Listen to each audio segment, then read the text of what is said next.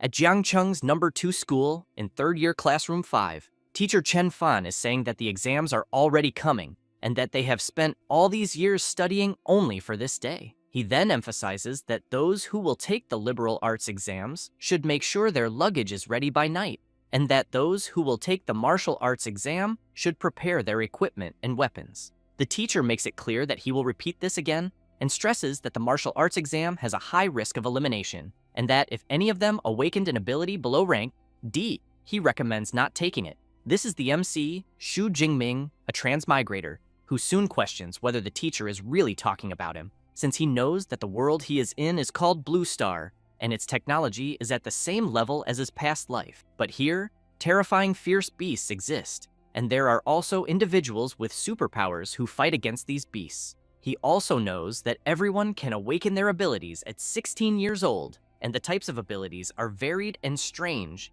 and that according to the Blue Star scale, they are individuals in 9 levels, from rank G to rank A, and most people awaken abilities from rank F to D. The MC knows that his electricity ability is weak, rank E. At this moment, someone comes slamming their hand on the MC's desk and wanting to know if he is not thinking of taking the martial arts exam, even after the teacher's warnings. Then, he makes it clear that if trash like a rank E like him goes, he will only bring shame to the school, and that he thinks he should obediently choose liberal arts and work as a low-level employee in his company, barely being able to buy food. However, a girl shouts asking Huang Tian to mind his own life. The blonde boy looks back and makes it clear to Lin Qingli that he will show who is the best in the exams. Thus, he leaves saying that the sissy, Xu Jingming, will only be eliminated in the exams. She calls the MC and asks him not to mind what Huang Tian said, since she knows that everyone has their own value, and so she wants to know if the MC changing his course to liberal arts and living in the city would not be bad.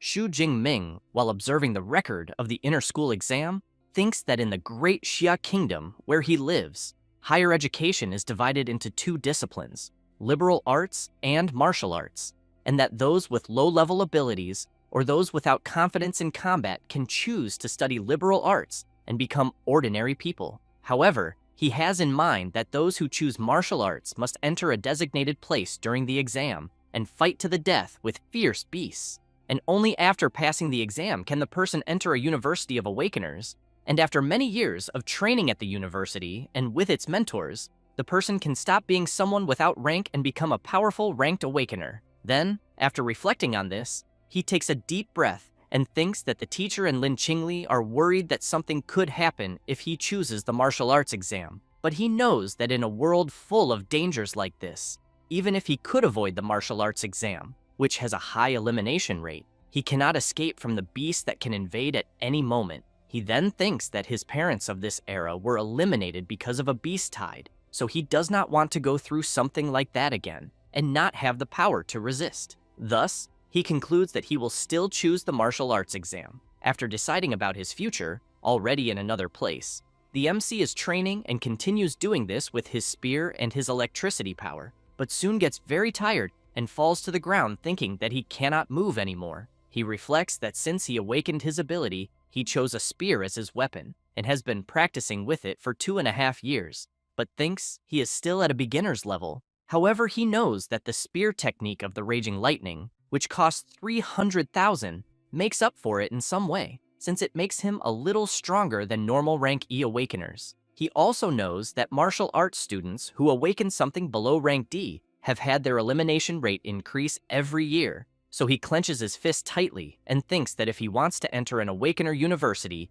he needs to fight with everything he has, until a screen begins to appear in front of him, and the screen shows that the system is being activated. The MC is very surprised by this and quickly stands up, and the system warns that it has been successfully activated and wants to know if the MC would like to claim the newbie gift. Jingming wonders if this is the stolen transmigrator system, so he immediately wants to know what is in the gift. The system informs him that the newbie gift contains a super rank S ability and 200 ability points.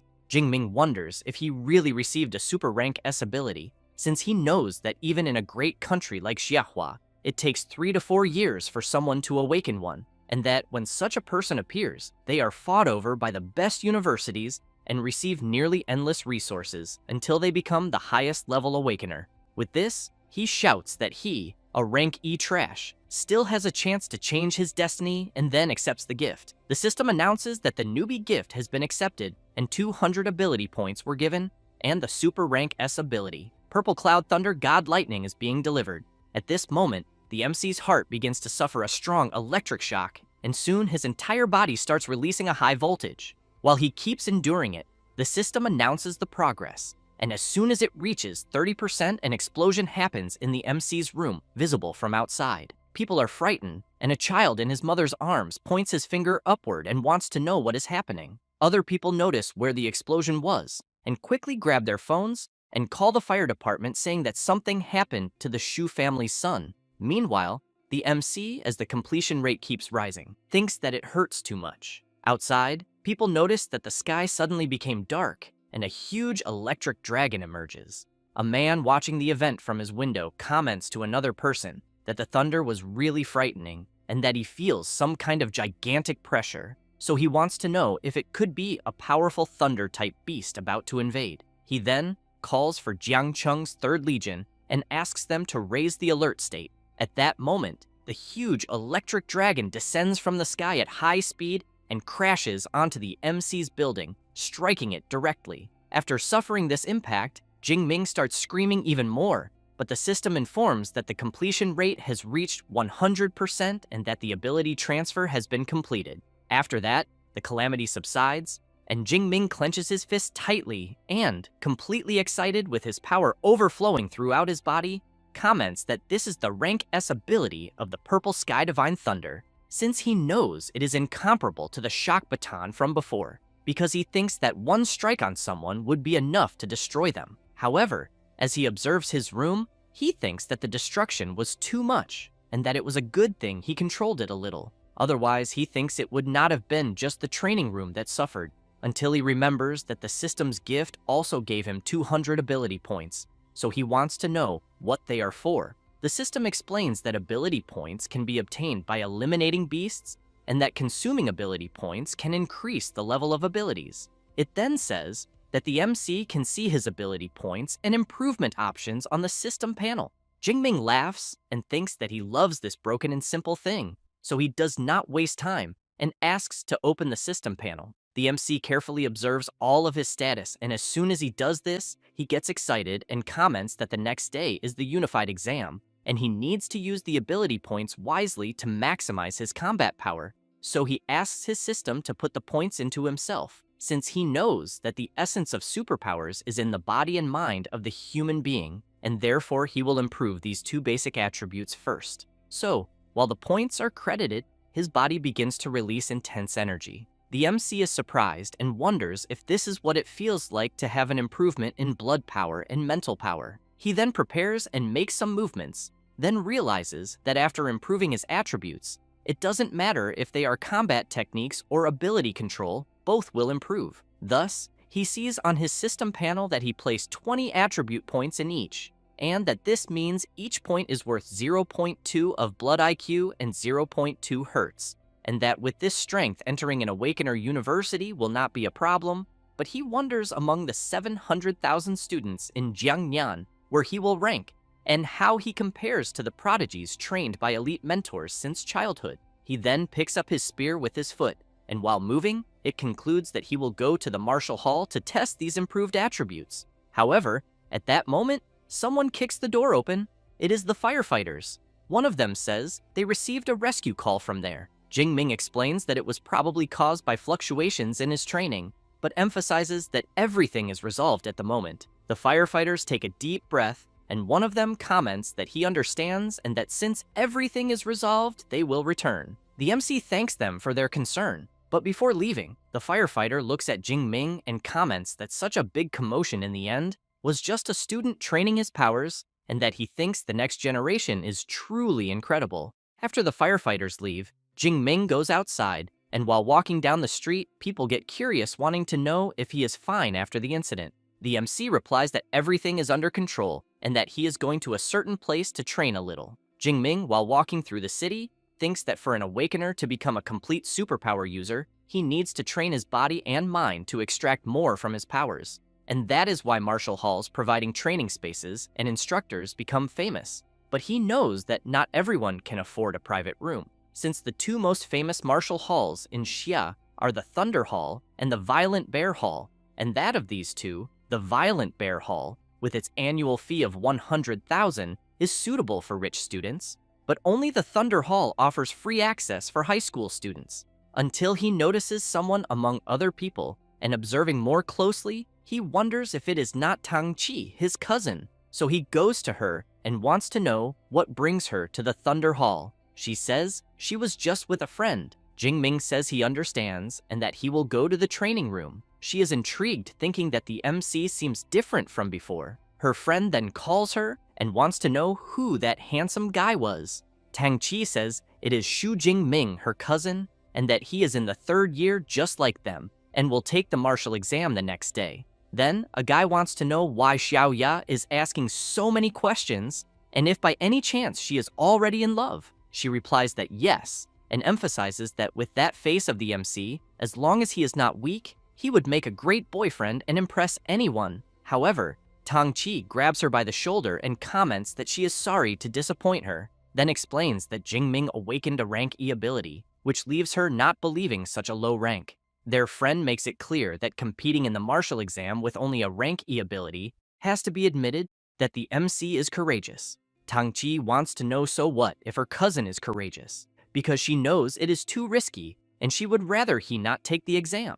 Then Xiao Ya grabs her friend and comments that enough with the small talk, because they are there to go to the Thunder Hall. As they go there, Tang Qi comments that she trained all 3 years of high school only in the Violent Bear Hall, and that it is her first time in the Thunder Hall. The MC, already in the training room, firmly grips his spear and realizes that it feels lighter, and that maybe it is because his body became stronger. He thinks that the unified exam is the next day, and that he does not have time to find a better weapon. He then prepares his spear and decides to see how his full strength is without using powers. He then takes a deep breath, moves his spear, and strikes an attack at the target. Jingming thinks that the training room is made of memory metal, which can self-repair within its resistance limits.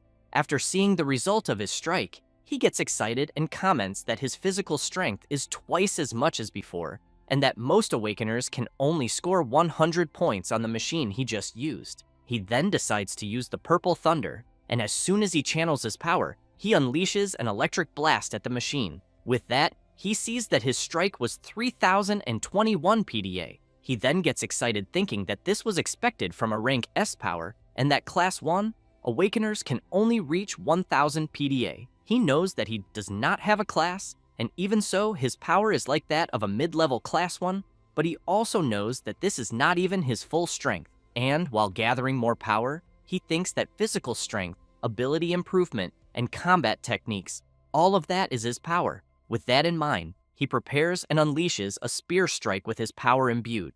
The power at the tip of the spear begins to grow stronger, and Jingming uses the Raging Lightning technique. The impact is so strong that it makes the Thunder Hall start to tremble completely, and people get scared wondering if it is an earthquake. And on the same floor where the MC is, his cousin and her friends feel this tremor. One of them comments that he is feeling a powerful energy fluctuation and that he thinks it must definitely be a ranked Awakener. Xiao Ya wants to know if that floor is not only for students, and if by any chance all the monsters that reach that level are not training in the Violent Bear Hall. Her friend speculates that maybe one of those monsters came there to make a change, or that a new power user appeared. Tang Qi calls her friends to see this, and while the MC is coming from one side, they are going in the direction where the energy seemed to be close. She soon sees her cousin and wants to know if he is already leaving. Jingming replies that yes, and explains that he just wanted to return and prepare a little more. Tang Qi wishes him good luck for the exam the next day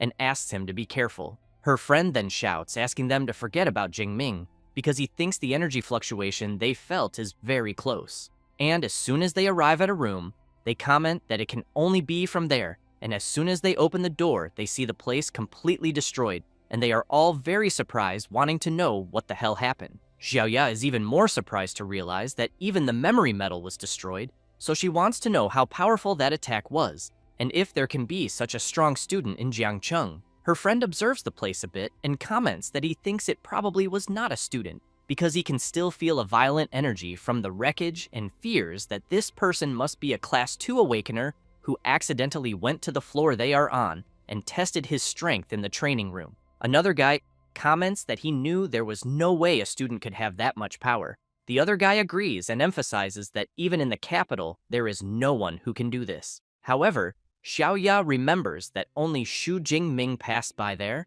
so she wants to know if it was him who did all this, and if perhaps he is a genius who has been hiding his power waiting to make a grand appearance in the exam the next day. Her friends comment that they think she is reading too many novels about weaklings who hide their powers, and that even if Jingming is hiding his strength, they think there has to be a limit because he only awakened a rank E ability. 300 attack power would already be incredible. Another guy comments that he knows there are 2 corridors that lead to the exit and that he thinks the person who did this must have left through the other side. That is why they did not see him, but he wants to know what Tang Chi thinks. While observing the wreckage, she replies that maybe it could be, but thinks that the holes left seem to have been made by a spear. So she becomes apprehensive and questions whether her cousin is really overestimating himself. After that, and already on the day of the unified exam, several participants begin to gather. Jingming arrives at the location. Some people want to know if this will be the exam location because they think they saw a unicorn rhino,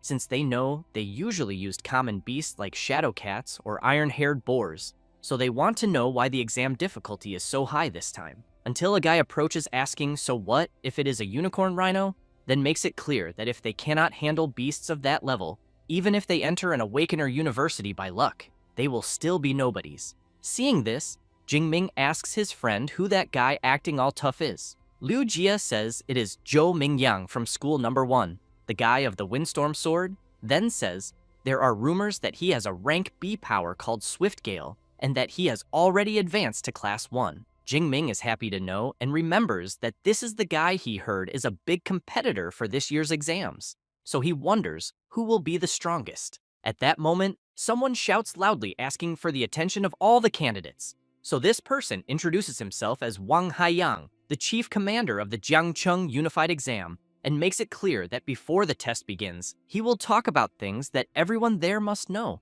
That said, he explains that the exam will last from 9 in the morning until 9 at night, being 12 hours in total, and that the test site will be the ruined city behind them. He also emphasizes that just like in previous exams, the area is divided into outer, intermediate, inner, and central zones, and that killing monsters of different types and levels will give different points, and that the higher the level of the beast, the stronger it is, and the more points are gained. However, the commander becomes serious and makes it very clear to everyone that the central area is like the bonus question in a written exam, meant only for the best students. So he asks everyone to know their limits, and not to risk their lives just for points. Jingming thinks that even the day before he would only dare to walk through the outer zone, but now he wants to go to the inner or even the central one. After that, everyone forms a line, and teacher Chen Fan informs that he will be distributing supplies for the exam. As soon as Jingming approaches, the teacher says there are 3 items in total,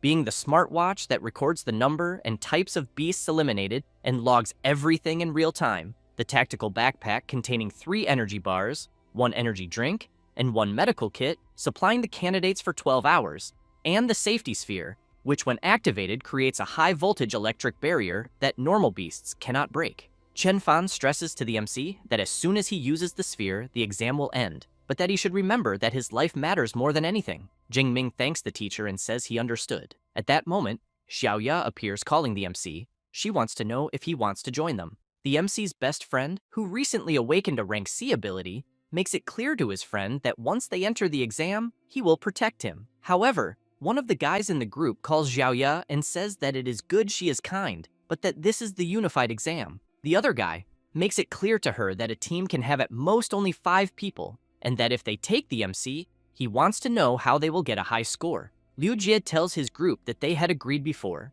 so he wants to know if they will really want to go back on it. Jingming listens to them arguing and quickly holds his friend back from going at the others, but makes it clear to everyone that he will go alone and that they can form their own team. Liu Jie and Xiaoya want to know if he is serious, then ask him to be careful. After the MC leaves, a guy from Xiaoya's group suggests going to call Huang Tian, Meanwhile, Jingming is thinking that even without them, he can still get a high score. Thus, the examiners announce the beginning of the 2037th Jiangcheng exam and soon activate the cameras of the exam site and the drone live stream. All the candidates waste no time in advance, and some groups begin following their own routes. Meanwhile, the MC, while moving, thinks that he will go all out in this unified exam, then clicks on his watch, and it announces that the verification of candidate Xu Jingming from 3rd year, Class 5, and School Number 2 of Jiangcheng is complete. It then shows the exam ID and the live ranking of Field 179, in which first is Zhou Mingyang with 7 points, second is Li Lan with 5 points, and third is Zhao Hu with 4 points. After knowing this, Jingming thinks that this was already expected from the best student of School Number 1, since he is already eliminating the beasts, so he knows it is time to do his part as well. He then thinks that there is still a long way from the outer zone to the central one, and that he will go straight to the central, until while running, he notices something that catches his attention and sees a fallen body of one of the candidates. And soon, he is frightened to realize that the guy's injuries are serious, and that apparently he did not even have time to use the sphere. Then he realizes that this is exactly why teacher Chen Fan asked not to take the exam. And looking at the body of the fallen candidate on the ground, he thinks that if he had not awakened a rank S ability, he would probably end up the same way. He then crouches and clicks on the guy's watch, which immediately calls a doctor, and thinks that he still has no regrets,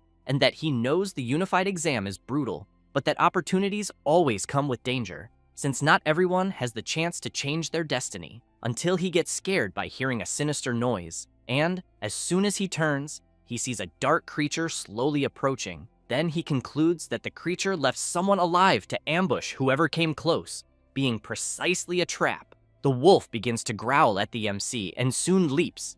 Jinming dodges the creature's attack and observes that the wolf is agile, has sharp claws and fangs, and a bite with a pressure force of 1 ton. Knowing that the creature deserves the title of Rookie Eliminator, the wolf starts growling at the MC, and he keeps thinking that the reason fierce beasts are called fierce is because they possess a special wild aura that intimidates their prey. And it is said that most awakens who encounter a fierce beast for the first time will be completely subdued by its aura, and he knows they cannot even use 30% of their strength, and some will just stand still and be eliminated. He also has in mind that this is why rich families hire high-level awakens to take their children to wild areas and act as their bodyguards, all so they get used to fighting these beasts from an early age. However, while thinking, he knows he did not have that kind of luxury. This is his first time facing a fierce beast. The wolf leaps again, and about to be attacked by the creature's sharp claws, he grips his spear firmly and without hesitation impales the wolf with it. He then concludes that apparently the creature's intimidating aura has no effect on him. With that, the system warns that the MC eliminated a shadow cat and gained 3 more skill points. Jinming knows that fierce beasts are ranked from 1st to 9th class, totaling 9 levels, and that beasts below the 1st rank are called unranked fierce beasts, and are equivalent to newly awakened humans. However, the MC knows that eliminating a fierce beast grants skill points that can be used to make him stronger, but that unranked beasts give very few points. So, while following his route, he keeps thinking that since the aura of the beast does not affect him much, staying in the outer area is not very good, as he needs to reach the central area as quickly as possible. Thus, on the way there, he begins to face and defeat several unranked creatures and always gain skill points upon defeating them, until he stops for a brief moment and thinks that he has gained many skill points and that at the moment,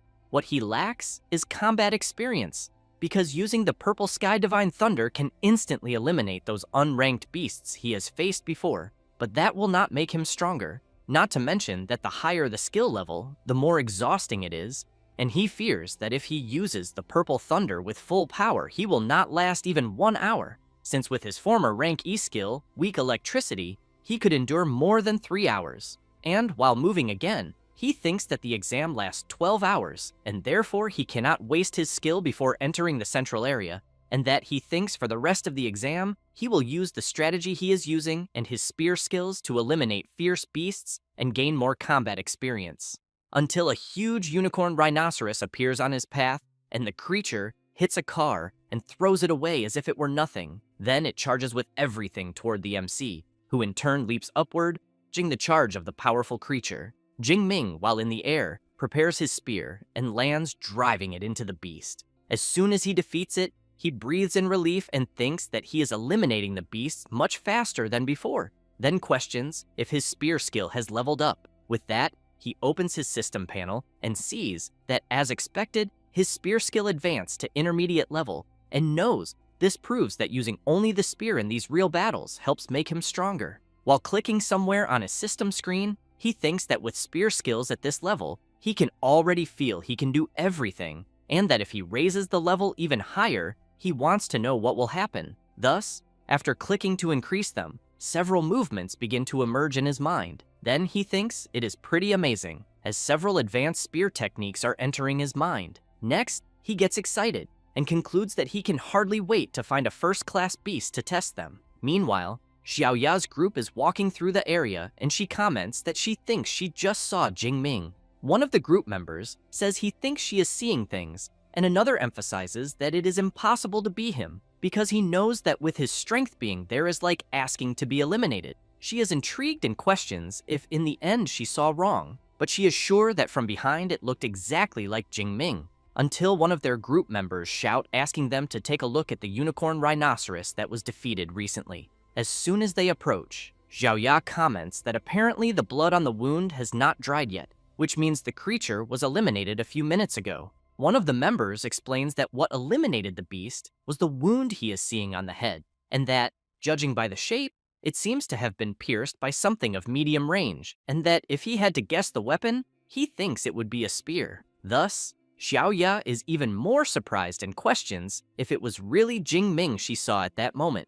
Her friends want to know if she really thinks the MC defeated the unicorn rhinoceros alone, but then one of them has an idea and says that if everyone there wants to know if it was really Jingming, they just have to look at his points in the system. Xiaoya wastes no time and soon sees that the MC is among the top 50 of the exam, so she concludes that it was indeed him who defeated the huge creature and that she really had seen him. Her friends cannot believe it and comment that it can only be someone with the same name because they want to know, since when awakens with rank E abilities are that strong. Meanwhile, in the observation room of the exam, several superiors are carefully watching the performance of the contestants, and one of them comments that school number 1 is as strong as always, and that he thinks it is basically dominating the top 10, and that especially Zhou Mingyang, ranked first with 412 points, already seems to have the title of City Champion decided. Zhang Washan, director of the Jiangcheng Education Agency, comments that Zhou Mingyang is the best in the city, and that his swift gale is powerful. Even in the provincial martial exam, he would not lose to anyone, so he makes it clear that if everyone there asked, he would say that Zhou Mingyang can reach the top 100 of Jiangnan province. Then, he calls Director Liu of school number 1 and emphasizes that he has always been satisfied with the education of the school, and that the education of school number 3 is also not bad, because at least they managed to reach the top 10 this time. The director of school number 3 comments that it is all thanks to his help, and asks him to continue supporting them. However, Zhang Washan turns and emphasizes that school number 2 needs to improve since the best student of the school is only in rank 18. Zhao Yao, director of school number 2, thinks that only 8 students from his school managed to reach the top 50, so he hopes Li Ming, Yang Jian, Tang Zhu, and Xu Jingming give their all in the exam. Then, he is intrigued by the name Xu Jingming and questions if he feels he has heard that name before, and if by chance there is someone like that in the Hall of the Ascendants. Professor Chen Fan cannot believe that the MC managed to reach the top 50, so he questions if he is not a rank E awakened and if by chance he was hiding his strength, but he knows that even if he had hidden it, he wants to know if a rank E ability suddenly turned into a rank S1. And while he observes Zhou Mingyang, he reflects that only the top 10 have cameras especially for them, and that it is not possible that there is anything of Xu Jingming at this moment, and therefore, he really wants to know how he managed such a high score. Back in the exam and in the central area, which has a very high danger level, someone is walking through the place. It is the MC who, while eating a cereal bar, thinks that upon reaching the central area, it is noticeable that the number of beasts has decreased, but he knows that ranked beasts possess intelligence and territorial knowledge. making them much more difficult to face than unranked beasts. However, he soon hears a noise and sees a huge tiger striking cars with a single swipe and throwing them far away.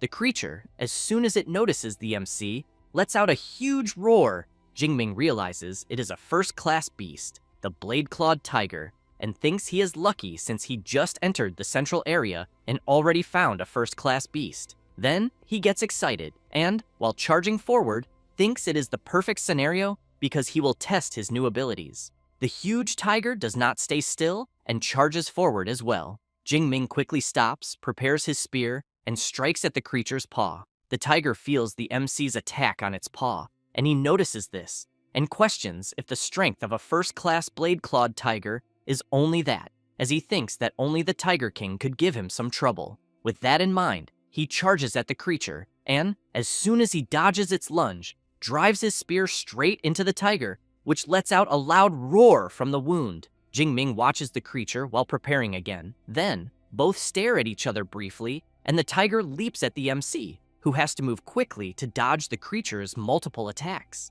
And as he moves to the side, dodging the tiger's paw strike, he thinks this was already expected of a first-class fierce beast, whose vitality is very high since it keeps attacking until its last breath. Then, after creating a bit of distance, while channeling part of his power, he thinks he does not care how much the creature attacks, as he knows it is all in vain. Thus, he applies his multiple spear attack technique and brutally strikes the blade-clawed tiger, which cannot even defend itself. As soon as he defeats the creature, the system informs that he eliminated a blade-clawed tiger and gained 14 more skill points.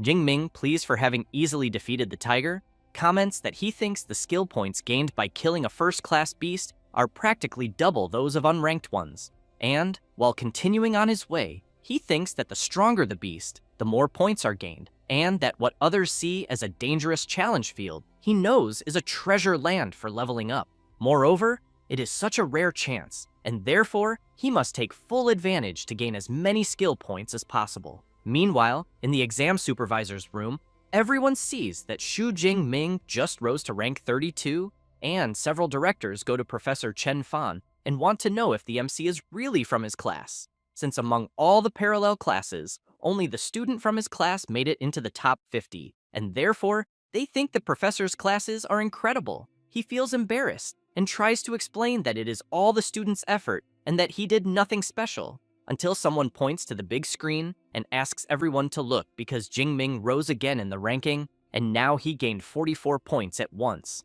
Zhang Wuxian emphasizes that according to the martial exam scoring system, eliminating an unranked beast gives 6 to 8 points, and eliminating a first-class one gives 14 to 16 points. Zhao Yao says that the clock counts eliminations every 4 seconds, but he is interrupted by the student agency director, who comments that whoever Xu Jingming is, in just 4 seconds he eliminated 5 unranked beasts or 3 first-class beasts. Then he calls director Zhao Yao and says that his school has a very good seed and therefore wants to know how he has never heard him mention Xu Jingming before. He replies that, to be honest, he just found out, and makes it clear that if director Zhang Wuxian wants details, he will need to ask Professor Chen Fan. Then Zhao Yao goes to the professor and asks him to explain Xu Jingming's situation to the student agency director. Chen Fan, as soon as he approaches Zhang Wuxian, a little afraid to say, comments that the MC awakened a rank E ability, weak electricity.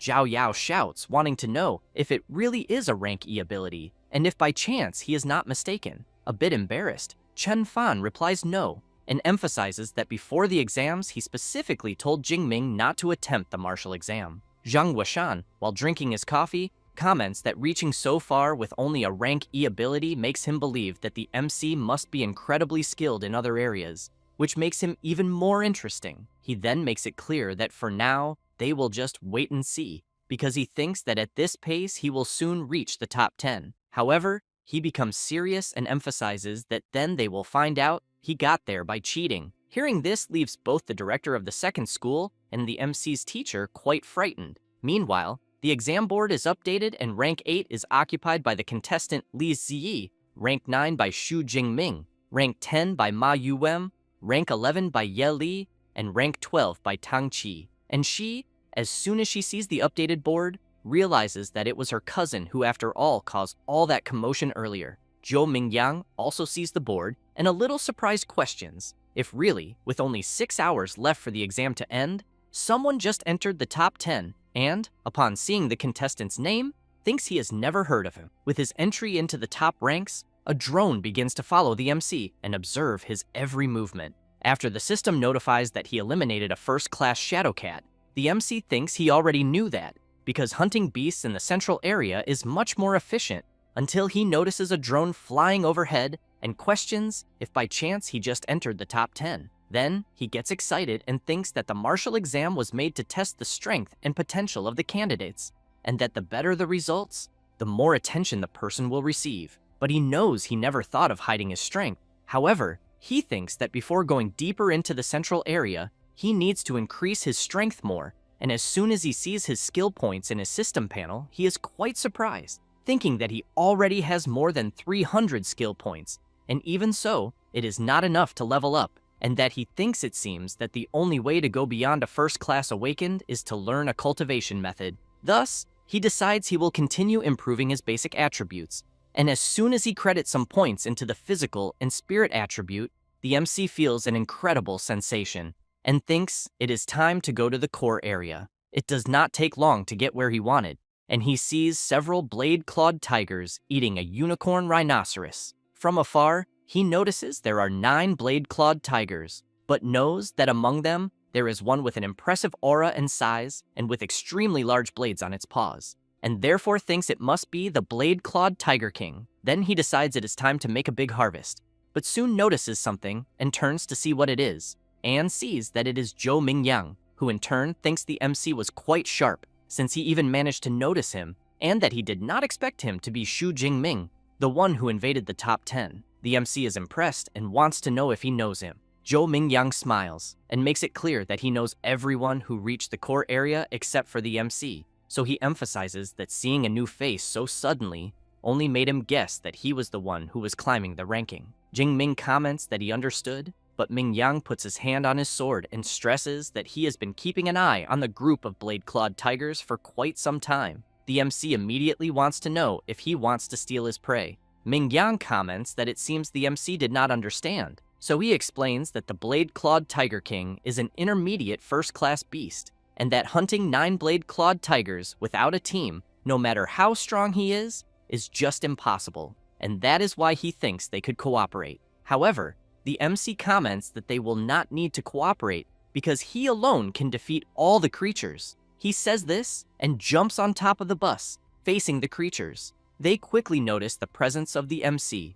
who thinks that it was already expected of beasts led by a commander, in which they can even use battle formations. The leader of the blade-clawed tigers growls to the others, and they charge at the MC. Jo Mingyang is watching from afar, and thinks he wants to see if Jingming really has extraordinary abilities, or if he is just heading for his defeat. The MC starts spinning his spear and increases the speed of the spin, and as soon as the tigers leap at him, his spear begins to strike the creatures. Then he delivers a circular attack hitting several tigers at once. With that, the system notifies that he eliminated some first-class blade-clawed tigers and gained more skill points. The creatures are thrown away, and the leader goes to them. Jingming regrets realizing he is still weak because he could not eliminate them all, but soon notices that the tiger leader is coming at full speed in his direction, and then lets out a powerful shrill roar that shatters several building windows. Jo Mingyang tries to cover his ears because of the beast's loud roar.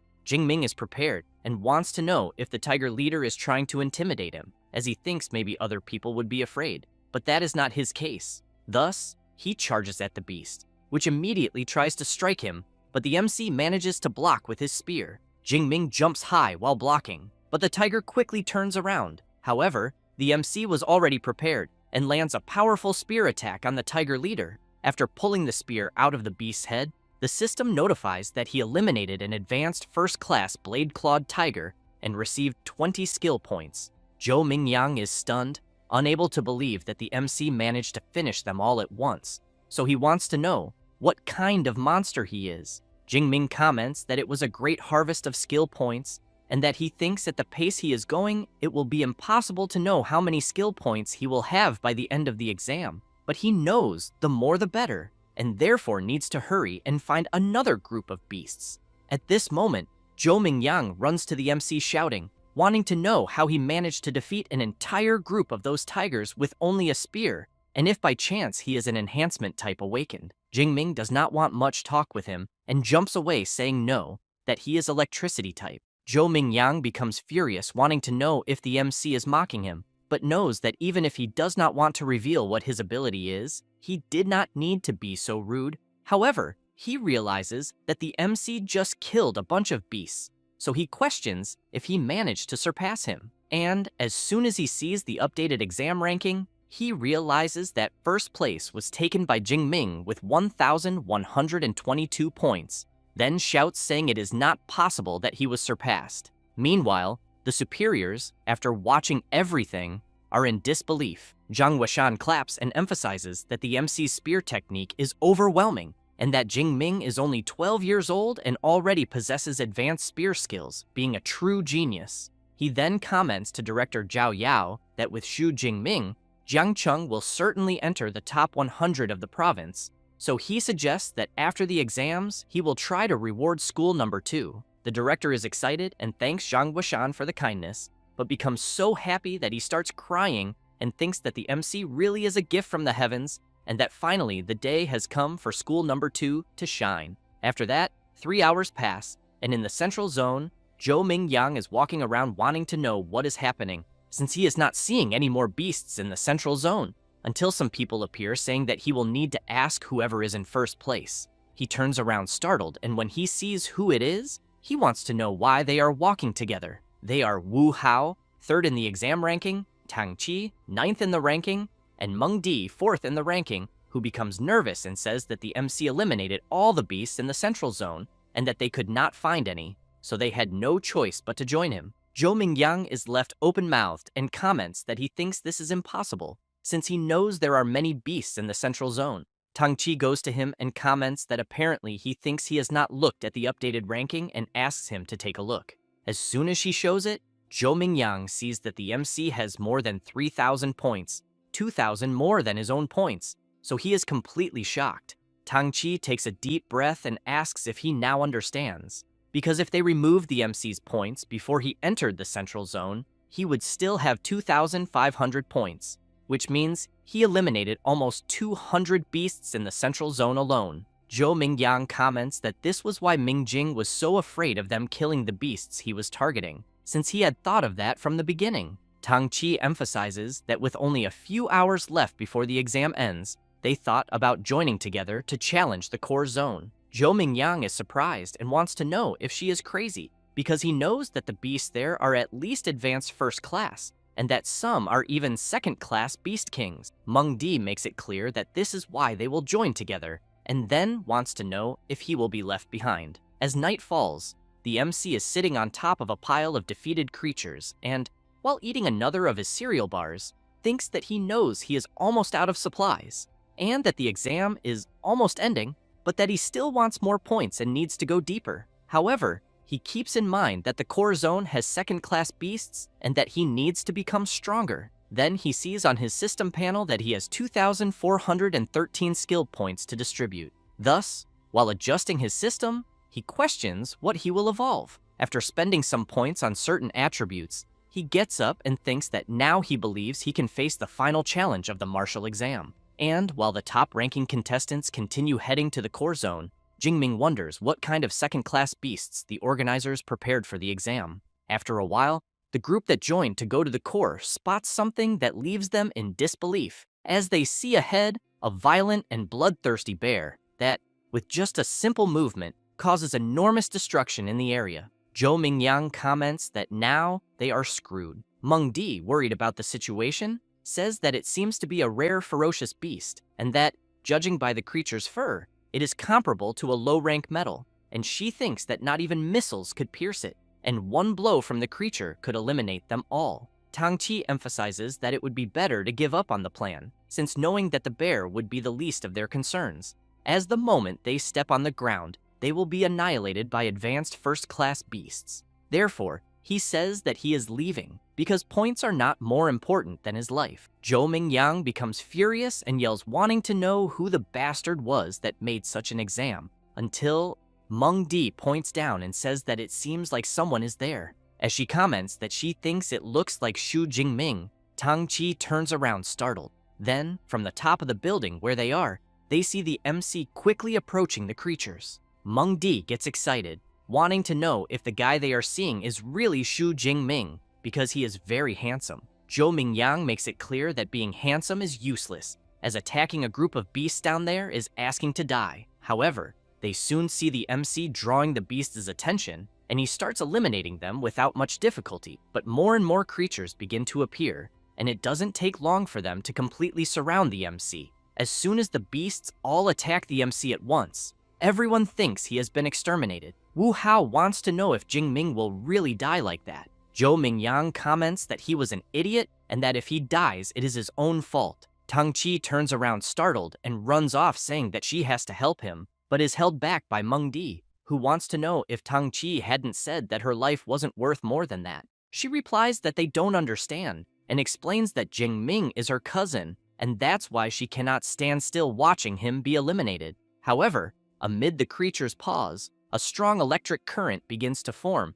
and an explosion of power occurs in the area. Zhou Mingyang, seeing the strong thunder in front of him, wants to know if it could be the power Yingming had mentioned. After completely eliminating the beasts that were surrounding him with his electric power, Jingming thinks that using only physical strength to deal with the beasts around him is overestimating himself too much, and that therefore he will need to use his abilities. Then, the MC looks at the power in his hand and reflects that this was already expected from an S-rank ability, being very dominant and destructive. However, he realizes something, and as soon as he looks up, he sees the enormous bloodthirsty bear very close, which soon lets out a powerful, thunderous roar. Jingming thinks that he knows the violent and bloodthirsty bear is gigantic, but on the other hand, it is not fast, and that's why he believes that with his purple heaven divine thunder, he can finish the creature. But, seeing more creatures approaching as well, he knows that while he is fighting the enormous bear, the other creatures may end up interfering. So he takes a deep breath, releases his powerful power, and concludes that he will first get everything ready before the fight against the violent bear. Thus, he quickly leaps and charges with everything, eliminates the first beast, and while the system notifies that he has defeated an advanced first-class beast and obtained ability points, the MC easily eliminates many beasts around him. All excited, he questions if this is how an S-rank ability enhances the body, but he knows that unfortunately, having lightning running through his body is dangerous, so he cannot maintain it for too long. However, while eliminating more beasts, he knows that the time he has is more than enough to deal with them. But as soon as he finishes defeating a unicorn rhinoceros, he realizes that the violent bear is coming at him with everything, and the creature delivers a powerful attack with its enormous paw.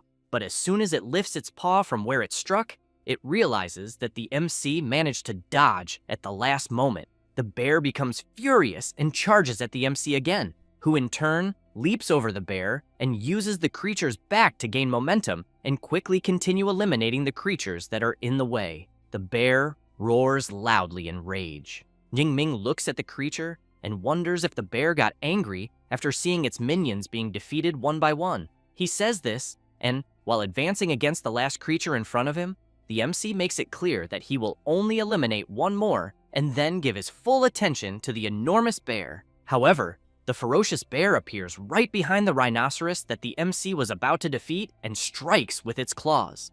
Close to being hit, Jingming is surprised and thinks that the bear predicted where he was going. With that, the bear manages to clash its two paws together, and, due to the powerful impact of its attack, everything around is thrown far away. But as soon as the bear opens its claws, it realizes it only eliminated the rhinoceros, and the MC is high up. And while channeling his power, he gets excited and comments that now there are no more useless creatures to get in the way, and that he really wants to see if the fur of the bloodthirsty bear will be able to withstand the strength of his thunder. He says this, and immediately attacks, and a huge electric explosion occurs. The group of competitors on top of the building feel the strong impact of the MC's attack, and even the supervisors are surprised to witness such power. Zhang Wuxian calls for Director Zhao Yao and wants to know if he was really saying that what they just saw is an E-rank ability because he thinks he must be joking. One of the directors emphasizes that just by releasing the power they saw,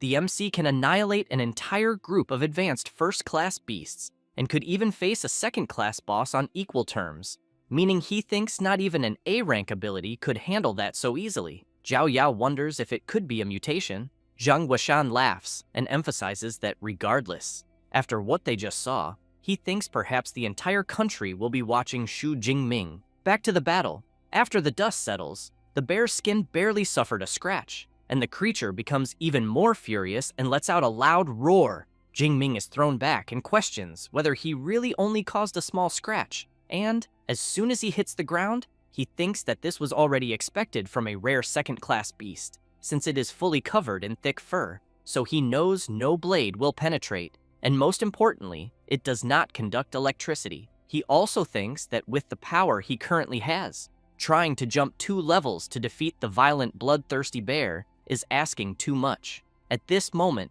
the enormous bear begins to release a dark power, which leaves the MC quite frightened, wanting to know what is happening. The bear leaps into the air, and where it lands causes enormous devastation, and Jingming is thrown back. Then, he observes the damage the bear caused, and questions whether it has already activated the Fury ability, as it seems the bear really hates him. The enormous beast then stares at the MC and soon lets out another of its loud roars, then charges at him, trying to hit him several times.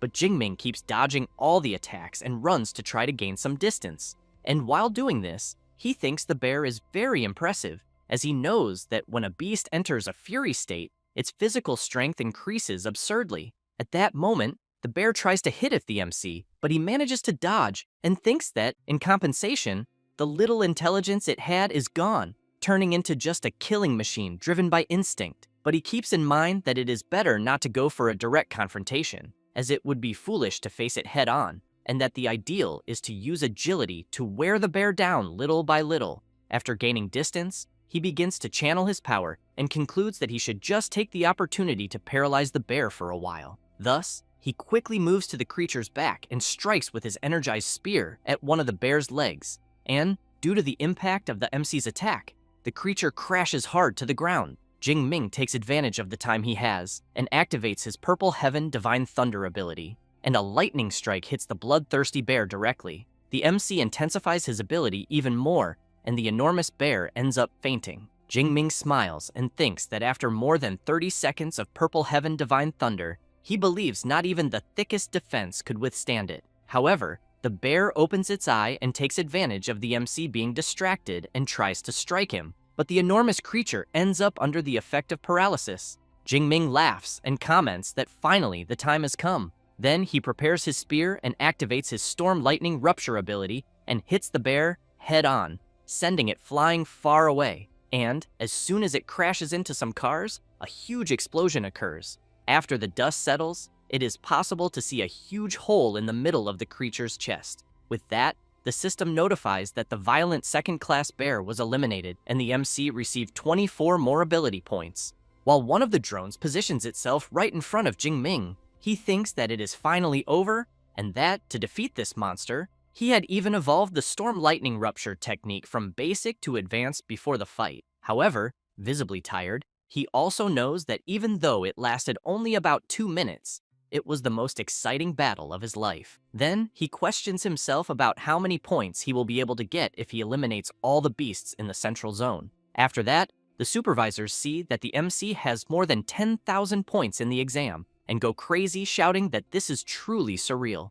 Zhang Guoshan, completely excited, emphasizes that the MC not only broke the school record, but also that of the entire province, and that he thinks he is a genius among geniuses. He says this while looking at Xu Jingming's image on the big screen. Meanwhile, he is looking at his watch and seeing that the exam time is ending, so he thinks that he has already killed all the beasts in the inner zone and the central zone, and that now he will return to the middle zone, because he knows that the more he eliminates, the better, since even a mosquito leg is still meat. And as soon as he starts running, the group that was watching him comes out of hiding. Tang Qi, looking around, is impressed and wants to know if her cousin really defeated a second-class beast alone, since no one expected that. Zhou Mingyang wants to know why the MC is returning, because he knows that he is already comfortably in first place and that he just had to finish the exam. Meng Di emphasizes that, judging by the direction he is going, it looks like he is heading to the middle zone, until she realizes something and, very impressed, wants to know if he could be crazy, because she thinks he is going back to sweep the entire field. This leaves everyone in the group in disbelief and frustrated, since there will be no beast left for them. However, Zhou Mingyang points out that, with the speed they saw from Xu Jingming, he thinks it is quite possible that he can do it. So he makes it clear that if they don't leave immediately, in the last hour, they might not get any more points, and therefore suggests that their alliance end there. As soon as he finishes saying this, everyone quickly heads to the central field to try to eliminate whatever remains. With that, an hour passes, and the examiners announce that the Jiancheng martial arts exam has been officially closed, and that eliminations will no longer be counted, and that all competitors must return immediately. Tang Qi, very tired, really wants to know if the exam is over. Other competitors cannot believe the exam ended, as they were only one beast away from passing. Jingming, surrounded by several defeated beasts, comments that it ended so soon, as he was still in the mood. It doesn't take long for the competitors to return, and some are very happy, while others are very disappointed. Xiaoya, as soon as she sees her friend, wants to know if Xu Jingming is really her cousin. She gets irritated and makes it clear to her friend that she has already asked that 3 times, then says that he is indeed her real cousin. With ulterior motives, Xiaoya wants to know if Tang Qi could give her his contact. She crosses her arms and emphasizes that the day before Xiaoya had said she was no longer interested. She gets embarrassed and tries to explain herself by saying that the day before Jingming was just a nobody, but after the exam, he is number 1. At that moment, the other competitors see the MC and start running toward him. It doesn't take long for chaos to erupt, with everyone wanting to see him, and as soon as he appears, some people congratulate him, and others ask for some points. Jingming greets everyone. Wu Hao puts his hand on Zhou Mingyang's shoulder and comments that the only one who should be standing there was him, but he emphasizes that with the MC's monster, he is satisfied with his results. At that moment, Director Zhao Yao goes to Jingming, congratulates him, and introduces Director Zhang Weishan from the Education Department. Then he says that the MC will not need to take the bus back, as the director will personally give him a ride. Jingming looks back and thinks that it is fine, since he knows that if he takes the bus, they will bombard him with questions the entire way. So, while being taken back, Zhang Weishan wants to know if the MC has already decided which superpower university he will go to. He replies that, to be honest, he focused so much on improving his strength that he hasn't even thought about it yet. The director points out that with the score he obtained, he thinks any university in the country will want him. So he makes it clear that among hundreds of colleges, half of the high-level superhumans come from the 3 main ones, and therefore strongly recommends those 3 in particular. Having said that, he talks about the Qingjing Superpower University, located in the heart of Great Xia, managed by the government, and that graduates there go straight into the system, in addition to the fact that the current 9th level National Guardian came from there. Then he mentions the Magic City Superpower University, located in a prosperous port city, with great resources and elite clubs, more focused on those who want to reach the top individually. And finally, Jincheng Superpower University, which is more than 200 years old, full of ancient heritage and high-level professors. After explaining this, the director stresses that the 3 universities he mentioned have extremely high-level secret cultivation methods, making them the dream of generations.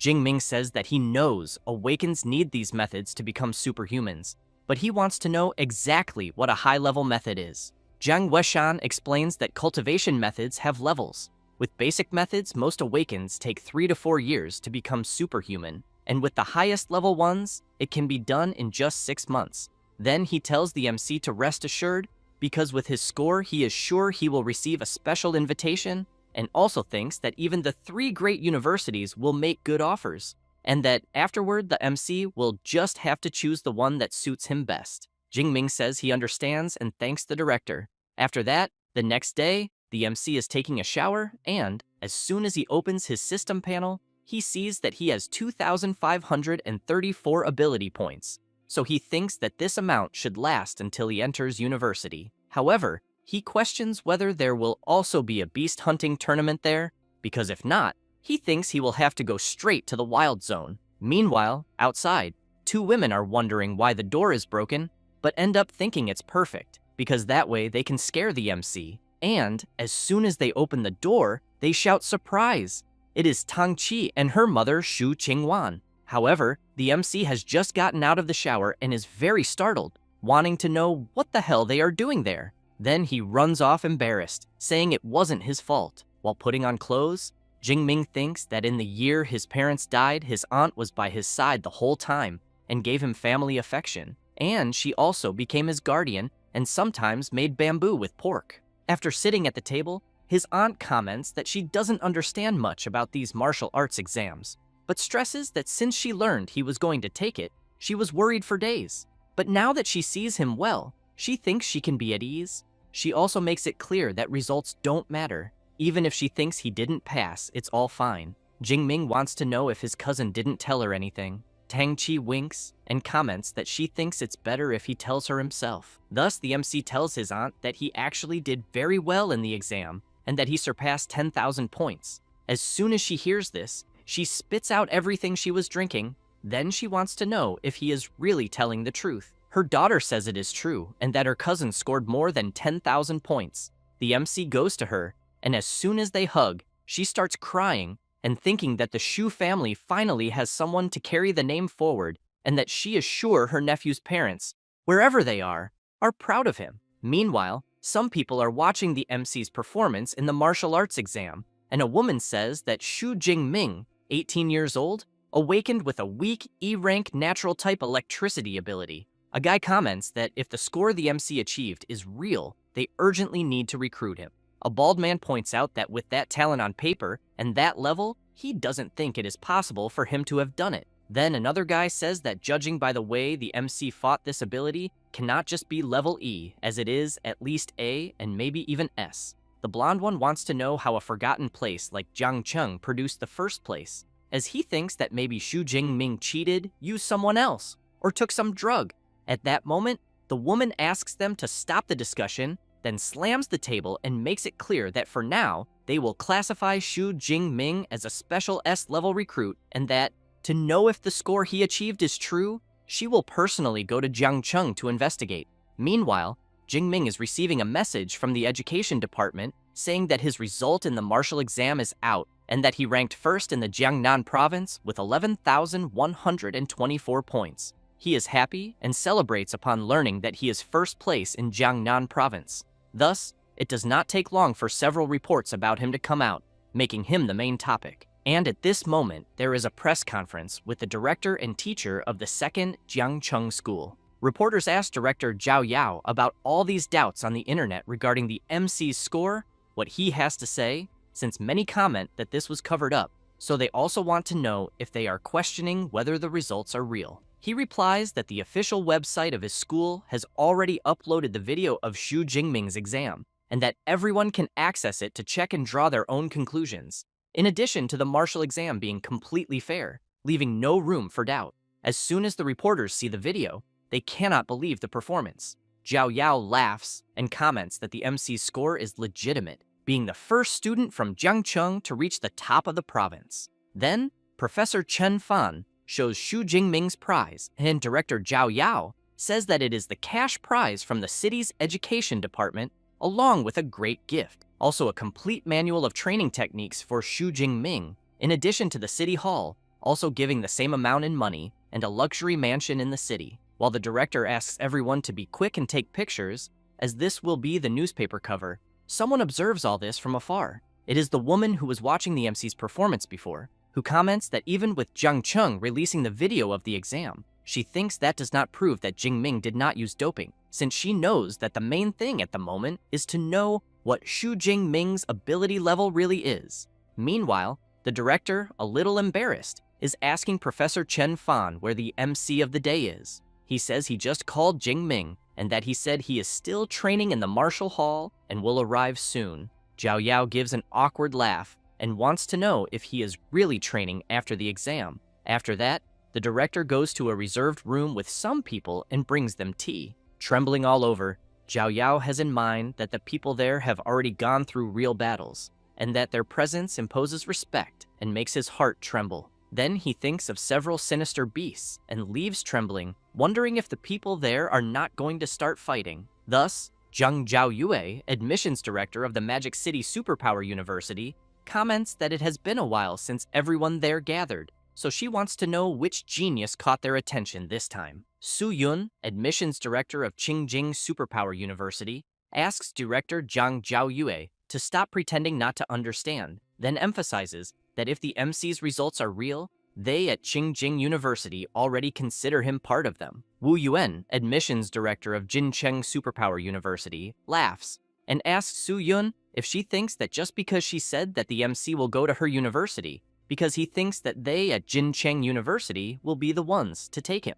While Wu Yuan and Su Yun stare at each other with deadly looks, Zhang Zhaoyue takes a deep breath and thinks that this is as always. At the time of recruiting a provincial first place, the universities are always clashing. At that moment, someone opens the door. It is the MC, who immediately greets everyone. They are surprised by his entrance, and Zhang Zhaoyue notices that he is full of energy and that he and the spear seem like one. And it is also clear that he continued training hard after the exam, and that, even in front of 3 advanced ability users, the MC did not even tremble. Director Zhao Yao introduces the people there to the MC and emphasizes that they are all very important people. Zhang Zhaoyue stands up, calls the MC, and says that they all watched his exam video, then says that his combat ability is impressive, as well as his incredible techniques. However, she makes it clear that his ability does not seem to match the weak E-rank lightning he has, so she wants to know if he can tell everyone there what happened. Jingming thinks he had already imagined that they would ask about this,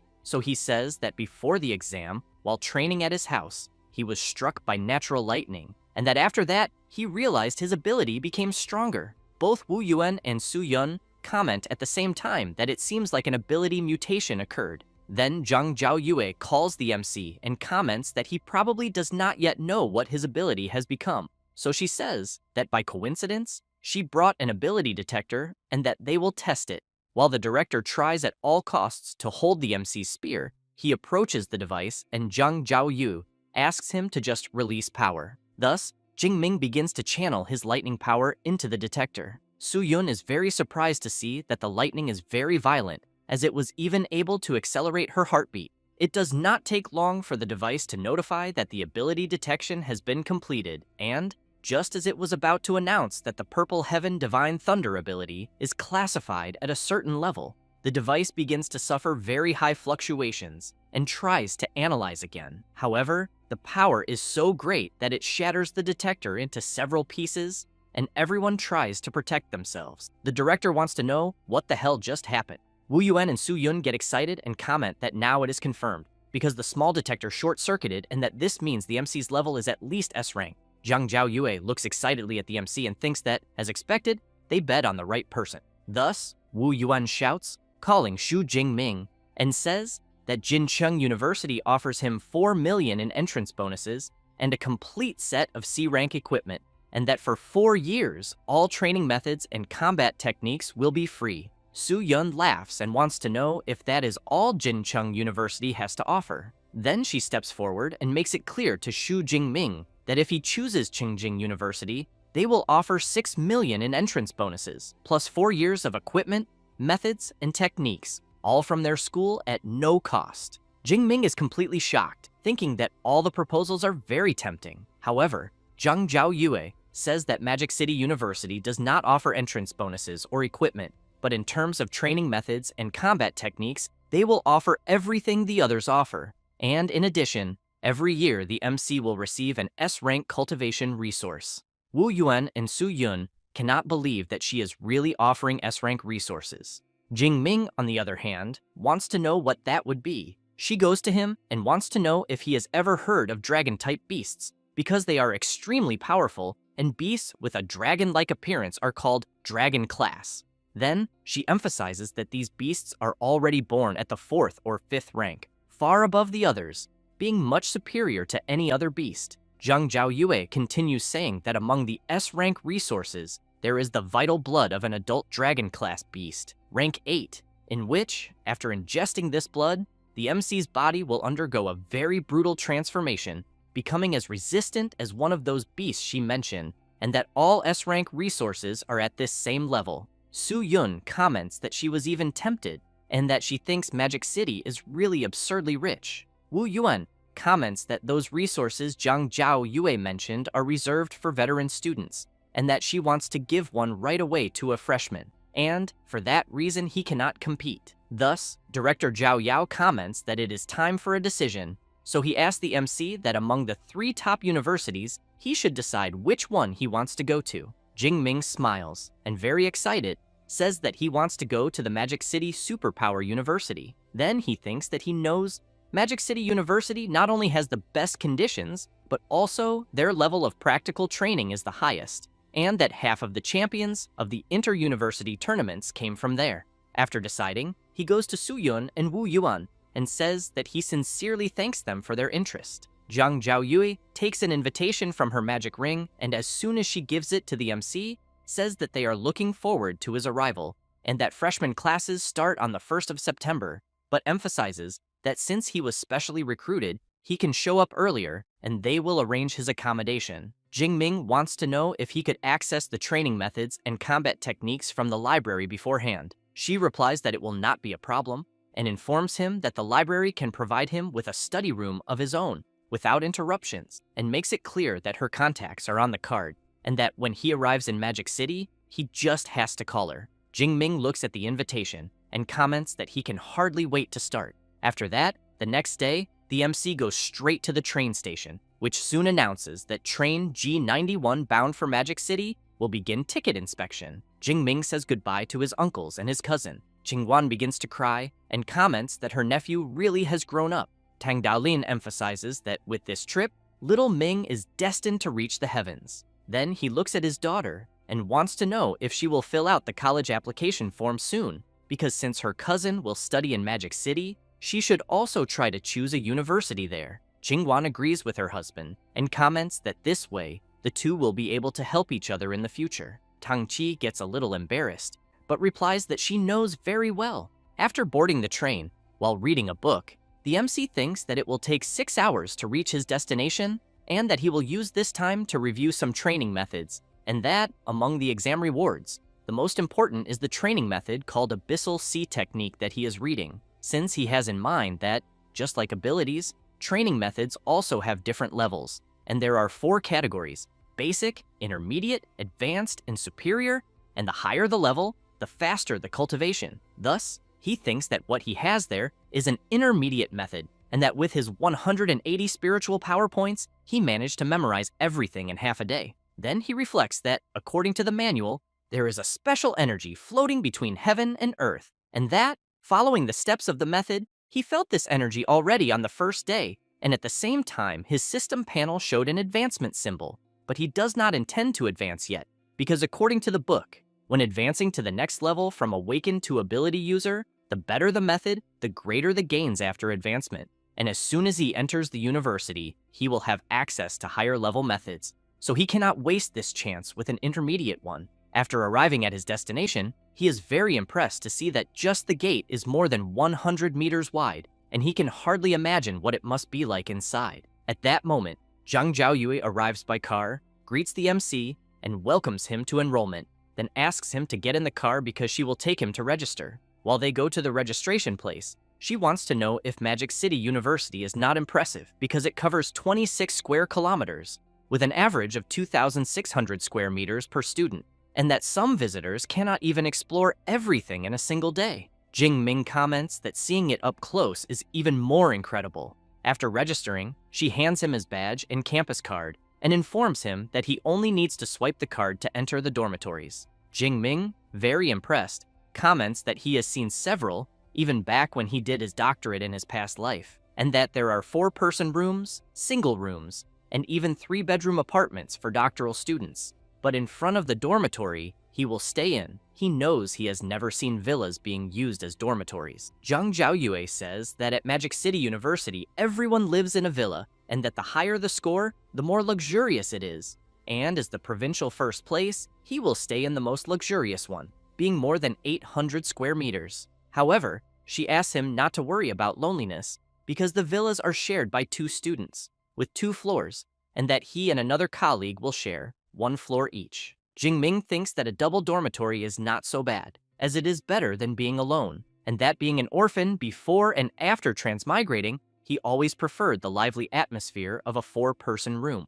As soon as they enter the dormitory, Zhang Zhaoyue says that all the MC's enrollment paperwork is complete, but emphasizes that she will explain a few things he needs to know there. Thus, she says that there are 2 main things, the credit system and the exclusive mentor system. Then she says she will start with the credit system, in which at Magic City, credit is everything, to eat, buy equipment, or rare treasures, and that the purchasing power of 1 credit equals 10,000 of Great Xia's currency. Then she emphasizes that there are several ways to earn credits and that one of them is through fixed annual distribution based on his evaluation. For example, his entry classification is S, so this year he will receive 100 credits. Having said that, she claps her hands and asks Eva to appear. Quickly, a robot appears, calls the MC by name, and informs him that he currently has 100 credits. Zhang Zhaoyue says that the robot's name is Eva and that it is the AI assistant installed in each dormitory, and that Eva's true body is the school's central AI. The ones in the dormitories are just sub-bodies. But she emphasizes that even as a sub-body, it has already reached the standard of rank 4 AI, being able to help a lot in daily life. Jingming is very impressed to know that a sub-body is rank 4, since he has in mind that AI technology on Blue Star is much more advanced than in his previous life. Zhang Zhaoyue says that she will now explain about the exclusive mentor system, where every student can choose a mentor they admire and become an apprentice, but obviously only if the mentor accepts. Jingming wants to know if even as a freshman he can have individual guidance. She replies that yes, and says that the university's mentors are all high-level ability users, and that almost all of them have unique and secret combat techniques and training methods, and that you can only learn them after becoming an apprentice. Then she makes it clear that in Magic City, there are 4 mentors with lightning abilities. Among them, the Dean of the Academy of Weapons,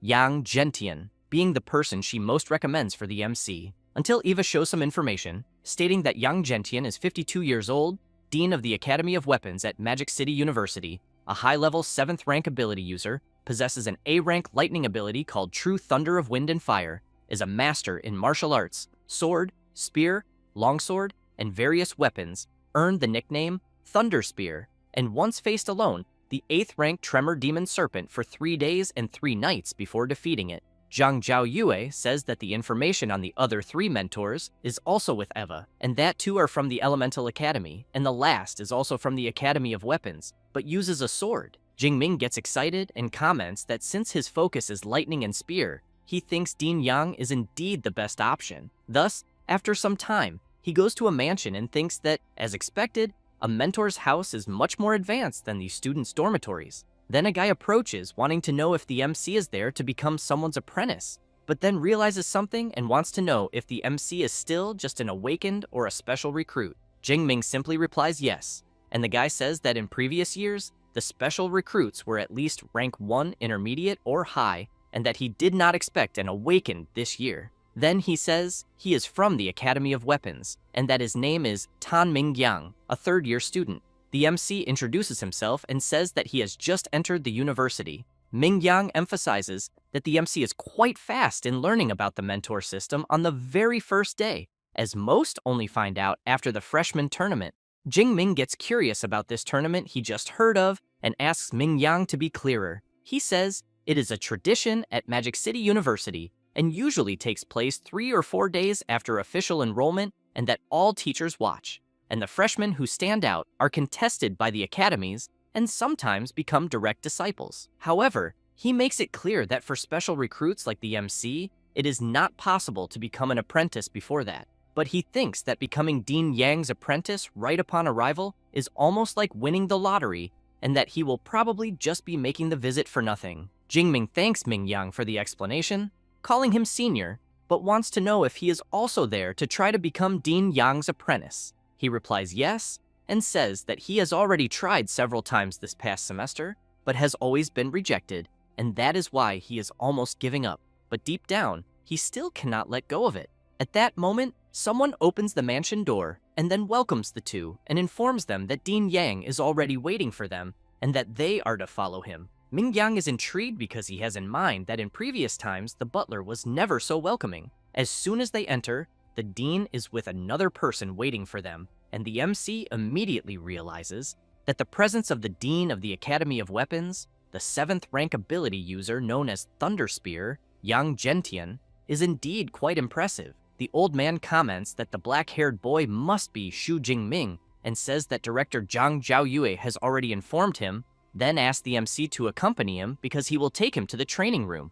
As soon as they arrive in the training room, the principal says that he watched the video of the MC's martial arts exam and that his combat ability is impressive, in addition to having advanced level marksmanship. However, he emphasizes that before anything else, he wants to see with his own eyes the special rank S superpower, the divine thunder of the purple sky. Jingming says he will show it and quickly begins to focus. Then he releases his powerful power, unleashing lightning throughout the place. The principal is impressed when he sees the divine thunder of the purple sky and thinks that although he also has a lightning-type power, the true thunder of wind and fire, he knows that the difference between rank A and rank S is something that cannot be overcome with effort, and therefore thinks that if the MC really dedicates himself, maybe one day he will reach his level. Then he calls the MC and says that with his potential, becoming his disciple would not be a problem. But he makes it clear that throughout his life he had many friends and also many enemies,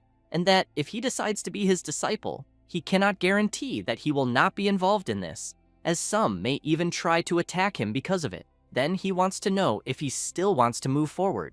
Jingming quickly kneels down and, full of confidence, calls the principal master and answers that he does. Then he thinks that he has always admired those who grew up in the midst of bloody battles, since the more enemies defeated, the more the master's combat strength is proven. Gentian begins to laugh and shouts that from this day on, the MC is his 32nd disciple and the first with a rank S superpower. Thus, while taking a book from his magic ring, he asks his disciple to stand up and says that there is the most advanced cultivation method, being the extreme training for superpowers, along with the combat body technique he developed, the indestructible body of thunder. As soon as he takes the book, Jingming becomes very excited, thinking that it is a combat technique that strengthens the body. The principal emphasizes that this cultivation method does not even need much explanation, since it is one of the top 3 in the academy, but that the real highlight is the body technique, the indestructible body of thunder, which represents all the hard work of his life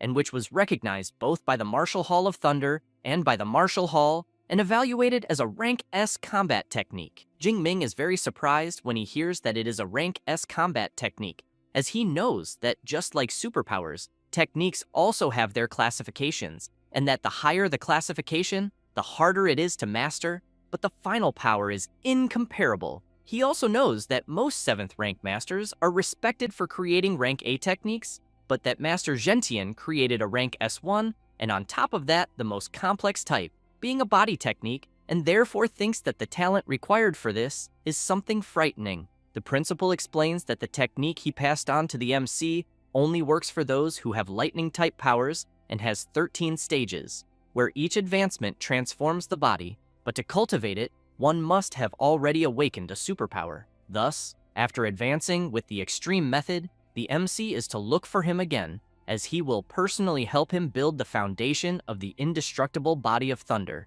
Jingming quickly thanks his master several times, and thinks that with a mentor guiding, everything is easier, since he knows that if it were on his own, he would get completely lost. The principal watches the MC leave and thinks that personally, he only reached the 10th stage of the indestructible body of thunder, and that the last 3 are still beyond his reach. So he knows that if he cannot reach the peak as a 9th rank martial saint in this life, the MC will be his greatest hope of proving the value of this technique. After all, according to his assumptions, by mastering it completely, he thinks that the body may achieve true indestructibility. After saying goodbye to the butler and going outside the mansion, Mingyang is sitting with his head down. Jingming quickly wants to know what happened. With his body and face completely beaten, Mingyang wants to know if the MC saw the guy who was with the principal, because that was Senior Liu, disciple of Principal Gentian, and that to qualify him as an apprentice, he would have to defeat him while he only used 1/10 of his strength.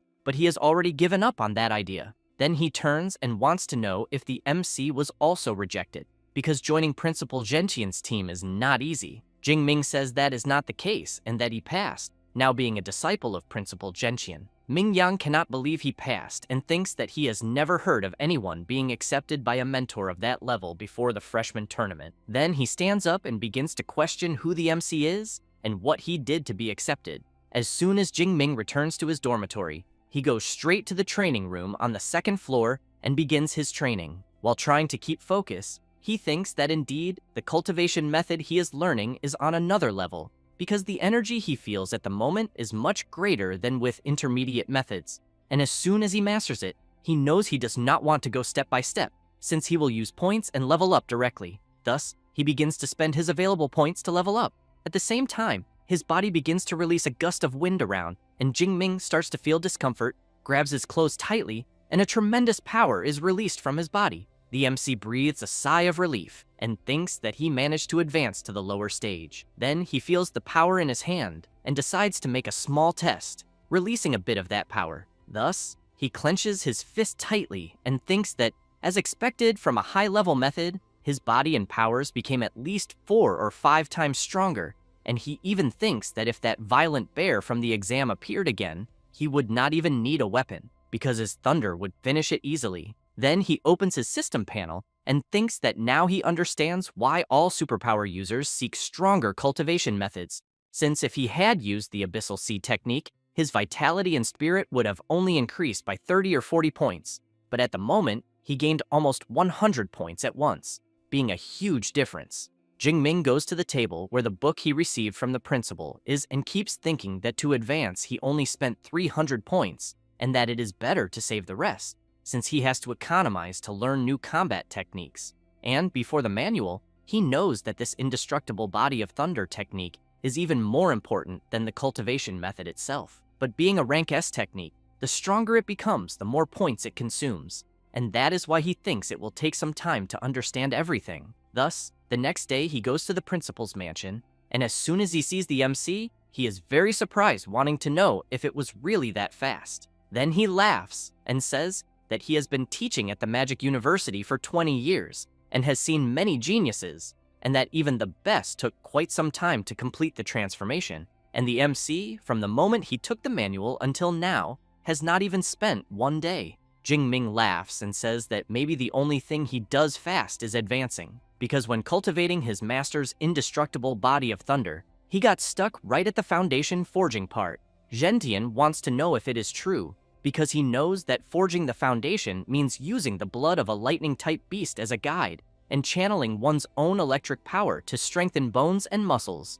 And how strong the indestructible body of thunder can become depends greatly on the quality of the blood used at the beginning. However, he makes it clear that since he has already advanced, he will help him forge the foundation, then takes from his magic ring and says that high-level electric beasts are too rare, and he had kept the blood essence of a 7th rank storm bear that he personally defeated. But he emphasizes that he heard from Zhang Zhaoyue that the MC receives a rank S resource per year, so he took the liberty of negotiating with the director and obtained a rank SS resource for him, being the blood essence of an 8th rank storm dragon. As soon as the principal shows the dragon blood, Jingming stands up and, all excited, makes it clear that because his master did all this, he will repay this gratitude 1,000 times. The principal says that he is happy to see his determination, but that for now, they cannot delay anymore, because they will begin immediately. Thus, they go to the training room on the 2nd floor, and the principal immediately pours the essence into the MC's body. Then he asks him to hold on,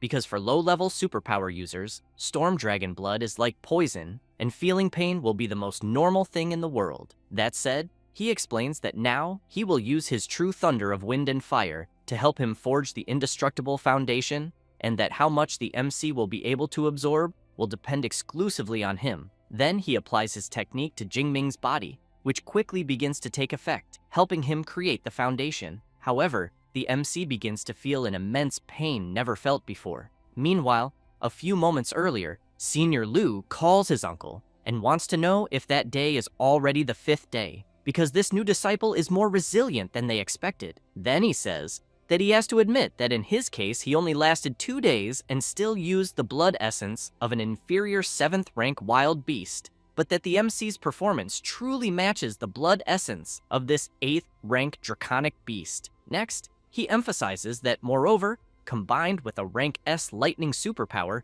he is starting to get curious to see this so-called indestructible body of thunder, until they hear a loud scream coming from the 2nd floor training room and quickly go there wanting to know if the MC managed to forge the foundation. As soon as they open the door, they are surprised to see Jingming releasing an intense power, but they think that this threatening sensation they are feeling is the same as that of a high-level wild beast, and it even sends chills down their spine. However, the MC, completely out of control, charges at Senior Liu, but the principal shouts loudly asking Jingming to wake up, and at that moment, the MC stops advancing.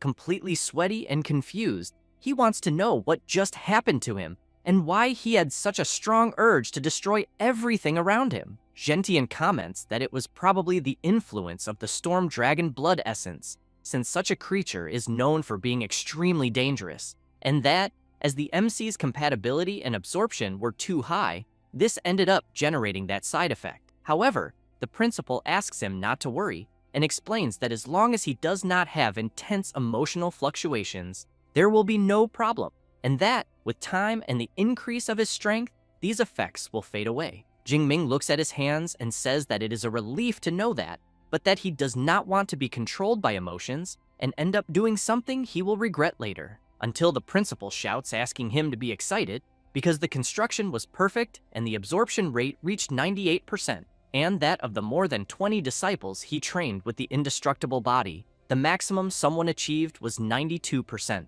And after all these years of records, the MC has just broken the record. Liu is happy, congratulates his junior brother for managing to forge the foundation of the indestructible body of thunder, and then emphasizes that his path in martial arts will be much smoother. The principal tells the MC that the person next to him is his senior brother, Liu Ming, a superpower user at the peak of the 3rd rank, and that if the MC has doubts about training, he can seek him out. Jingming smiles and says that it is a pleasure to meet him. Liu Ming says that he did not prepare anything for the MC, and that is why he will transfer some credits as a welcome gift. As soon as he sees that he transferred 200 credits, he is very surprised and says that it is a lot, since he knows that they are talking about 2 million great Xia coins just as a gift. The principal says that it is only 200 credits, and that it is not much for Liu Ming, because a veteran needs to take good care of the juniors, and that when the MC has his own juniors, he should remember to do the same. Jingming says that he understands and thanks them both. Then, Gentian says that the foundation was forged, and, after 5 days without eating or drinking, he thinks it is better for the MC to go rest. So he asks him to return the next morning to learn boxing and shooting techniques with Senior Liu. After returning to his dormitory, the MC is confused to see a guy playing video games there, and as soon as the guy notices Jingming, he says that he must be his roommate, then introduces himself and says his name is Liu Wentao, and that it is a pleasure to meet him. Jingming introduces himself, and the guy is surprised to learn that he is Shu Jingming, because he knows he is the one who ranked first in Jiangnan province. While the MC wants to know if he knows him, Liu Wentao keeps walking back and forth observing Jingming and saying that of course he knows him, because his nickname is Know-It-All, and he knows almost all the freshmen of their year, but emphasizes that he did not research the MC, because his arrival caused such a stir that it was impossible not to hear about him, since an unexpected champion from Jiangnan ended up being discovered as his roommate. Then, he pats the MC on the shoulder and wants to know if it is true that he came from Jiangcheng, which is in the middle of nowhere in Jiangnan, and if he also awakened his power during the college entrance exam. Jingming thinks that his new roommate is a chatterbox who makes friends easily, but to be honest, he ended up liking it, because he always hated loneliness, both in his current life and in his previous one. Then he begins to remember his past life, where he grew up in an orphanage and was never adopted,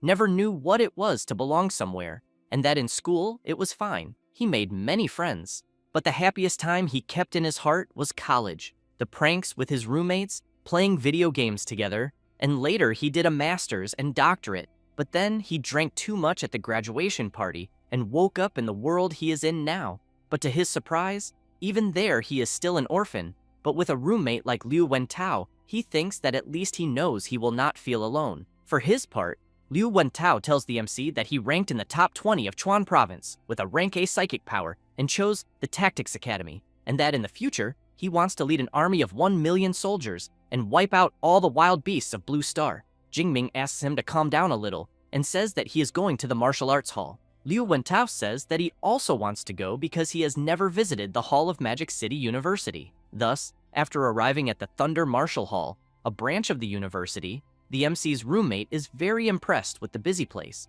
since there are several guys with superpowers training there and boasting about having advanced their abilities. Until Eva tells the two that this is the collective training room of the hall, and that it accommodates up to 300 people at the same time, and the entire hall is made of a grade C metal alloy mixed with memory metal, and therefore they can use powers and techniques freely without worrying about damage. Then she also says that if they want, there are individual rooms. Jingming says that for now they will stay there. Meanwhile, Liu Wentao is very excited, commenting that it looks like people are competing to see who is the strongest, but the MC thinks that Noisy is him. Liu Wentao asks Eva what the numbered columns they are seeing are for. She says that they are the Punching Strength Challenge columns, with 5 rankings corresponding to skill levels 1 to 5, and then wants to know if the two want to try, because if they get into the top 3,000 in the ranking, they win a reward of 50 credits. He wants to know if doing that will really earn such an easy prize. Then he thinks that the entire university has only about 4,000 students, and therefore he thinks he will try. Eva explains that he just has to swipe his student card on the column for the challenge to begin, but asks for attention, because the Punching Strength Challenge does not allow the use of powers or techniques. He does not want to know, and quickly swipes his card, and a voice announces that student Liu Wentao has started the Punching Strength Challenge. It does not take long for several people to approach to watch him do it, and he, in turn, feels a little embarrassed when he realizes that several people started watching, and that he knows he cannot embarrass himself. Then he prepares his punch, and soon strikes the column, while the voice announces that his punch strength was 476 kilos, being a great result. He breathes a sigh of relief and thinks that it is good he did not embarrass himself, because he thinks that entering the top 3,000 will not be difficult, but he is completely shocked when he hears that his position is above 100,000 and then wants to know how the hell that is possible, since he knows the university does not even have that many students. Eva explains that this ranking includes the students in the history of Magic City University, which is more than 100 years of records. He gets nervous and says that was a low blow, and that now he understands why everyone was staring at him, because they were just waiting to laugh at his face. The people around burst into laughter when they see that Liu Wentao ranked above 100,000. Jingming tries to comfort him, asking his friend not to take it personally, since his power is psychic and physical strength was never his strong point. Liu Wentao thanks the MC for trying to console him, but wants to know if he will try the challenge too. Jingming takes his card and says that he will try, and as soon as he swipes the card on the column, the machine announces that Xu Jingming has started the Punching Strength Challenge, and more people approach to watch. While the MC stretches his arm, some people comment that apparently the next participant seems to be even weaker than the last, and that they think his punch will be below 400 kilos.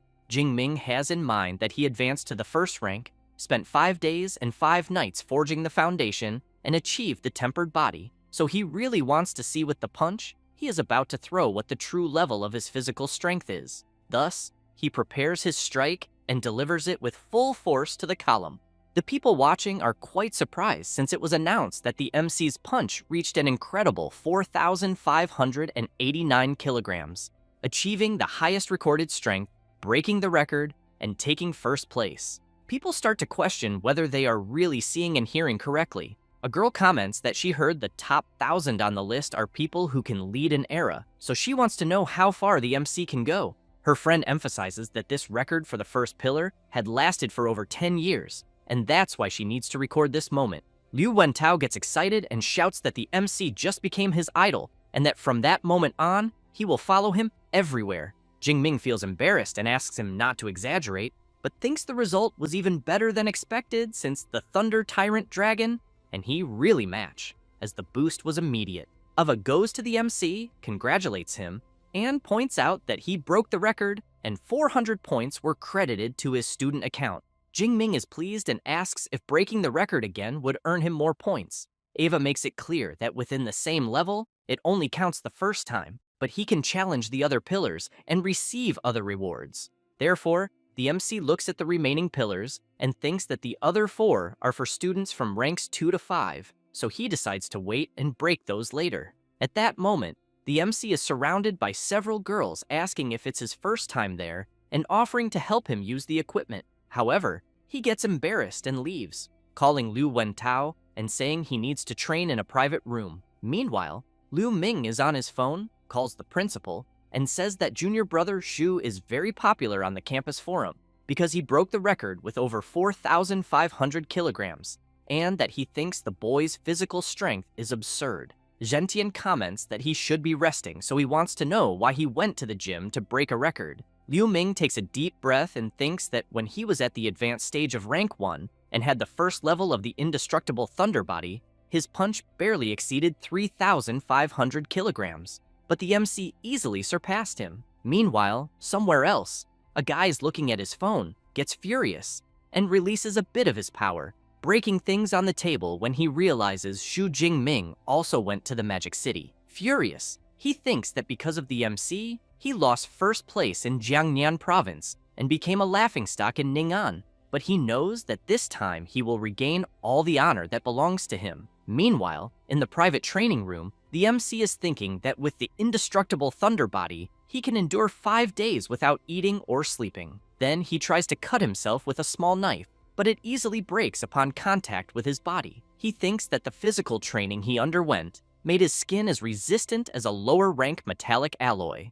He also knows that for an ordinary person, it would be like armor against blades, and that, apparently, this rank S body combat technique truly lives up to its name. At that moment, Liu Wentao calls the MC and says that the news of him breaking the record is blowing up on the forum, and that a lot of people want to challenge him. Jing Ming gets excited and comments that apparently the university's martial spirit is really strong. Liu Wentao starts to get nervous and asks the MC to leave things to him because he will deal with those arrogant people. Jing Ming tells him to forget it, because it's not worth the effort, and emphasizes that he needs to go to the combat technique library and that he should return to the dormitory. After arriving at the combat technique library, as soon as he tries to enter, a barrier stops him. Then he is impressed and thinks he heard that the library is protected by a vice director with spatial ability, and apparently it seems true, because with that level of security, he believes not even a rank 9 martial saint could steal anything from there. Then he swipes his student card, and as soon as he enters, some girls appear, welcome him, and ask if he will need anything. Jing Ming wants to know if they know him. One of them explains that students with S access can consult all the techniques in the library and that they received the notice as soon as his card was scanned. Then she thinks that rank S means unlimited potential, someone who has everything to become at least a grandmaster, and therefore she believes she must get along very well with him. Jing Ming says he understands and says he wants to see combat techniques with electrical affinity, so he wants to know which floor they are on. She says that rank B techniques and below are on the 2nd and 3rd floors, and the more advanced ones are on the 4th floor, and that he can enter by swiping his card. Thus, she shows the direction to the MC, who soon thanks her. After arriving where he wants, Eva says that after he chooses the combat technique online, they will bring him the original manual, and that original manuals of rank B or above are valuable, so she asks the MC to handle them with great care. Jing Ming asks to show all electrical techniques from rank B and above. Eva immediately shows several abilities, and one of them is the Great Call of the Celestial Thunder of rank SSS, which creates a storm domain up to 80 kilometers in diameter, but requires superior rank B electrical ability and being at least rank 5. The other ability is the Wrath of the God of Thunder of rank SS, which summons a divine lightning of punishment with colossal power, and also requires superior rank B electrical ability and being at least rank 4. Jingming is very impressed with the high rank techniques and realizes that the library there is truly on another level, but he wants to know if he can really look at all that for free. However, he comments that he still has skill and rank limitations since he knows he can only learn rank A techniques at the moment. Then he reflects on attack, defense, movement, support, and body reinforcement, since there are many rank A technique options. However, he knows that it's a good thing he has a good teacher, otherwise it would be difficult to choose. Thus, he takes a paper and remembers that he had already been given some recommendations before, and that this will save him time. Then he walks around looking for the abilities that make the most sense. After observing for a while, he says he will go with 4, the Thunder Spear, which concentrates lightning in the shape of a spear that can be thrown, the Chain Thunder Spear, which hits several vital points with an electric spear accumulating energy in the enemy that explodes at the end of the technique, the Thunder Step ability, which uses an electric burst to move a certain distance, and finally, the Thunder Prison ability, which creates an electric prison that prevents the enemy from moving. Then the MC thinks that the Thunder Spear is for ranged attacks, the Chain Spear for heavy offense, the Thunder Step for mobility, and the Prison for control, and that with these 4 techniques and the indestructible Thunder Body, he will be practically without weaknesses. Eva says that the 4 techniques the MC chose have an average learning time of up to 6 months to reach the initial stage, so she recommends that he combine them with lower-level techniques. He says it's not necessary, that it's already great this way. It doesn't take long for the teacher to arrive with the techniques the MC chose. As soon as she places the ability manuals on the table, Jingming thinks that on the market, rank C or B techniques are worth millions, and rank A ones are priceless. But at that moment, he has 4 at once, a true luxury. Thus, he prepares to start learning and reflects that the depth and impact of the techniques there are impressive, since they cannot be compared to copies, as only the original manual allows this type of learning. So, he wastes no time and starts reading. Time passes, and he realizes how difficult things are. But he gets excited with some discoveries he makes, until, after a few hours, he takes a deep breath and thinks that he has finally read everything and asks his system to allocate the points. Thus, he allocates 200 skill points to the Thunder Spear, learned up to the beginner level, 200 points to the Chain Spear, 200 points to the Thunder Step, and finally, another 200 points to the Thunder Prison. Then he opens his status window and sees all his current information and abilities. After that, he clenches his fist tightly and thinks about the combat techniques he obtained, wondering who will be the first unlucky one to taste them all. After some time, Jingming returns to the dormitory, and Liu Wentao comments that Eva just informed him that the freshman assembly will be the next day at 9 in the morning in Training Field 1, and that they created a large group for freshmen, so he thinks the MC should join as well. Then he wants to know which levels of combat techniques he chose. Jingming says they were just 4 rank A combat techniques. His roommate is shocked thinking about the 4 rank A abilities, since he knows it would normally take until the 2nd or 3rd year to master them all, and that this is typical of the MC, always straying from the common path. Liu Wentao comments that if the MC can access rank A techniques, he wants to know if that means he also has rank A authorization. Jingming replies that he doesn't and says that his is rank S, which leaves Liu Wentao even more astonished, wanting to know if the university they are in has anything above rank A and why he has rank S authorization, then asks if he is the student everyone was talking about online. Jingming comments that apparently the know-it-all just learned something new. Liu Wentao thinks that's amazing and admits he even imagined his friend's authorization matching his classification, but never thought rank S truly existed, since the top students from other provinces are only rank A. Then he smiles and thinks that luckily he bet on his friend from the start, since he can now say he's an old-time fan. After that, the MC goes to the training room on the 2nd floor and, while looking at the free training spear, thinks that he already has combat techniques and that now he needs proper equipment since he knows his old level F black obsidian spear was discarded and that's why he didn't even bring it. But even if he had, he knows it wouldn't withstand his current power. So, he calls for Eva and asks her to open the school shop and look for spear-type weapons. While she shows several varieties, the MC thinks there are spears of ranks F, E, and D with various options, and that it seems possible to adjust their length and weight. But he knows that the higher the level, the heavier and more expensive they become. So he decides to go with a rank E spear that weighs around 210 kilograms, along with a low-rank combat suit and boots. As soon as he completes the purchase, Eva says that he bought a long spear, a combat suit, and low-rank combat boots, with a total cost of 237 credits. leaving 383 credits remaining, and that the MC's purchases will be delivered the next morning. Jingming realizes that credits disappear too quickly since almost half of them are gone at once. Then he grips the spear firmly and thinks that until his new spear arrives, he'll have to make do with the one there, and that it will be his training partner for his 4 new Rank A combat techniques that night.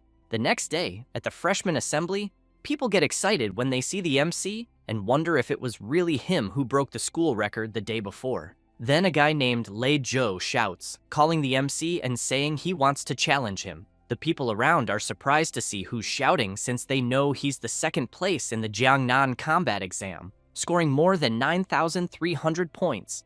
And they've also heard that he comes from a wealthy family and that both his parents are 4th rank awakened. Jingming apologizes to Lei Zhou and says he's not at all interested in his challenge. He approaches and asks the MC not to refuse so quickly, then says that, as far as he remembers, the MC's aunt works with rare and exotic plants. Then he gets even closer and makes it clear that his family is her biggest buyer and that they still owe a good amount, so he thinks that if the payment is delayed, the MC's aunt's family might have problems. Jingming becomes serious and wants to know if he is really threatening him. Lei Zhou quickly jumps back and, quite worried, wonders why the MC suddenly seemed like a wild beast ready to attack, but replies that he wouldn't call it a threat, but rather a friendly reminder. Jingming gives in to Lei Zhou's provocation and asks for the time and place. He replies that it will be within the next 7 days at noon in Battle Arena 3. The people around are surprised since apparently the first place will fight against the second,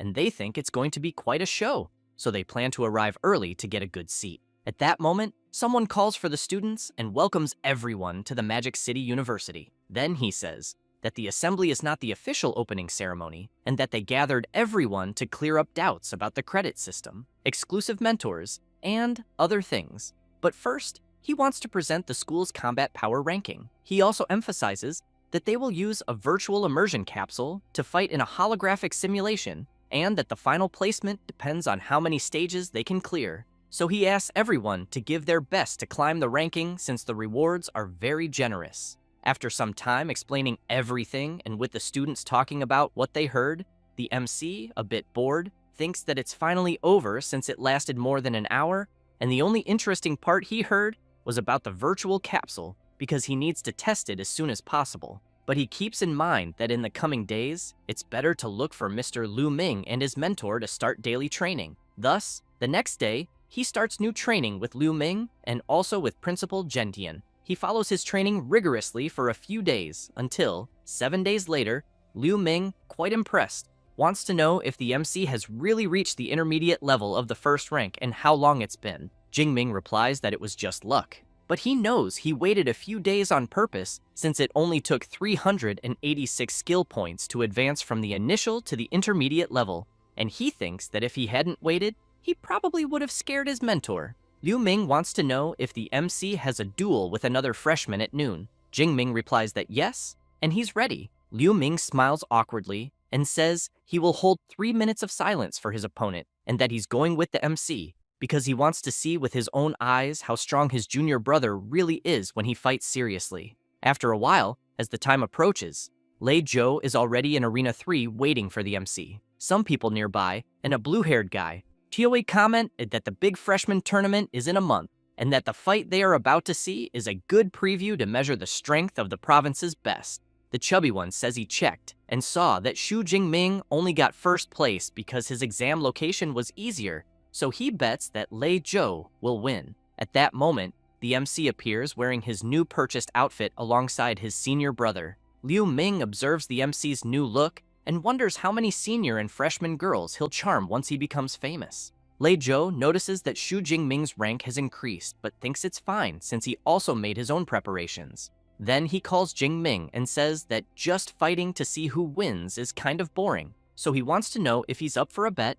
It can be all the credits they both have. The MC agrees and says he currently has 370 credits. Lei Zhou comments that the MC has quite a bit, then makes it clear that he will pay the difference in Great Xia currency, and that, to ensure no one goes back on their word later, they'll transfer everything to Professor Zhou's account. Thus, he points to the arena referee, Zhou Yun, who has a healing-type superpower, is rank 6, and is at the intermediate level. After transferring his credits, Jingming thinks that fights between awakens are dangerous, and that apparently the school wants to avoid deaths on campus. People go wild upon learning that the duel is worth 3,700,000. It doesn't take long for the referee to announce that she received the credits and transfers, then asks both fighters to get ready. She emphasizes that when one side gives up or loses consciousness, the other cannot continue attacking, and anyone who violates the rules will be severely punished. Both acknowledge and prepare. Lei Zhou releases his power and shouts to Jingming that he will reclaim all the glory he took away. The students are astonished to see his power and comment that this was expected from a rank A fire elemental ability. Lei Zhou wastes no time, leaps forward, and uses his flaming slash technique. Jingming waits for the attack to come within his range and blocks his opponent's strike. People are shocked to see that the MC easily blocked Lei Zhou's technique. Lei Zhou himself can't believe it and wants to know how that's possible. The MC releases a bit of his power and tells Lei Zhou that nothing is impossible and that he's weak as hell. With that, he delivers his attack, which hits his opponent directly, making him feel the impact and sending him flying backward. While he's lying on the ground, the students wonder if the fight is already over since they know Lei Zhou was stronger than the MC. They also comment that most freshmen there couldn't even block the flaming slash attack. Liu Ming looks quite bored, thinking that Lei Zhou couldn't even force his junior brother to use 10% of his strength. Then,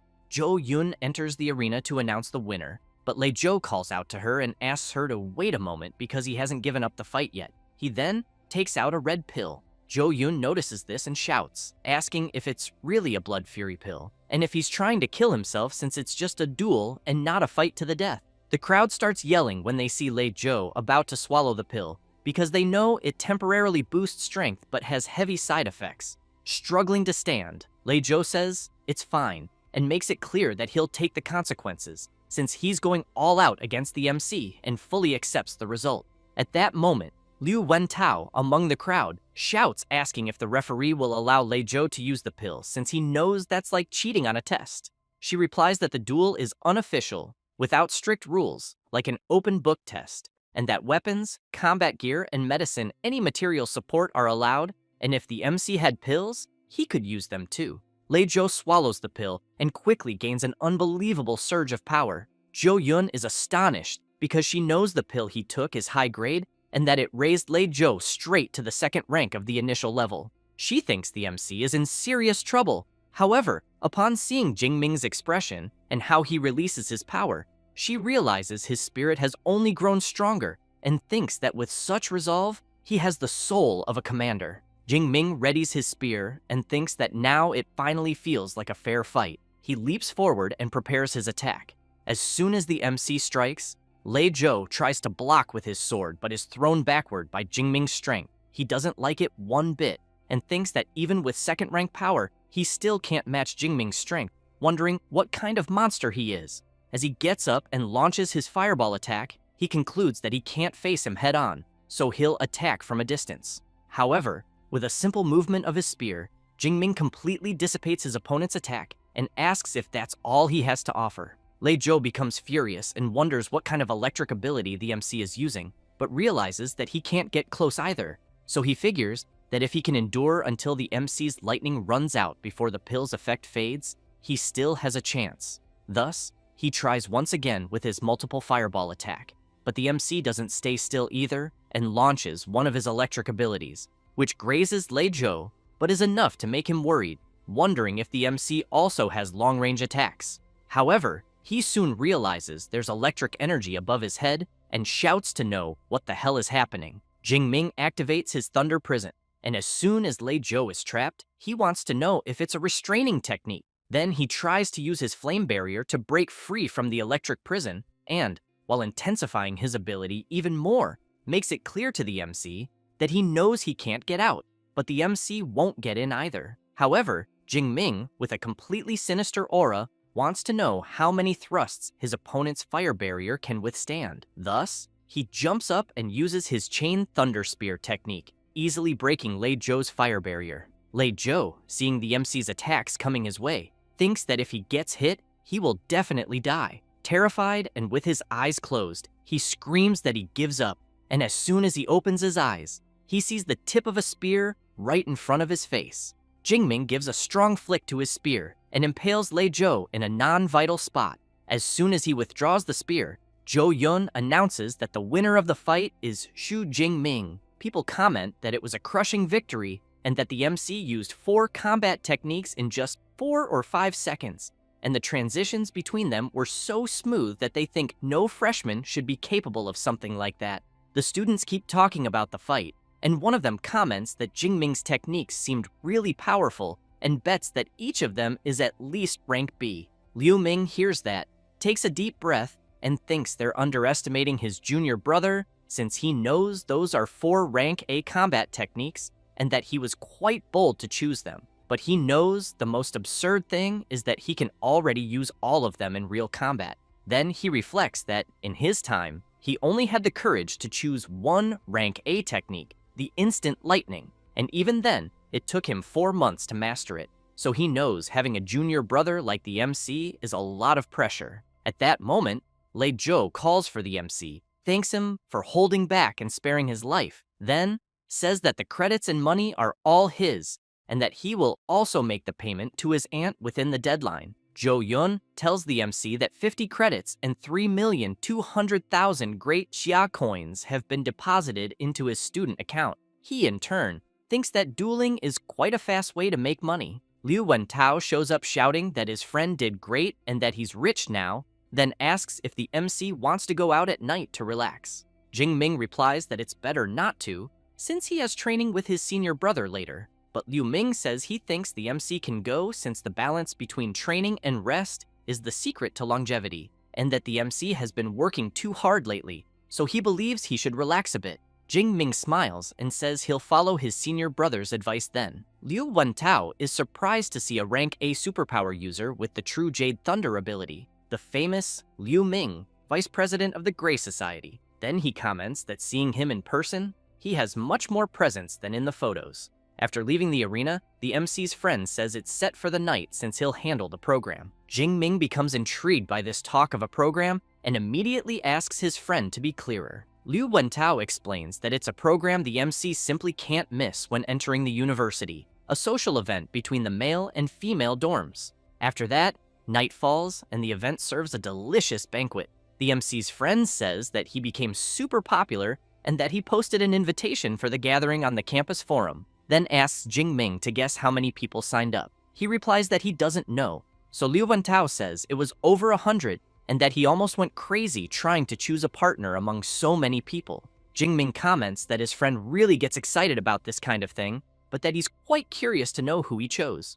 Liu Wentao laughs and says he'll keep it a secret, telling him he'll find out soon. Then a girl arrives, and the MC's friend asks her to come closer. She greets everyone and introduces herself, saying her name is Qi Dongxia. Her roommate also introduces herself, saying she's her friend, and her name is Song Qiu-yun. Liu Wentao says that Qi Dongxia has a rank A beast-type reinforcement ability, and that Song Qiu-yun is a rank A user of natural light-type ability at the advanced stage of the first rank, and that she even got the highest score on the Sichuan State Entrance Exam. The MC smiles and introduces himself. Song Qiu-yun is surprised to learn that he's the famous Xu Jingming, and immediately asks if he's up for a friendly fight. Qi Dongxia feels embarrassed, calls her friend, and asks her to stop being a fight addict since it's a date. She looks confused and says she thought she was going to spar with student Jingming. The MC laughs, asks them to sit, and explains it was just a misunderstanding. Liu Wentao agrees and emphasizes that tonight is only for having fun, that they'll eat first and then stroll around the commercial street. As soon as they finish eating, they go to the center of Magic City, to Huaihai Commercial Street. Everyone is impressed to see how lively the place is. Then, they pass by a store with stylish and modern clothes. They also see a weapon shop, and the MC thinks that it's no wonder it's one of the biggest commercial centers in the country, since the armors, weapons, and pills are far more complete than in Jiangcheng. They stop to eat some snacks, and afterward, the girls start doing some shopping, and soon hand their shopping bags to the MC, who just watches them. He notices that they've already spent several million that night, and thinks that Song Qiu-yun seems quite modest in her way of dressing, but didn't expect her to be so wealthy. Liu Wentao wants to know if his friend didn't know since she's famous for being rich and for having a very powerful family. At that moment, Chi Dongxia shouts asking if they can carry just a few more bags. After a while, they return to the dorms, and the girls say they can leave them there. Song Chu-yun remarks that they had an amazing night and thanks them for it. Jingming smiles and says goodbye to them. However, a bit embarrassed, Song Chu-yun calls for the MC and emphasizes that what she said earlier was serious because one day she really wants to challenge him to a real duel. He's impressed by her attitude, so he turns and makes it clear that he'll be waiting for that day. She becomes even more embarrassed, and Chi Dongxia notices it and says that since classes started, she's never seen her friend treat a guy nicely, but with Jingming, she was even kind, so she points out that she was right to drag her to the date. Song Chu-yun says that her rank A ability, Dawnlight, gives her very sharp perception, and that she can sense the malicious thoughts of men when they stare at her. But she makes it clear that with the MC, it's different because he only looked at her with admiration, without any malice. Chi Dongxia thinks it seems her friend's heart has started to beat differently. As they walk, Liu Wentao takes a deep breath and says that going out for a walk once in a while is actually nice. Jingming agrees, but still thinking about Song Chu-yun, he comments about the advanced stage of the first rank she's in, and that he still has to work hard to get there. With that, 15 days pass, and after a lot of training, the MC says that he thinks the time has come to advance again, so he calls his system and asks it to distribute the points. As his power overflows through his body, the system notifies that 456 skill points were spent, and that the MC advanced from the intermediate to the advanced stage of the first rank. Then the system notifies that he spent another 354 skill points, and that now his indestructible thunder body is at level 2. Jingming takes a deep breath and thinks that, as always, leveling up improved his overall strength, and that the second level of body strengthening still focuses on bones and muscles. But he keeps in mind that according to the book in front of him, if he manages to reach the third level, he will unlock a special state called the Extreme Thunder State, gaining an absurd increase in strength and speed for a short period of time. Then he opens his status window and thinks that he's quite excited about the Extreme Thunder State, but knows it's a shame that his skill points are almost gone. So he considers that it might be time to ask the professor for permission and go to the Wild Zone to hunt some beasts and gather more points. After visiting Principal Gentian and telling him that he evolved, the principal can't believe it and wants to know if the MC really evolved again in such a short time. Jingming says that's what he was about to say, that it happened the previous night, and that his indestructible thunder body also advanced to the second level. Very impressed and excited, Gentian thinks that advancing in rank and body strengthening are two huge milestones, and that his student speaks as if he had just drunk a glass of water. So he believes that with a rank S ability and the MC's effort, it's impossible for him to fail. Liu Ming appears saying that he had already said before that his junior brother is a complete monster, since it took him more than 6 months to go from the initial stage to the advanced stage of the first rank. The principal points out that it's not only evolution that matters because combat training is also essential, so he asks the MC to fight his senior brother Liu Ming to show how far his strength has come. Thus, both go to a combat training room, and Liu Ming makes it clear to the MC that he will use the power of the initial stage of the second rank. Then, both get ready, and as soon as the principal asks them to start, they move at incredible speed. As soon as their weapons clash, Liu Ming is surprised and thinks that his junior brother's strength is truly amazing, and that he seems to be on the same level as his own.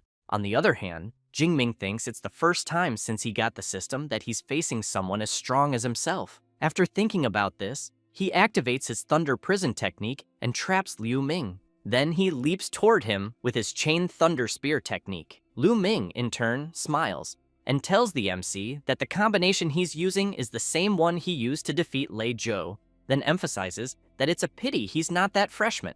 Thus, he activates his True Jade Thunder ability, blocking the MC's attack. After fighting for 20 minutes, Jingming is exhausted, commenting to his senior brother that his Divine Thunder ran out, and that, because of that, he admits defeat. Liu Ming makes it clear that he didn't lose due to lack of technique, but because of the energy of his ability. The principal comments that the fight wasn't bad at all, and that the MC's performance exceeded all his expectations since he thought Liu Ming would win easily. but it was so close that he had to rely on physical endurance to win. Liu Ming smiles and wants to know if the MC knows what his strength level was moments before. Jing Ming asks what it was, and his senior brother says that he was invincible in the second rank. The MC is very surprised to hear that, but the principal says that the training is over and that both can rest a little, then explains that the fruit there is of the clear spiritual type, which helps to recover energy, making it perfect to eat after intense training. Jing Ming goes to the principal and says that he wants to ask for something. Thus, he explains that he is thinking of leaving the university for a while and going to the wild zone. Gentian wants to know how long the MC intends to stay away. He replies that a little over a month, but makes it clear that he will return before the freshman tournament. The principal is intrigued, as he knows that the wild zone is not like the admission test area, because there is no army there to protect anyone, and beasts roam freely and appear randomly. One mistake and someone might run into a high-level beast. Then he puts his hand on the MC's shoulder and lets him go, but emphasizes that he should remember that if things get tough, he must run without thinking twice, as every specialist goes through moments of danger. He then worries that if his disciple wants to surpass himself, he won't be the one to stop him. Jing Ming bows his head and thanks his principal. However, he wants to know which wild zone the MC was thinking of going to. He replies that it's the one on the outskirts of Yuanshui City. Gentian says that one isn't the worst, that it's near the Magic City, and that the strongest beasts there are of the 4th or 5th rank, so the risk is lower.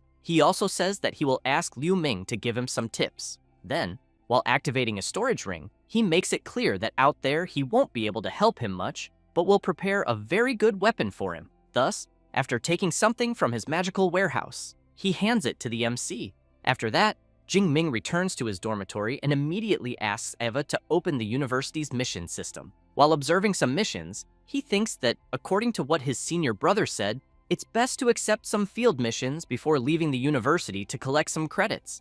After checking the missions, he knows they involve collecting beast materials, rare herbs, hunting fugitives, and military campaigns. He concludes that the missions that give the most credits always involve combat, and that it's basically throwing students into the fire. He also concludes that now he understands better why they say that the best students of the Magic City University are not on campus but outside, and therefore he thinks he will take 1 rank A mission and 3 rank B1s.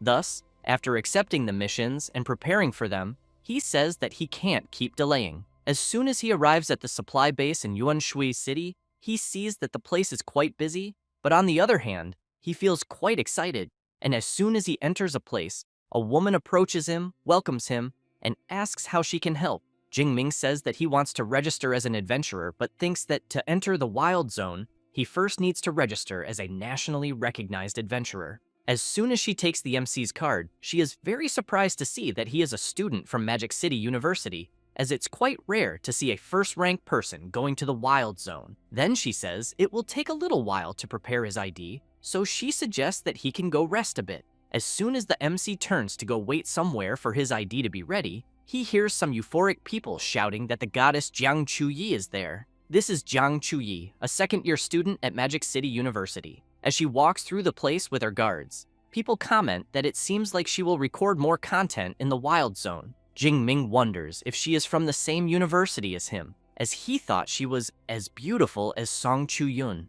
At that moment, the woman arrives with the MC's ID and also gives him a smartwatch with satellite, then explains that it already comes with the wild zone map and shows the beast's movements and the danger level of each area. While the MC is talking to her, someone from afar is lurking, watching, and as soon as the woman walks away, the guy approaches Jing Ming and wants to know if it's his first time in the wild zone, because if he doesn't have pills, he suggests that he shouldn't even think about entering. Then he asks if he wants to buy some. Jing Ming asks the price. The guy opens his coat and says that first-grade healing pills are 20,000 each, and first-grade antidotes are 15,000, but emphasizes that second-grade ones are better, though more expensive, costing around 30 to 40,000 each. Jing Ming wants to know if that's really the price because he didn't find it that expensive. The seller laughs and says that apparently the MC has good taste, then makes it clear that the pills he sells there are known for being good and cheap. However, Jing Ming knows that first-grade pills usually cost 30 to 40,000, so he realizes something is wrong, guessing it's a scam, and that the seller must trick rookies who seem clueless. The guy quickly asks how many the MC wants. Jingming laughs and asks if the seller has already fooled many beginners with that cheap talk. The man doesn't like it and asks if the boy noticed from the beginning and was just mocking him. Jingming asks what he thinks. The seller gets serious and makes it clear to the MC that it's the first time anyone has dared to mess with him there at the supply base. Until a girl shouts calling Zhao Chunlin and wants to know if he's trying to scam another rookie there. The seller gets embarrassed when he sees it's Wang Qian, but tells the MC that he got lucky this time. Then he warns that it's better if he doesn't leave the base for the next few days. People around notice the commotion, and a girl comments that things got bad for the MC because he messed with Zhao Chunlin. Another person says they heard that he's already in the intermediate stage of the second rank, and that the MC seems to still be in the advanced stage of the first rank, having no chance. Wang Qian tells Jingming that Zhao Chunlin doesn't forget easily, so she suggests he stay in the base for a while. Jingming thanks her for the warning, but wants to know if no one does anything about someone who deceives others like that. She says that Zhao Chunlin has ties with the black market, so she thinks no one is crazy enough to go against him. Then she emphasizes that if the MC wants to buy something, he should do so in official stores, and remember not to leave the base for a while. Jingming thinks she was kind to warn him, but keeps in mind that first he will buy everything he needs for the month he'll spend outside, such as healing pills, antidotes, fury pills, and many other things. Thus, he wastes no time and goes after everything he needs. And as soon as he finishes preparing his things, he leaves the base and immediately runs into Zhao Chunlin, who makes it clear to the MC that he had warned him not to leave the base, and that even so, he had the audacity to show up outside. Jingming smiles and asks what he wants. While cracking his knuckles, Zhao Chunlin replies that the MC embarrassed him, and that because of that, he's going to break his legs and leave him in a wheelchair for the rest of his life. At that moment, Wang Qian appears shouting, saying that she had warned the MC not to leave the base. Her friend tries to stop her, saying it's good for the boy to learn a lesson so he'll stop acting on impulse. While Zhao Chunlin activates his metallic skin superpower, covering his entire body, he makes it clear that if he can't teach a rookie a lesson, how will he manage to assert himself? Then he states that with his metallic skin and D-rank combat suit, he's sure the MC's strength won't even scratch his defense. Jingming begins to unleash his power and tells Zhao Chunlin to shut the fuck up. The seller can't believe the boy's courage, but the MC, not wanting to waste time, uses his Thunder Step ability and delivers a powerful strike, and unable to react, the enemy is brutally hit and thrown far away, crashing into a wall. People can't believe what they see, and Jingming just turns around and walks away. Everyone watches the MC in shock, wanting to know who he is and how Zhao Chunlin was defeated with a single blow. Wang Qian, very impressed, wants to know how he did that, because she couldn't see it either. Her friend says it was a spinning kick and that Zhao Chunlin's hip was completely destroyed, thinking that even if he survives, he'll end up in a wheelchair. Then, she points out that it's no wonder the MC is from the Magic City Superpower University, being someone strong and merciless. Wang Qian wants to know how her friend knows all that. The blonde says it's because of the outfit the MC is wearing, since she's only seen that type on students from there,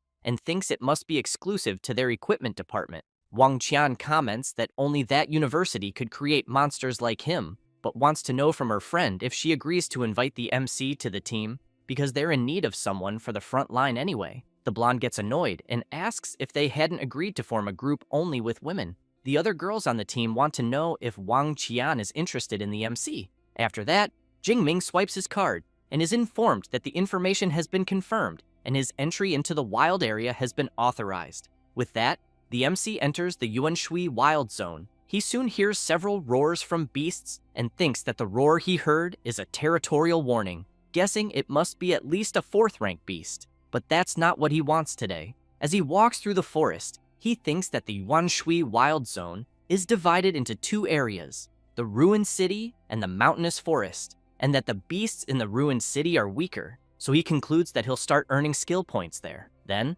looking at the map on his smartwatch, he observes that Ping'an County seems like a good choice, since it has more 2nd rank beasts and rarely 1st rank ones, almost none above that, and he notices that the area is quite large and should have around 500 or 600 beasts. Thus, he rushes full speed toward Ping'an. As soon as he arrives, a wild beast appears. It's a shadow cat. Jingming grabs his weapon and thinks that apparently Skill points are coming to him for free. Then he begins to release his energy and reflects that all this time, because of the influence of the Thunder Tyrant Dragon, his fighting spirit has only grown, and the more he suppresses it, the stronger it becomes. Jingming becomes completely excited and overflows with energy throughout his body, shouting that, at this moment, he doesn't need to hold back anymore. The Shadow Cat, seeing such power before it, becomes completely terrified. After that, a month passes, and some adventurers ask the captain what's going on in Ping'an County because they've been wandering all day and haven't seen a single beast. The captain wants to know how they even dare to ask that. Another guy says there should be at least 600 beasts there and thinks that even if they were migrating, they wouldn't just vanish like that. Then a sharp-clawed tiger comes out of the alley. The captain and his subordinates get excited because they finally found a beast. However, an electric attack is launched, and as soon as it hits the tiger, it completely destroys it, causing a huge explosion at the site. One of the adventurers wants to know what the hell is going on, and if, by any chance, it's some new laser weapon. The captain replies that it's not because he knows laser weapons are faster, and thinks that what they saw looked like a lightning combat technique. Then he orders everyone to get out of there, because he fears there's probably someone very strong dominating the area, and that the attack they saw was a warning. As they run away, one of them comments that now it makes sense why there are no beasts left because they were probably all killed by this lightning expert. The captain yells at everyone to stop the nonsense because they need to get out of there before they anger that guy. From the top of the building, the system notifies the MC that he has defeated a second-ranked Blade Tiger and gained 19 points. Jingming thinks that his Thunder Spear currently reaches over 1,000 meters.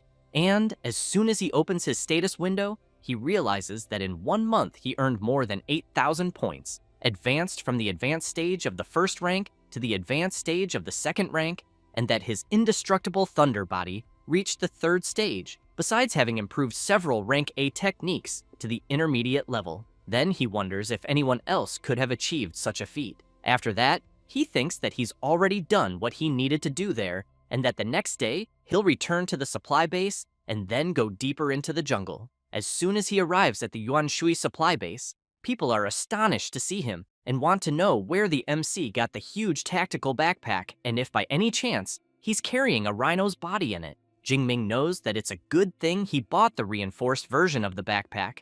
Otherwise, he thinks it wouldn't even fit half of the more than 400 kilos of beast materials in it. Thus, he goes straight to the base hall, and the clerk asks him to put the items on the scale. As soon as he opens the bag and places everything on the floor, he says that they're materials from second-ranked beasts and that they weigh more than 400 kilos. The woman can't believe the amount of stuff he brought. Then she notices that there are blade tiger tendons, horns, and many other valuable things. Feeling a bit awkward, she asks the MC to wait a moment because it's a lot and she needs to call more people to help with the inventory. It doesn't take long before a man shows up, introducing himself as Zhao Yi, the supervisor of the acquisition department. Jingming shakes his hand and introduces himself as well. Zhao Yi comments that the MC is quite promising since hunting all that at his age is very impressive, but emphasizes that he'll call the team to count the materials and therefore asks if the MC can accompany him for a moment. Thus, while the acquisition team inventories the materials, they go to a more private place, and Zhao Yi gives the MC a platinum member card from the base, explaining that the card grants a 5% discount on purchases. But he thinks that a young second rank with such potential as the boy in front of him is someone he needs to maintain good relations with. Jingming thanks the supervisor, until one of the employees shows up calling Zhao Yi and informing him that the count has been completed,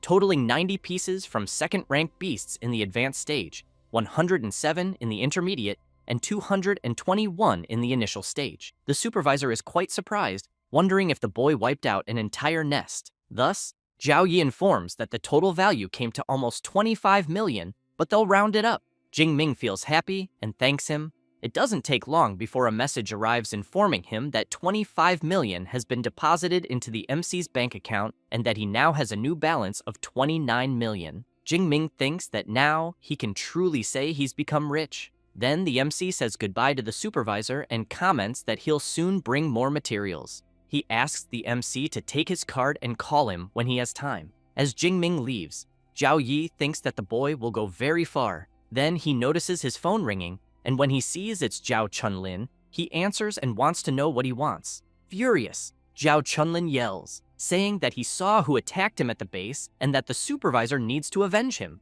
Zhao Yi wants to know if it's the second-rank boy he mentioned and how he plans to take revenge. Zhao Chunlin yells, asking the supervisor to send the Shark and Tiger Squad because he wants to see the MC beg to die. Zhao Yi replies that fine, the squad is under his command, but makes it clear that after this, he shouldn't call again. Zhao Chunlin tells the supervisor to relax because as soon as it's done, he'll leave the city of Yuanshui. After hanging up the call, the supervisor starts wondering why he feels strange and if perhaps he's overthinking it, since he knows that the Shark and Tiger Squad is elite and that all its members are second rank, believing that taking down someone at the advanced level of the second rank shouldn't be a problem. Meanwhile, the MC sneezes and wonders if someone is mentioning him in a conversation. Zhao Yi, after going to his office, calls Supervisor Wang and says that he has just discovered a very impressive superpower user named Xu Jingming, and that he brought in more goods alone than a dozen squads combined. This is the head of the base, Supervisor Wang Chuang, who replies that he will take a look at Xu Jingming's record. As soon as he sees the results, he's very impressed and shouts to Supervisor Zhao that this Xu Jingming is extremely important and that if he shows up at the base again, he's to be informed immediately. Zhao Yi replies that he understands and thinks that he would never have imagined that the MC would make old Wang so excited. So it seems that the boy really is someone significant. Wang Chuang, seeing Xu Jingming's record, comments that he never imagined another disciple of Principal Yang Zhentian would appear at his base, and that apparently the MC's talent is even more astonishing than Liu Ming's, being a true monster. Meanwhile, Jingming is walking and thinking that the dimensional rings for sale there cost more than 10 million and only hold the equivalent of a suitcase, which is absurd. But he knows that considering how practical they are, he's almost buying one, though he keeps wondering how much one that could hold a spear would cost. At that moment, his phone starts ringing, and when he answers, he sees it's Liu Wentao, asking when he'll return to campus. Jingming says he might come back in about 2 weeks, but wants to know if something happened. However, while talking on the phone, a group led by Zhao Chunlin is lurking, watching the MC from a distance. The seller says that the boy ahead is the one they're looking for, so he tells the squad to break his legs and bring him. Liu Wentao tells the MC that during the time he was away, a new student joined the university, and that the guy is very arrogant. However, the MC senses something strange, and his friend wants to know what happened. Jingming replies that it's nothing and asks Liu Wentao to continue telling the news. Meanwhile, the squad leader tells everyone to get ready because the target just entered the alley. Then he asks Heji to analyze the MC's power level. One of the squad members calls his captain and comments that he thinks sometimes he's too cautious since the MC is only at the advanced stage of the first rank, so he wants to know what kind of trouble he could cause. However, Heji is shocked when she analyzes the MC's power level and says that she thinks it can't be real. The captain immediately wants to know what happened. She replies that she'll show everyone so they can see it with their own eyes, since her ability works in a way that the stronger the superpower, the more intense the light the person emits. And, as the MC walks toward them, everyone is stunned to see the size and intensity of the power surrounding the boy and comments that someone at his level could easily wipe them all out. Then the squad captain says that apparently Zhao Chunlin pushed them straight into a trap because the information was wrong. He then announces that the mission is cancelled and that they'll deal with Zhao Chunlin later. As Jingming gets closer, everyone in the squad retreats, and the MC wants to know what happened and why they suddenly ran away. He then makes it clear that he's the only one at the base who has issues with Zhao Chunlin and knows that he definitely tried to take revenge in secret and that some people never change, and that the next time he sees that guy, he'll have to be tougher. As soon as the squad returns and finds Zhao Chunlin, the captain punches him square in the face, knocking him hard to the ground, and he, in turn, wants to know why the hell he's being beaten. The captain wants to know if he still has the nerve to ask because the information he provided was completely wrong, and they almost died because of him, since the target isn't at the advanced stage of the first rank, but at the advanced stage of the second rank. Zhao Chunlin is confused and wants to know how that's possible, since it's only been a month since the boy appeared.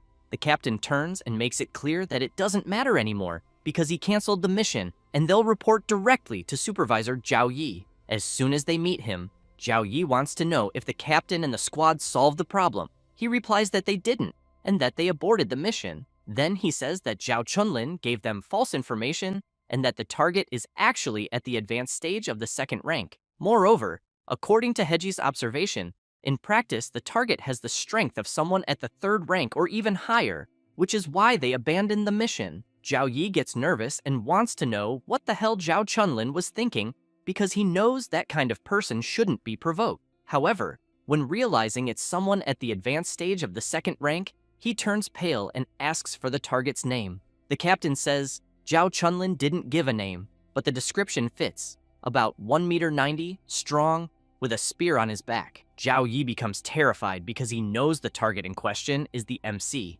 Thus, after telling everything to Wang Chuang, he goes crazy with rage, wanting to know if Zhao Yi has lost his mind for trying to kill Xu Jingming. Supervisor Zhao gets embarrassed and says that the MC is still only at the advanced stage of the second rank and therefore thinks there's no reason to overreact. Wang Chuang calls Zhao Yi an idiot and tells him to check Xu Jingming's file. He's shocked to discover that the MC ranked first in Jiangnan province and is a freshman at Magic City University, and that at 18 years old, he's already at the advanced stage of the second rank. Then, he says he's never seen anything like that, because at that age, at best, the most promising should only be at the initial stage. Furthermore, the director of the Armament Academy, Yang Zhentian, is his exclusive mentor. Thus, he says, they're truly screwed. Wang Chuang emphasizes that someone at that level, even if he destroyed the entire base, the government wouldn't say a thing. Zhao Yi immediately apologizes repeatedly and makes it clear that he won't cause any more trouble there. Then he orders them to bring Zhao Chunlin. With his face completely beaten, he apologizes and promises he'll never go after the MC again. Zhao Yi puts his hand on his head and emphasizes that apparently just a beating won't be enough because the main culprit has to die. And if he wants to blame someone, he should blame himself for messing with the wrong person. Saying that, he completely eliminates Zhao Chunlin without any mercy. After that, he turns to Mr. Wang and wants to know what he thinks. The chief asks if Supervisor Zhao thinks what he did isn't too little. Then he turns and stresses that he might pretend not to have seen the crap Zhao has done at the base before, but this time, he went too far. Saying that, he makes it clear that everyone involved in this must be punished, both him and the Shark Squad, because they can't leave room for gossip or make it seem like they disrespected the MC. Sometime later, at the entrance of the supply base, Chief Wang and several other supervisors are gathered there. Some people comment that the man in front must be the base chief and that, except for Supervisor Zhao from the acquisition department, everyone else is present. So apparently, for everyone to be gathered there, someone important must be arriving.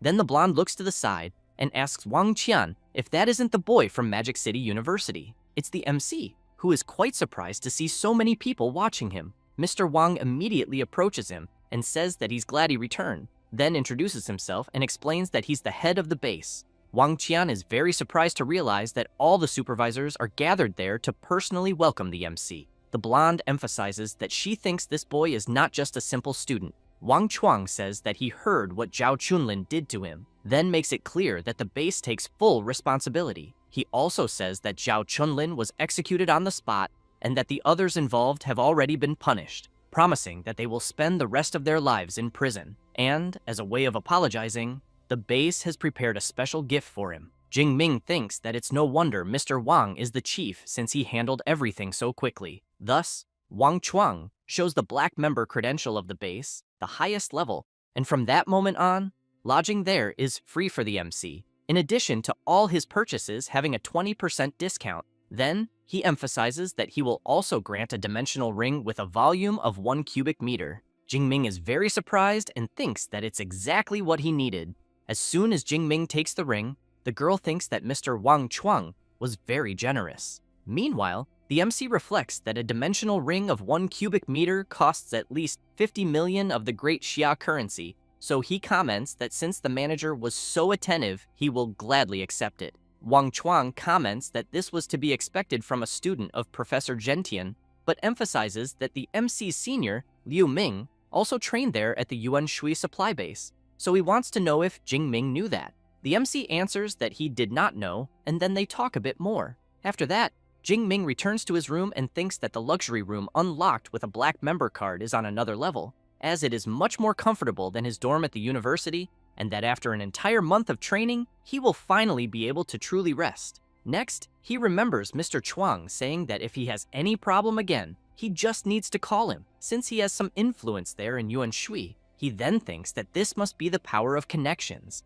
as he knows that a common second-rank genius would never receive the kind of treatment he is receiving. Therefore, he closes his eyes and thinks that the dimensional ring needs to be bound with spiritual power before it can be used, and he knows that his spiritual power is at 972 hertz, far above the average of awakened individuals in the advanced stage of the second rank, which ranges between 600 and 700. He then gets excited and comments that it seems he can take things out just with thought and store them by simply touching, and that apart from the fact that living beings cannot be stored, the ring is very practical. As soon as he senses and stores some things inside the ring, he quickly calls his master and tells him that he just left the wild zone and has something to say. After the MC tells him what happened during the month he was away, Zhentian becomes very surprised, wanting to know if, after Jingming was targeted for assassination, they gave him only a dimensional ring as compensation, then makes it clear that if anything had happened to Jingming,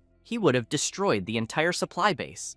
The MC feels a bit embarrassed to hear that, but Gentian wants to know if Jingming had said that the elite shark squad of second rank followed him into an alley and gave up in the end. He answers that maybe the squad realized that he was also in the advanced stage of the second rank, which did not match the information they had, so they went back to confirm. Gentian becomes very surprised and shouts, wanting to know if the MC is really already in the advanced stage of the second rank, because he knows that he trained in the wild zone for only about a month. Jingming answers yes, and says that he advanced a few days ago. Gentian bursts into laughter and emphasizes that he knew his student, his disciple, would amaze him, and that he thinks the MC's cultivation speed is even faster than his own back in the day. But he wants to know when the MC plans to return so they can celebrate in person. Jingming says that he will be back before classes start, as he is planning to go to the advanced level wild zone during the last term. He also says that he has already mastered the Thunder Step well, and thinks that 4th rank beasts should not be able to catch him. But even so,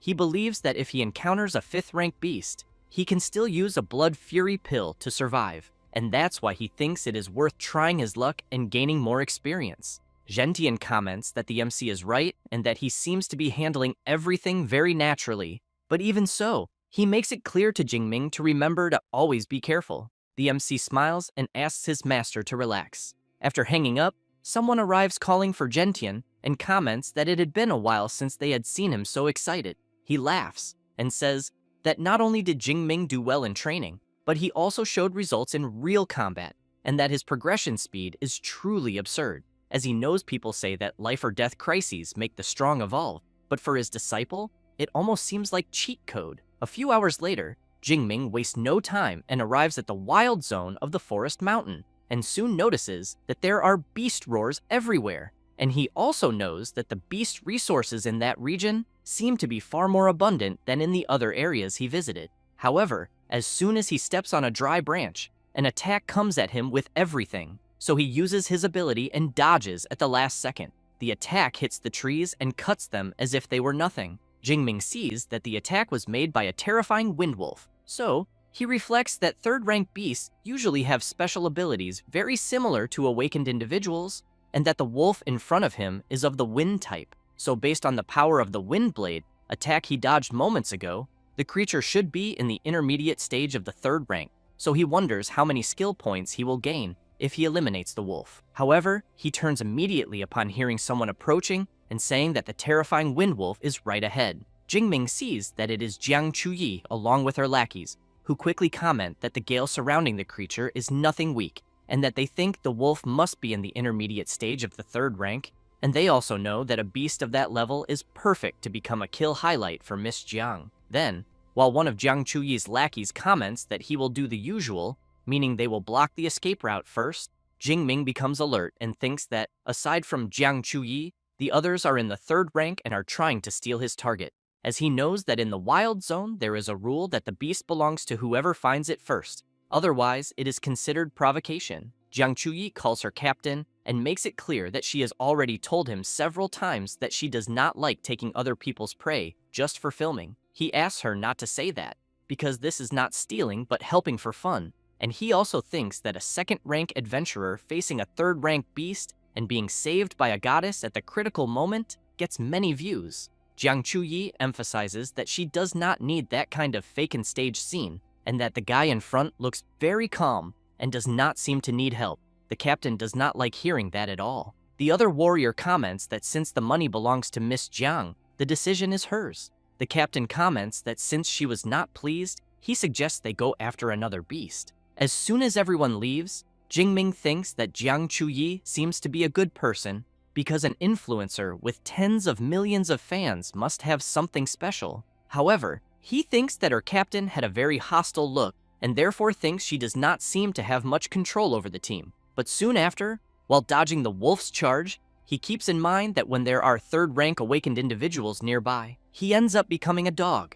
But he wants to know when they will leave. The wolf charges at him. He also wants to know if the wolf is underestimating him, thinking it will defeat him easily. Therefore, without any mercy, he uses his technique of the lightning rupture of the gale directly on the wolf. With that, the system warns that the kill of a beast in the intermediate stage of the third rank has been made, and the MC has gained 34 skill points.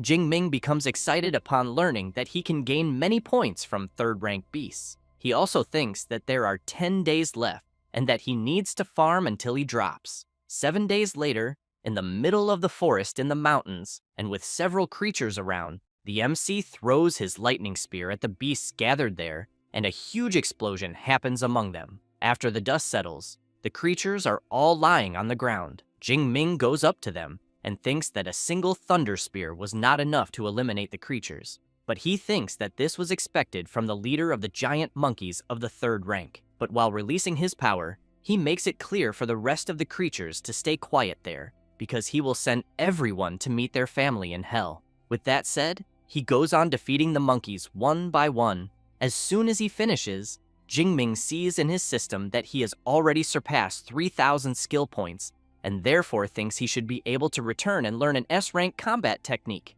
until he sees his watch beeping, and, upon tapping it and seeing the map of the location, he realizes it is a distress signal. Meanwhile, Jiang Chuyi is running at full speed, jumping from tree to tree as an enormous creature is coming toward her. Very frightened, she reflects that her team scattered because of a fourth-rank beast, and that she has now run straight into an earth-burrowing dragon in the initial stage of the third rank. As she keeps fleeing, Jiang Chuyi has in mind that every beast with dragon in its name is always extremely cruel and difficult to deal with, and she knows she is still only in the intermediate stage of the second rank, and that even with a blood fury pill, she will not be able to win. She then looks back and concludes that all she can do is hope some awakened team sees her signal and comes to save her. However, when she looks forward, she becomes very scared, because she is in open ground with no tree to hide behind, so she fears the beast will catch her. She then looks back and, seeing the creature quickly approaching,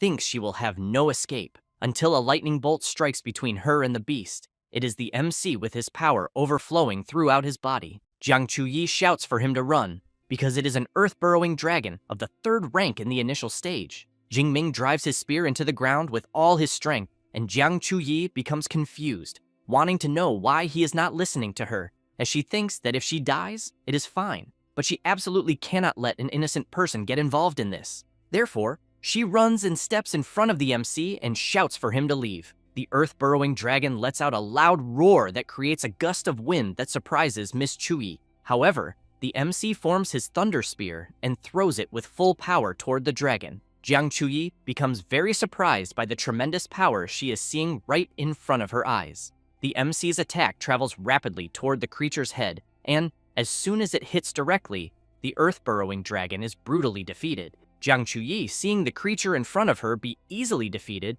falls to her knees on the ground, thinking about how an earth-burrowing dragon was eliminated with a single blow. She then looks at the MC, thinking about his overwhelming strength, but wonders if the MC was not only in the advanced stage of the second rank. The system notifies that the earth-burrowing dragon has been defeated, and the MC gained 36 skill points. He, in turn, smiles and thinks as expected of a beast with dragon in its name, since it yielded more points than a common beast. Therefore, he wants to know if Jiang Chuyi is okay. She takes a deep breath and replies that her legs are just a little shaky, but she is very grateful that he saved her. Jingming extends his hand to help her and says it was nothing, as he believes anyone would have done the same.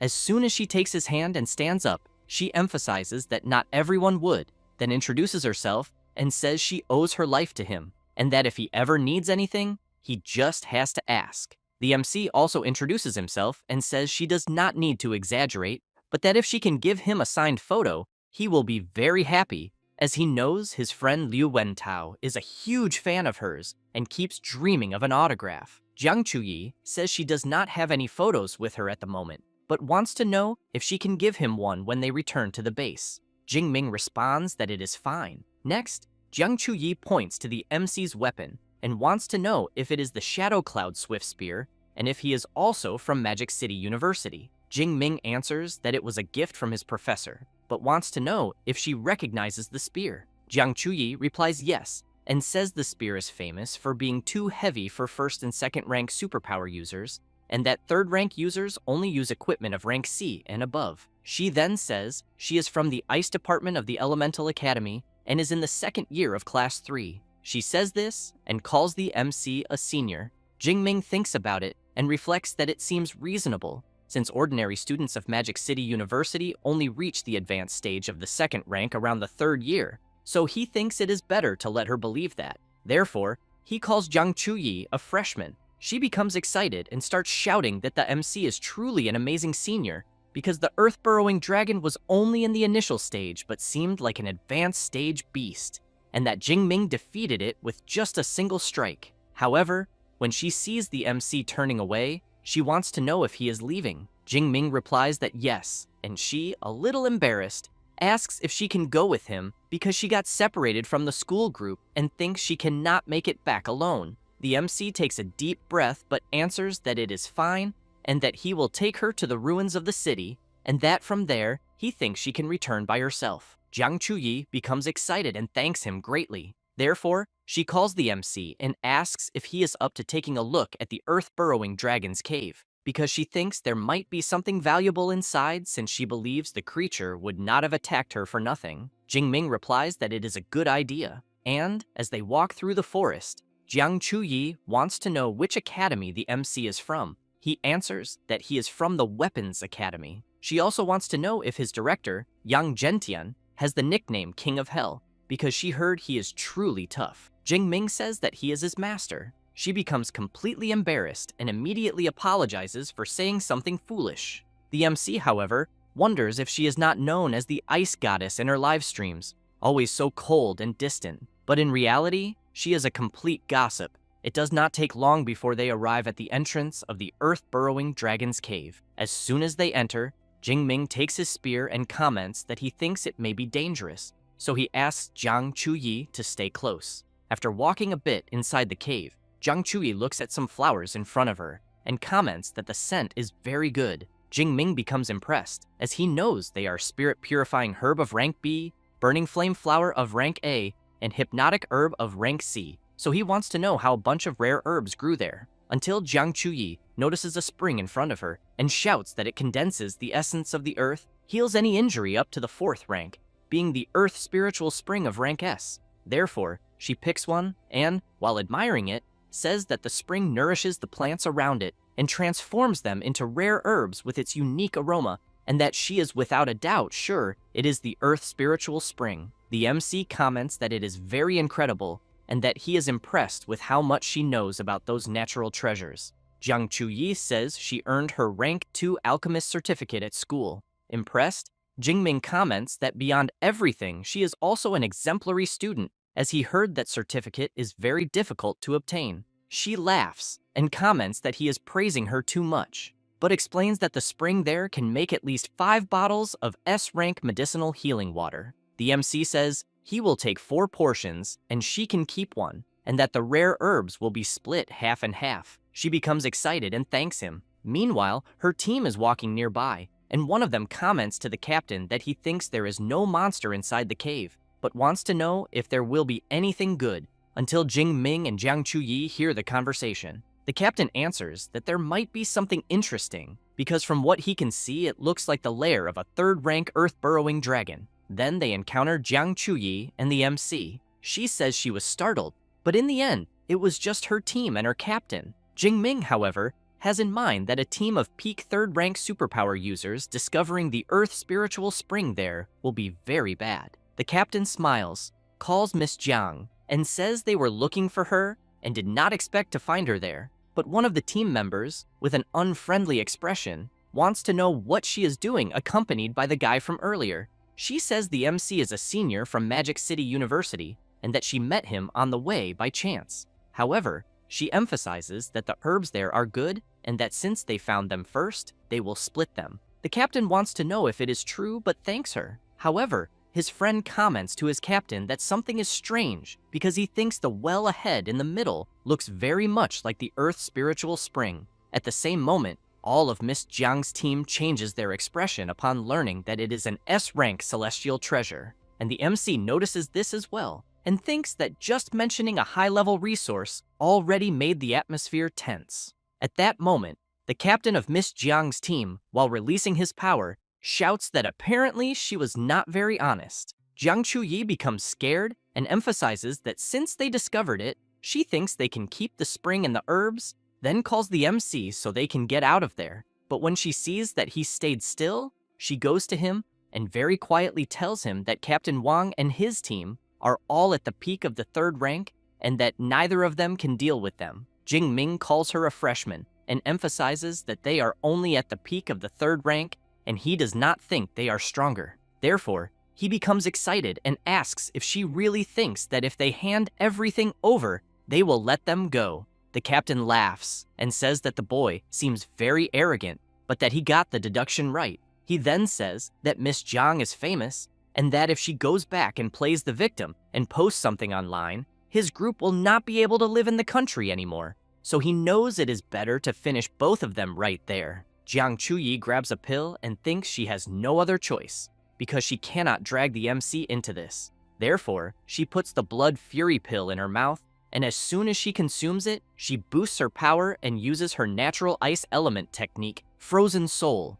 The place where they are begins to freeze. But the captain says he will deal with Miss Jiang and that Zhou Chang is to deal with the MC, and the rest must guard the cave entrance. With that said, the captain uses his beast system strengthening ability and transforms into a saber-toothed tiger, then apologizes to Miss Jiang because she will not leave alive. The others ask the captain to go easy because they think it is a waste to eliminate such a beautiful woman. Jiang Chuyi thinks they are all monsters with human faces, and that she cannot simply accept being eliminated, until she becomes scared when she notices that the MC is not by her side. At that moment, the captain turns around in shock and sees one of his lackeys being brutally impaled by the MC. Then Jing Ming comments that it seems like the power of someone in the third rank is not all that impressive. One of the captain's team members says the boy was too fast, and he could not even see him move. The captain says that Zhou Chang was in the intermediate stage of the third rank and was not someone easy to take down like that, and that apparently the one who was truly dangerous all this time was the MC. With that said, he grabs his enormous axe and unleashes his tiger-roaring strike. Jing Ming uses his thunder step and dodges the powerful attack. He then observes that in terms of raw strength, the captain of Miss Jiang's team must be at the peak of the third rank and is indeed stronger, and for that reason he knows he cannot hold back anymore. Everyone there becomes impressed with the power they are sensing, since the MC is releasing his terrifying power and using his extreme thunder state technique. Jiang Chuyi is impressed with the power she is sensing as well, and the captain immediately wants to know what kind of monster he is seeing in front of him. Jing Ming transforms into something and has his body surrounded by intense power. He then laughs and says that the feeling of his overflowing power is incredible. The captain becomes furious and shouts, wanting to know if he is just showing off because he knows it is just a special state and nothing more. However, he soon becomes surprised because he sees in the MC coming at him with everything. While Jing Ming attacks with his Gale Lightning Spear technique, the captain activates his hidden Tiger Stone body technique and shouts at the MC that his attack will be useless because he knows no strike below the fourth rank can pierce his stone armor. However, As soon as the spear touches the captain's body, his stone armor is easily shattered, and he is thrown violently backward. Jingming laughs and says that his body is 3 or 4 times stronger than before, and thinks that not even if the captain were made of pure iron would he withstand it.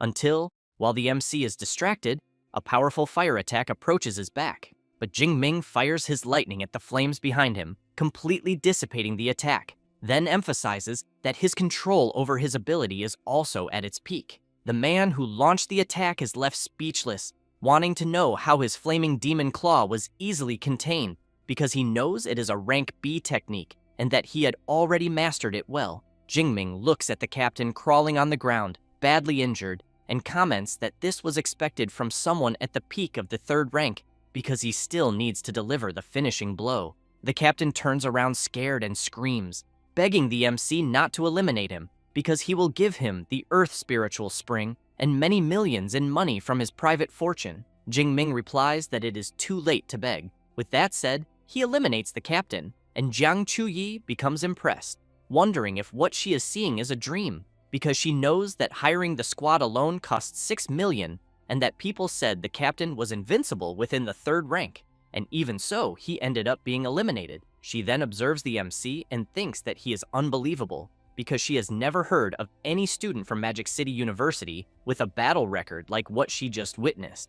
So she wonders if he possesses some rank A or even rank S ability. At that moment, Jingming says that the blood fury, which had lessened with his rank advancement, is returning, and that now it is their turn to feel it. The squad members prepare themselves and call the MC a demon. Jingming becomes intrigued about being called a demon and comments that compared to a bunch of worms like them, who kill and rob, he wants to know if they do not think he is far too human. Therefore, the squad members take the blood fury pill and say it will be all or nothing. However, after some time, Jingming and Jiang Chuyi manage to defeat all the squad members, until Jingming gasps for air, loses balance, and thinks that the extreme thunder state works, but consumes far too much energy. He knows he used it for a little over 10 minutes, and is more exhausted than after fighting beasts for 2 or 3 hours. Jiang Chuyi holds the MC's arm so he does not fall, and, very worried, wants to know if he is okay.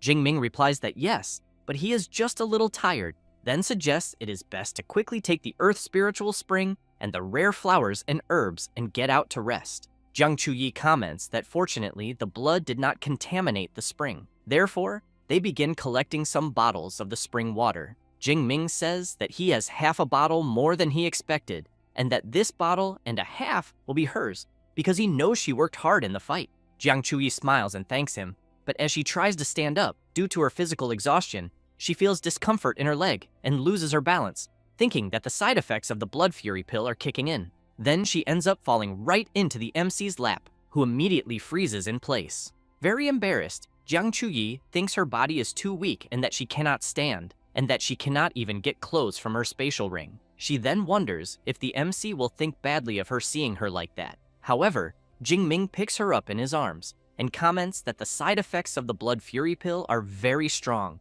and that for that reason, he will take her to rest somewhere nearby. Even more embarrassed, Jiang Chuyi wonders why her heart is beating so fast, and if it might be because it is the first time she has been this close to a man. Jingming carries her to a certain spot, sets her down, and asks her to stay there and rest a little, as he will look for the rest of the rare flowers and herbs. He then hands her a shirt, and as soon as he leaves, Jiang Chuyi starts thinking that Jingming is indeed a very considerate person in the end. Therefore, the MC goes to the fallen bodies of the squad members and takes their rings. He then thinks about money, rare flowers, beast materials, and rank C techniques, and concludes that the elite 3rd rank squad had nothing of real value, but he hopes to trade the 2 1 cubic meter rings for a 2 cubic meter one, because he knows carrying that giant spear all the time is a pain in the neck. Jiang Chuyi calls the MC and says that the Earth Spiritual Spring can ease his weakened state caused by the blood fury pill, so she wants to know if he can give her a little, because she thinks it will help. Therefore, Jingming pours a bit of the spring's liquid into her mouth, and Jiang Chuyi exhales in relief, and, very excited, comments that she is already feeling much better, but that she thinks to fully recover it will still take about 3 or 4 hours. Jingming emphasizes that he had never heard that it was possible to neutralize the effects of the blood fury pill like this, so he thinks this S-rank Earth spiritual spring is impressive in the end. However, he points out that in 3 or 4 hours it will already be night, and he thinks it is better for them to spend the night there, since it is a relatively safe place. Jiang Chuyi becomes surprised and embarrassed, thinking that it will be just the two of them alone, a girl and a boy, spending the night in a dark cave. Jingming wants to know what she thinks. A little shy to say it, Jiang Chuyi answers that it is fine and that she will do as the senior says. Therefore, the next day, as soon as dawn breaks, Jiang Chuyi gets up, stretches, and comments that the air in the mountain forest is so good that if it were not for the beasts around, she would love to live there for a month. But when she turns and sees the MC, she wonders what she was thinking the previous night, because she thinks there is no way the senior is the type of person she was imagining. But she questions why she feels disappointed, until she becomes startled when she hears the MC calling her and saying he will accompany her to the edge of the forest. Then both run out, but the MC quickly asks her to wait a moment. A 5th-rank flaming tiger appears right in front of them, but only passes by. Jingming wants to know if the tiger noticed them there. Jiang Chuyi wants to know why the creature seems to be running from something, until she becomes frightened when she hears a strange noise and turns to look. A swarm of rats is running at full speed. Jiang Chuyi says they are iron-devouring rats, and that they are only 1st rank. But when they form a swarm, she knows that even a 6th-rank specialist can be eliminated if surrounded. Jingming grabs his spear and comments that now he understands why the 5th-rank tiger was running. With that said, he takes her hand and shouts that he thinks they should run too. Then, he runs at full speed while the rats chase after them. Jiang Chuyi explains that iron-devouring rats have absurd stamina and can run for 5 or 6 hours straight, so she wants to know if they will be able to escape. Jingming replies that they will only be safe when they reach the supply base, but that it is at least 90 kilometers from where they are, so he suggests that they need to find a way to go faster. Then the MC says that the spear is too heavy and he will have to drop it. Jiang Chuyi says that her spatial ring has space and she can store his spear. Therefore, Jingming hands over the spear and Jiang Chuyi stores it in her ring. With that, the MC grabs her arm and comments that now he is lighter, but that running hand in hand like that is slow, and so he thinks it will be better to carry her. He then puts Jiang Chuyi on his back and starts running. After running a long distance, they reach the city ruins, but realize they are also filled with iron-devouring rats.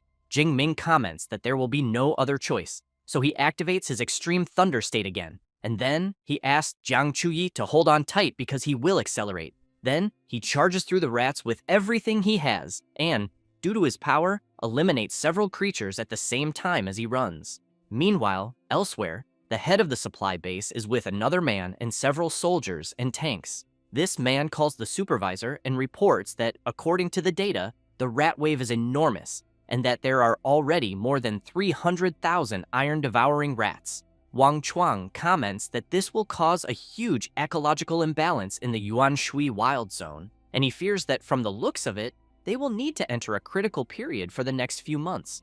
While observing the map of the area, the supervisor's assistant comments that he feels sorry for the superpower users who went deeper into the forest, because he thinks most of them must have already been devoured. Wang Chuang becomes worried and thinks that he hopes the MC did not go too far, because if he did, he fears that only his master, Yang Zhentian, could personally intervene to save him. Otherwise, he thinks there will be no salvation, until one of the guards, upon seeing a sphere of thunder, shouts that something terrifying is approaching. The base chief shouts for the guards not to panic, and to immediately assess the threat level of the creature approaching, and that the first unit is authorized to open fire and intercept on his signal. As the thunder sphere approaches the base, the guards begin to open fire, until someone jumps out from inside the sphere. It is the MC along with Miss Jiang, who screams in terror. Jingming passes through the soldiers and tanks and crashes heavily in the middle of them. Immediately, the soldiers become confused upon realizing it is a person,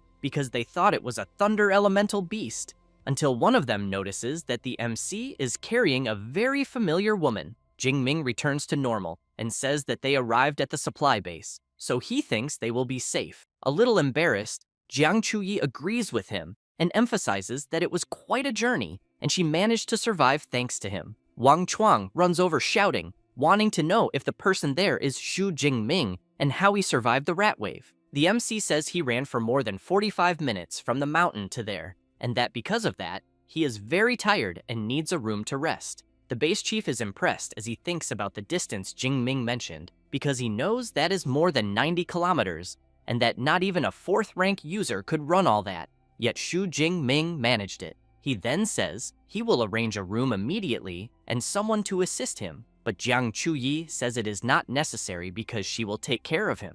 As the two leave, the soldiers become very surprised to learn that the girl with Jingming is the goddess Jiang Chuyi, so they wonder what kind of relationship they have. After that, Jingming wakes up, and Jiang Chuyi says he finally woke up, then tells him he slept 2 full days and 2 nights, and that she almost gave him water from the Earth's spiritual spring. Jingming gets up and asks if he really slept that long, but quickly changes the subject and asks about the current situation in the wild zone. Jiang Chuyi says the rat wave still has not retreated, and that because of that, the forest remains blocked, but she emphasizes that even when the wave retreats, she thinks it will take some time before beasts appear there again. Jingming says there are only a few days left until classes begin, and that he thinks it is time to return. Jiang Chuyi says she was also thinking about returning, until she remembers something and gives him a very sensual and autographed picture of herself, as the MC had requested. Jingming becomes completely embarrassed and says he wanted the autographed photo to give to a friend,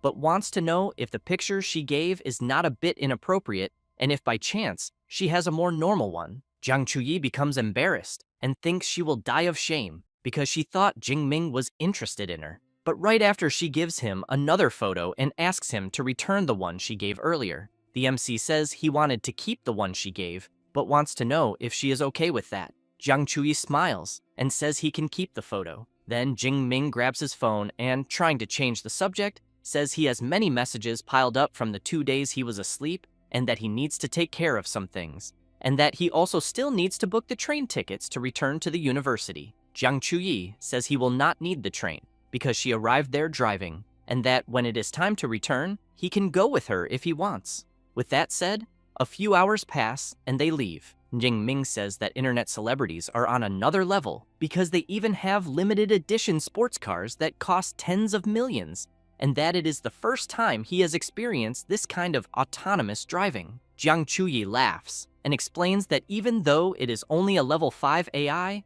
making a car drive by itself is very simple. It does not take long before they arrive at Magic City University. Both get out of the car, and while the MC walks with Jiang Chuyi, people start noticing and commenting that he has a strong body and a dangerous, dominant aura. Jingming looks up and thinks that he is finally back, because he knows the change in his strength over the last month and a half he was away was absurd. Jiang Chuyi wants to know which district his dormitory is in. Jingming says it is in District 3. She says that hers is in District 2 and that apparently they will be parting ways there, then emphasizes that if the MC ever needs her help, he just has to call. Jingming says he will definitely do that.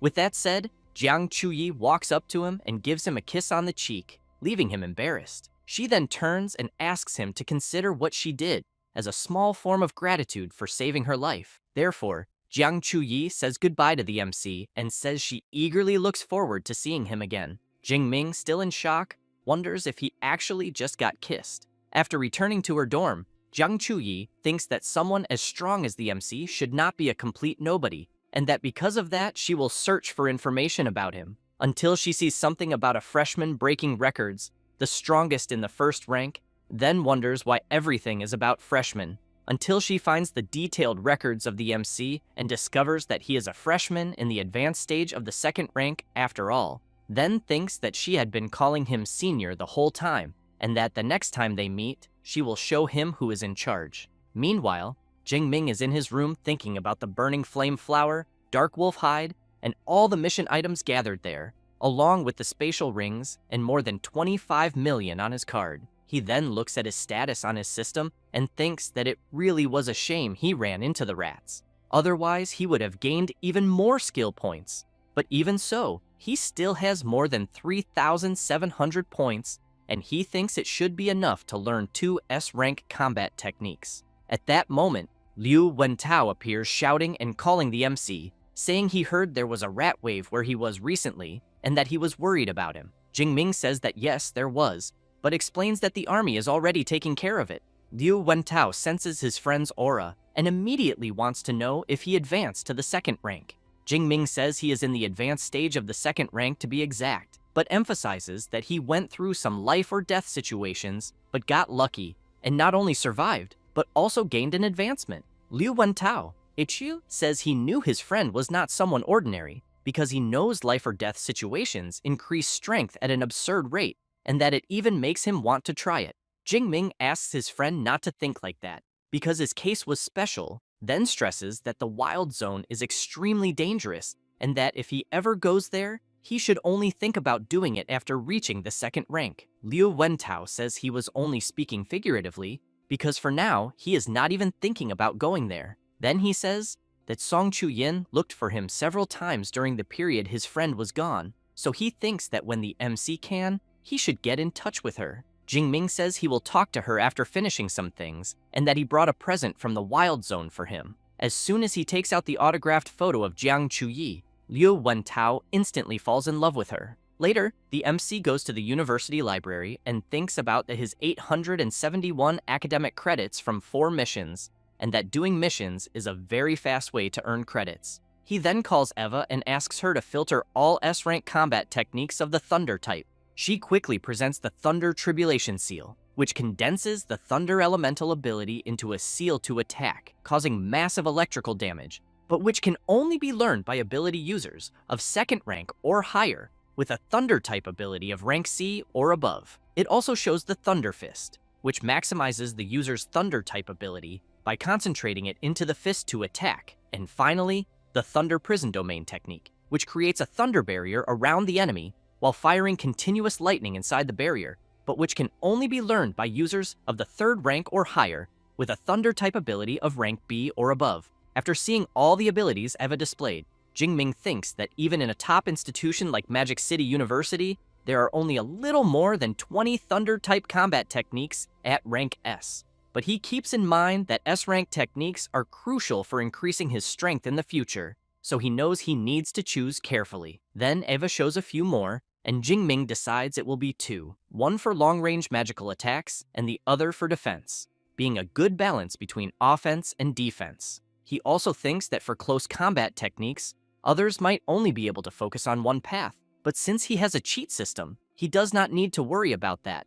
because he will get everything, until, when reading the technique manual, he becomes surprised and thinks that the Heavenly Thunder art he is seeing is a prerequisite for the only SS rank technique in the Thunder department of Magic University, which is called the Heavenly Guide of the Thousand Thunder Prisons. Then he concludes that it is truly profound, being far more than the indestructible Thunder Body, which is also an S-rank technique. He also realizes that the technique he is reading is so complex that it seems even more painful than spending nights studying foreign literature in his PhD in his previous life. Therefore, 6 hours pass, and the MC is quite discouraged, thinking that he finally managed to understand the basics, and that now he will leave the rest to his system. He then clenches his fist tightly and calls the system. Next, he raises his fist and shouts for it to apply the skill points. His body immediately is surrounded by electrical energy, and very surprised, he wonders if evolving an S-rank technique to the initial stage really cost 1,600 skill points.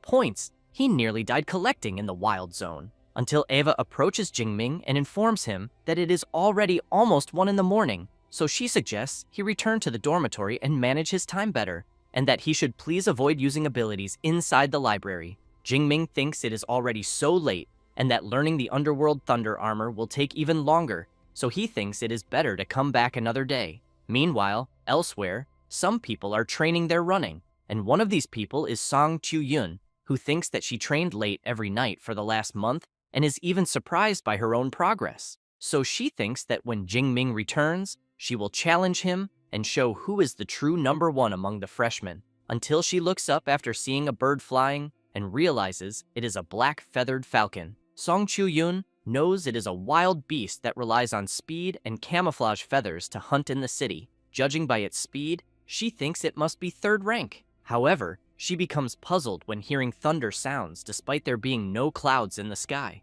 and then she sees a powerful ball of electrical energy hit the falcon directly, which is instantly destroyed. Song Chiu-yun becomes impressed, wondering if it was a high-level superpower user taking action, and that, by the looks of it, whoever did it is right there on campus, so she wonders if it could be some senior or a professor. However, she has no idea that this was done by a freshman who, to be precise, is Xu Jingming and far away from the campus. Next, the system notifies that the MC defeated a third-rank black-feathered falcon and gained another 34 skill points. Jingming becomes excited, thinking that the Heavenly Thunder art is even stronger than he imagined, because it simply pulverized the beast, and that the best part of all was the range, which reached almost 1,000 meters. Meanwhile, someone is watching the MC, thinking that the guy he is seeing can only be the famous freshman. The next day, Liu Wentao sees his friend and asks if he is going out that early.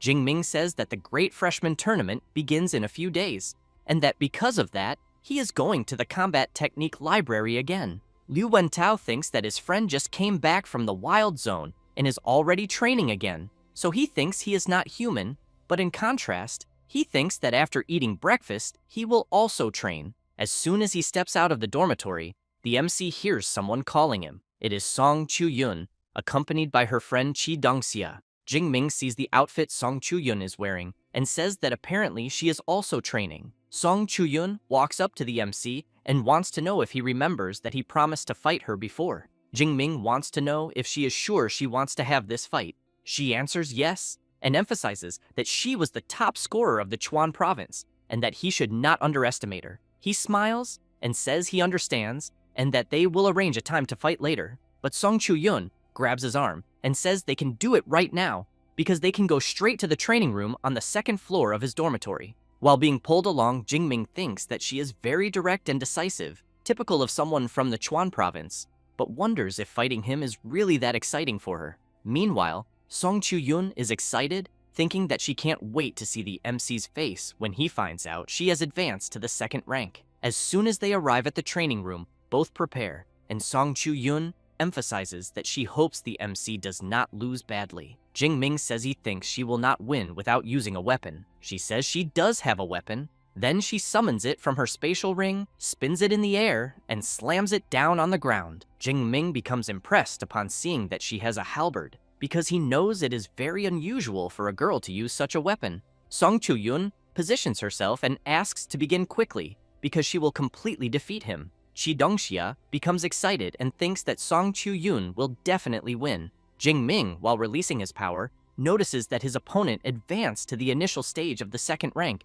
and that now it makes sense why she is so confident. But he keeps in mind that he also has not been idle all this time. Chi Dongxia becomes impressed upon seeing that the MC is in the advanced stage of the second rank and immediately wants to know how that is possible.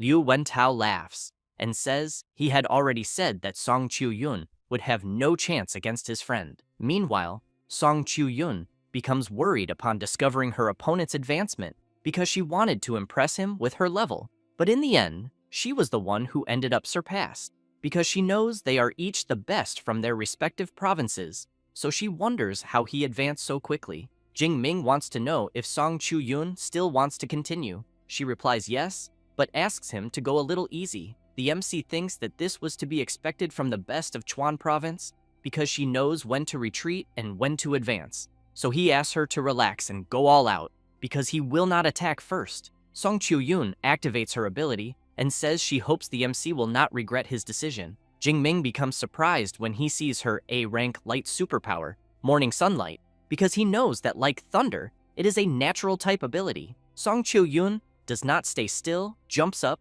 and uses her technique, Burning Light. Jingming sees that it is a technique that enhances the power of the weapon and that it is the first time he has witnessed something like that. Song Chiu-yun also uses her other ability, Heavy Slash of the Light Flame, but the MC manages to block her attack. While blocking, Jingming gives a slight smile and strikes his spear against her halberd. This forces her to retreat. Jingming comments that using a light ability to create flames is quite impressive, but makes it clear that it still lacks power. Liu Wentao becomes impressed, thinking that he does not know how many people Song Chiu-yun defeated in the Chuan province with the technique she just showed, but that his friend blocked it very easily. Song Chiu-yun grips her weapon tightly and says she will try again. She then uses her Radiant Gale Slash. While blocking all her attacks, Jingming says that the halberd is too slow and the strike is also weak, and that she needs more practice. Song Chu-yun becomes very tired and nervous at the same time. Then she shouts that it is enough because she is exhausted and that the Radiant Gale Slash is an A-rank technique that, combined with morning sunlight, can attack hundreds of times in a few seconds. And the MC broke through all of that without even using a combat technique. She then wants to know his level of mastery with the spear. Jingming says that his current spear mastery is at the master level. Song Chu-yun becomes very surprised upon hearing that and immediately wants to know how old the MC is, because she has trained with a halberd since she was 8 years old, and after 10 years only reached the advanced level. However, she turns away and says she gives up trying to beat him, because she thinks there is no way to defeat someone with an S-rank ability, absurd talent in cultivation, and comprehension. Jingming wants to know if she will not try using other techniques. She answers that his rank is higher, his spiritual power is higher, and on top of that, he has an S-rank ability, so none of her techniques would penetrate his defense.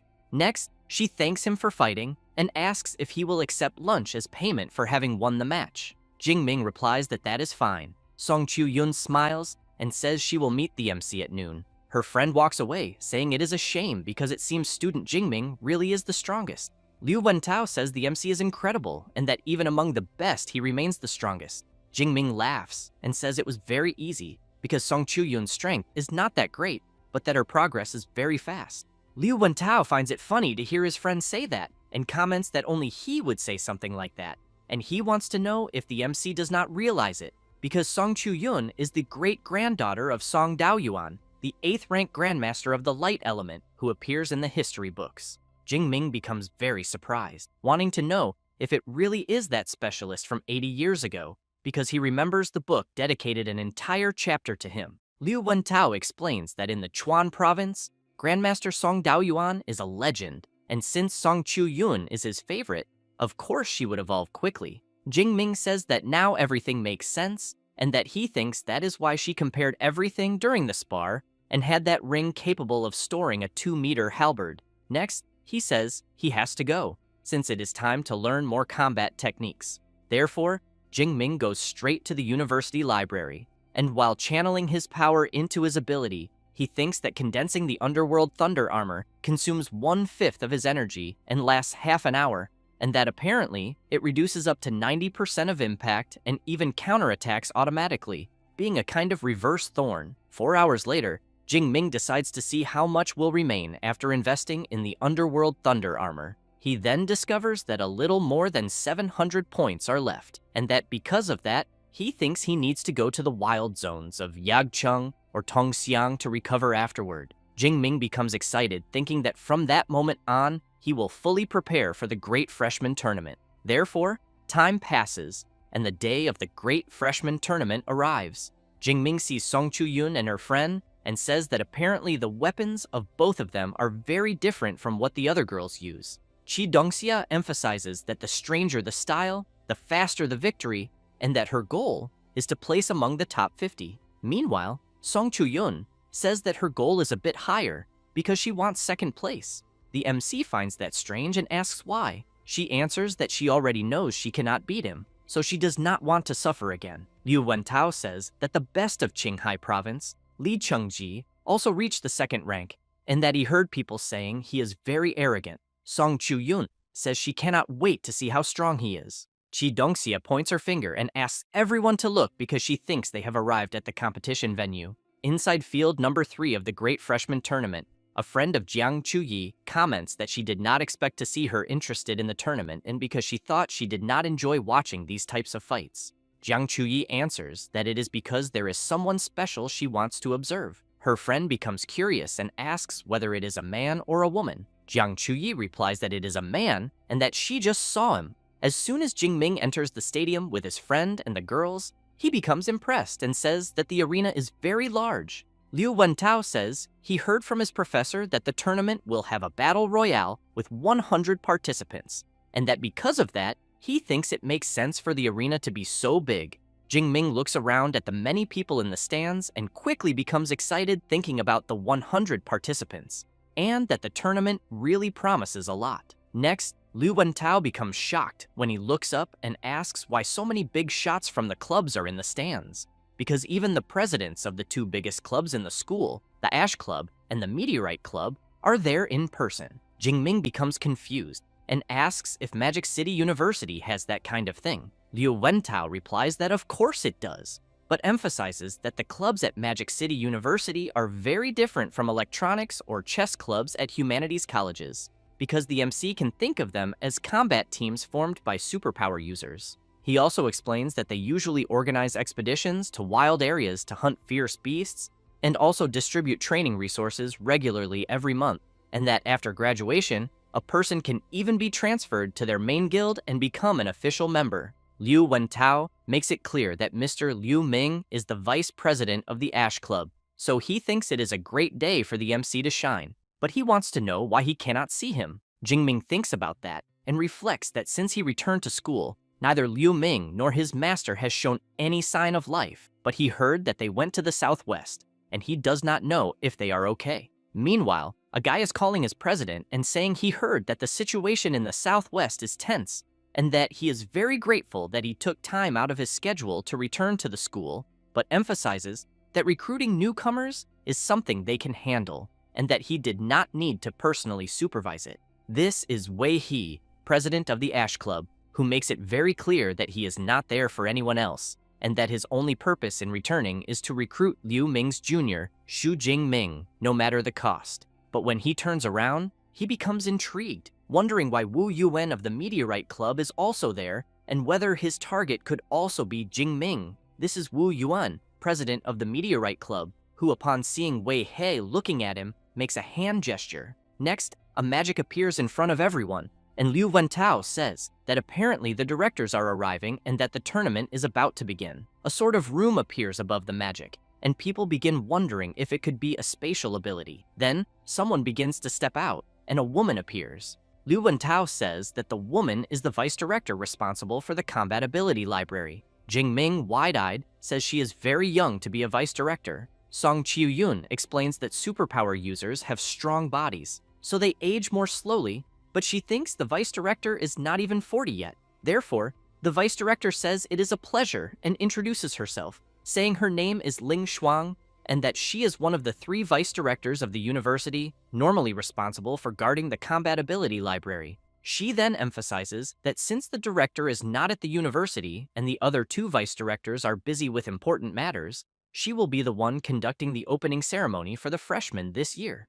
With that said, she says that first of all, she welcomes everyone to the Magic City Superpower University, and that this year's freshman class has 1,024 students, including the top 6 scorers from the provincial exams. She then says that there are 56 with A-rank abilities, 832 with rank B, 135 with rank C and D, and beyond that, the class has a rare S-rank superpower user. Liu Wentao immediately looks at his friend, as does Song Qiuyun. Ling Shuang explains that to help them grow, the university distributes resources each academic year based on their level, and that there are 5 levels in total, from D up to S. Then the Great Freshman Competition will determine their training during the first year. The vice director explains the ranking system, credit system, combat power ranking, mission system, and that competition at Magic City University is extremely intense, until someone in the audience comments that they think it would be better to cancel these systems because it would be fairer.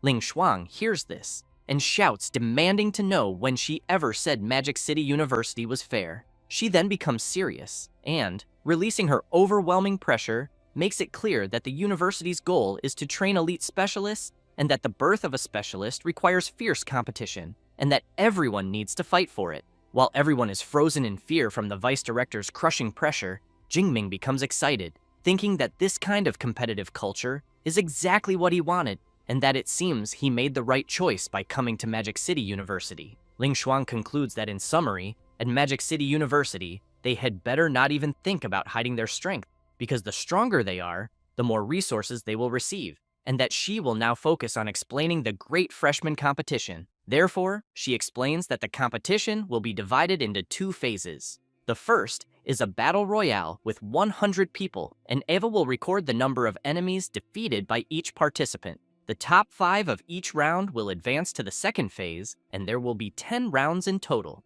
Eva shows the rewards, where first place will receive a spatial ring with a capacity of 10 cubic meters, a set of A-rank training resources, and 1,000 academic credits. Second place will receive an A-rank combat armor, a set of B-rank resources, and 900 credits. And third place, a B-rank armor, a set of B-rank resources, and 800 credits. Liu Wentao becomes impressed and asks how much a 10 cubic meter spatial ring would be worth. Qi Dongxia answers that it probably cannot even be bought with money. Then, while Eva shows the privileges of the ranked students, Ling Shuang says that the competition will determine each person's level and that the S-rank privileges will be evaluated separately by the university itself. With that said, she says she has said all she needed to say and informs Director Sun that the rest is up to her, who quickly steps forward and announces that she officially declares the Great Freshman Competition open. She emphasizes that students with exceptional performance can be accepted as personal disciples of professors,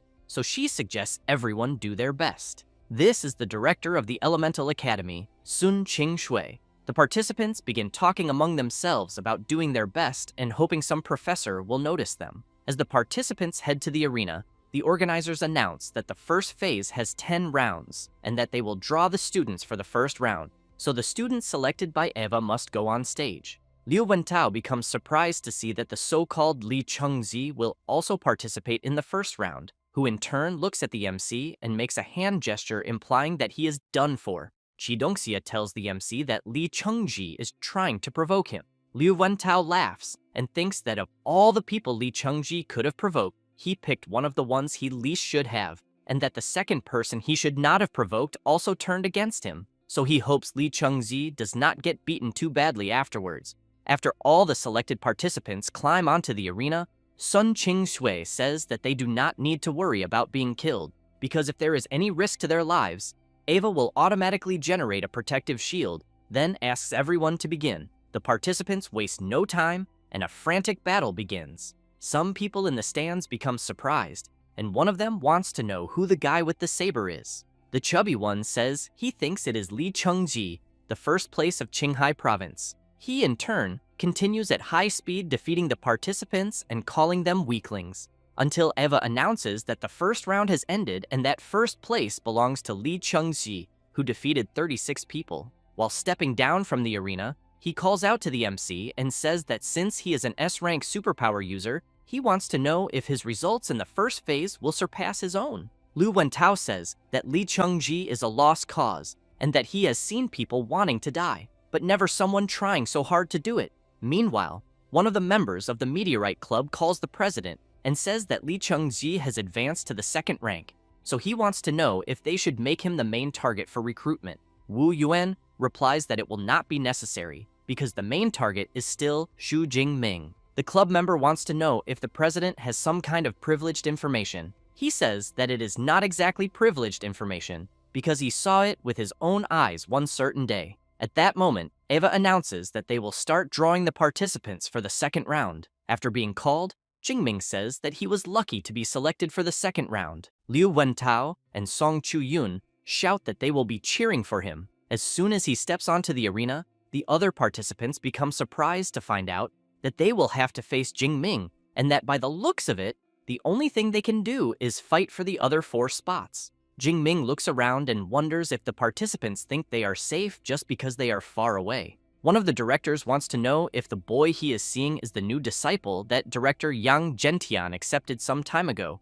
because he thinks his aura seems very sharp, and he really wants to see how he will perform. Sun Qing-shui replies yes, and says that he awakened the S-rank lightning ability, the Purple Heaven Divine Thunder. The other director becomes extremely surprised, chokes on his drink, and wants to know what is happening, because Jingming is already in the second rank, even though he was only an awakened when he entered. The other director says that it has been a little over a month, so he thinks this pace of evolution is quite frightening. Sun Qing-shui says that the old Yang Gentian did not mention such news, and that apparently he knows how to keep secrets. She then shouts for the second round to begin. The MC, while spinning his spear and releasing his power, thinks that this was already expected because compared to fighting beasts, he still prefers fighting humans.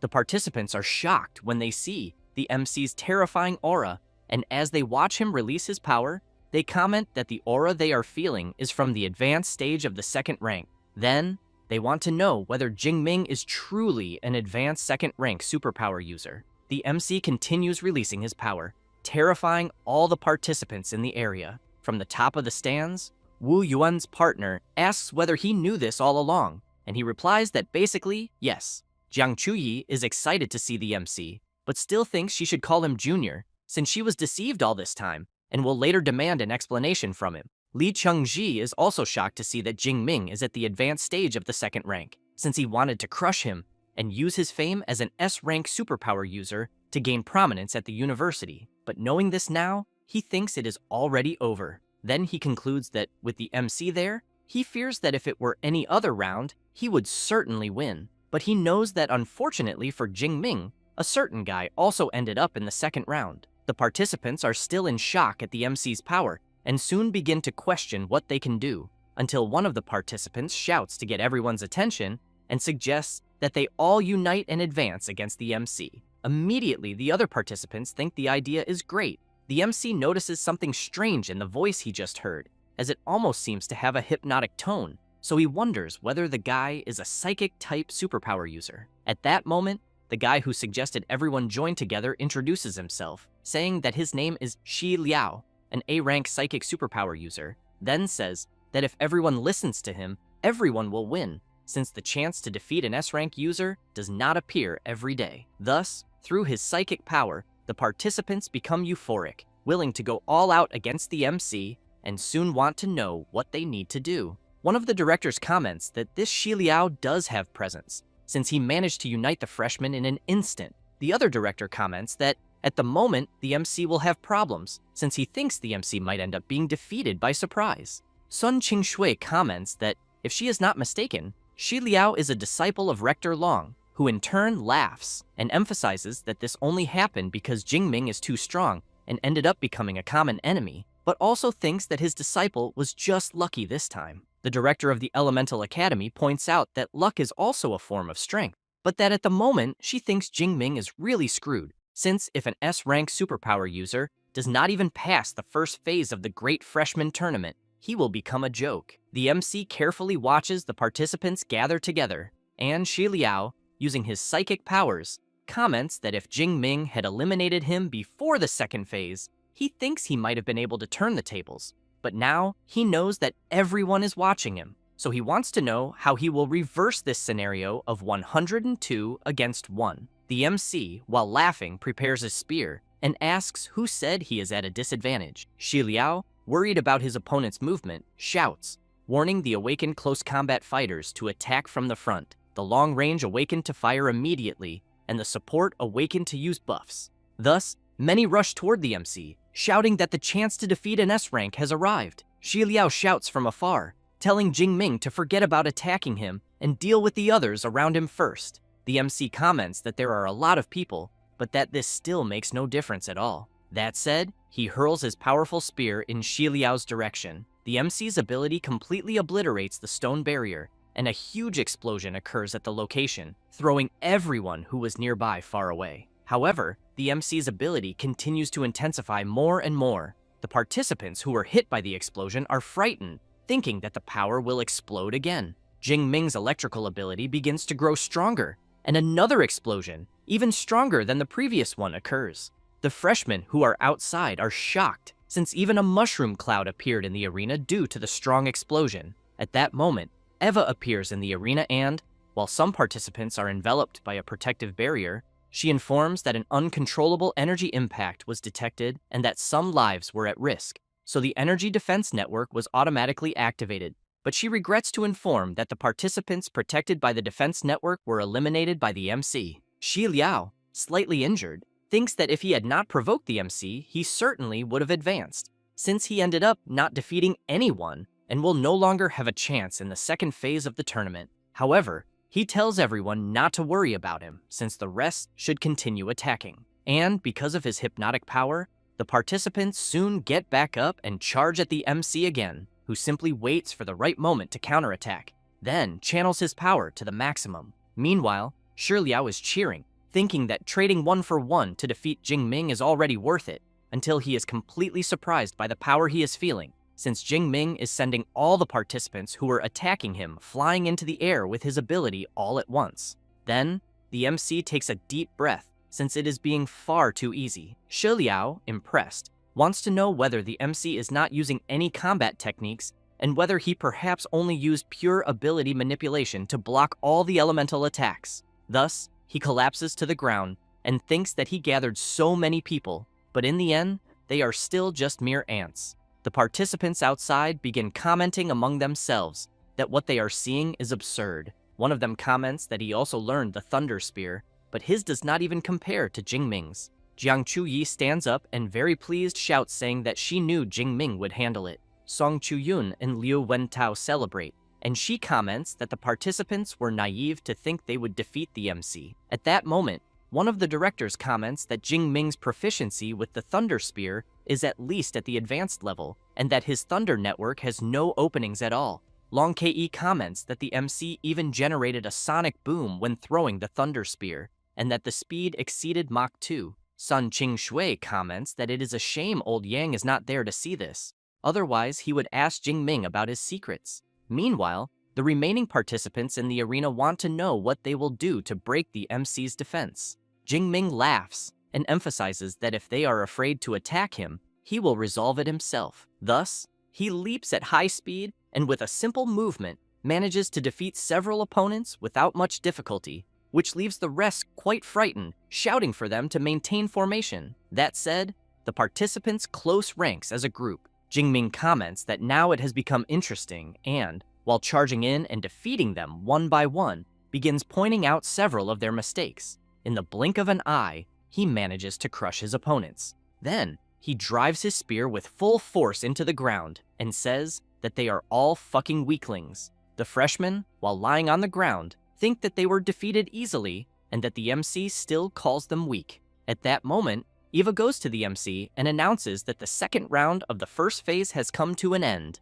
and that the one who qualified is Xu Jingming with 102 eliminations. Eva also announces that the other 4 who qualified are, but she is interrupted. Sun Qing comments that, excluding Jingming, who has already qualified, all the others will participate in the 11th round, and that there will be a repechage to select the rest. A woman in the audience comments that it is the first time she has seen a freshman competition where only one person qualifies in a round. The guy next to her, very excited, agrees and thinks that, to reach Jingming, the clubs will end up killing each other later. The chubby director wants to know whether the freshman competition has already been going on for more than 40 years. The other director replies that yes, and informs that the previous record was also held by an S rank, but with only 87 eliminations, then thinks that the MC's new record will probably last quite a while. Long Kei points out that, if he is not mistaken, Jingming took only 7 minutes to accomplish what he did, then comments that he does not know how Mr. Yang Zhentian trained the MC,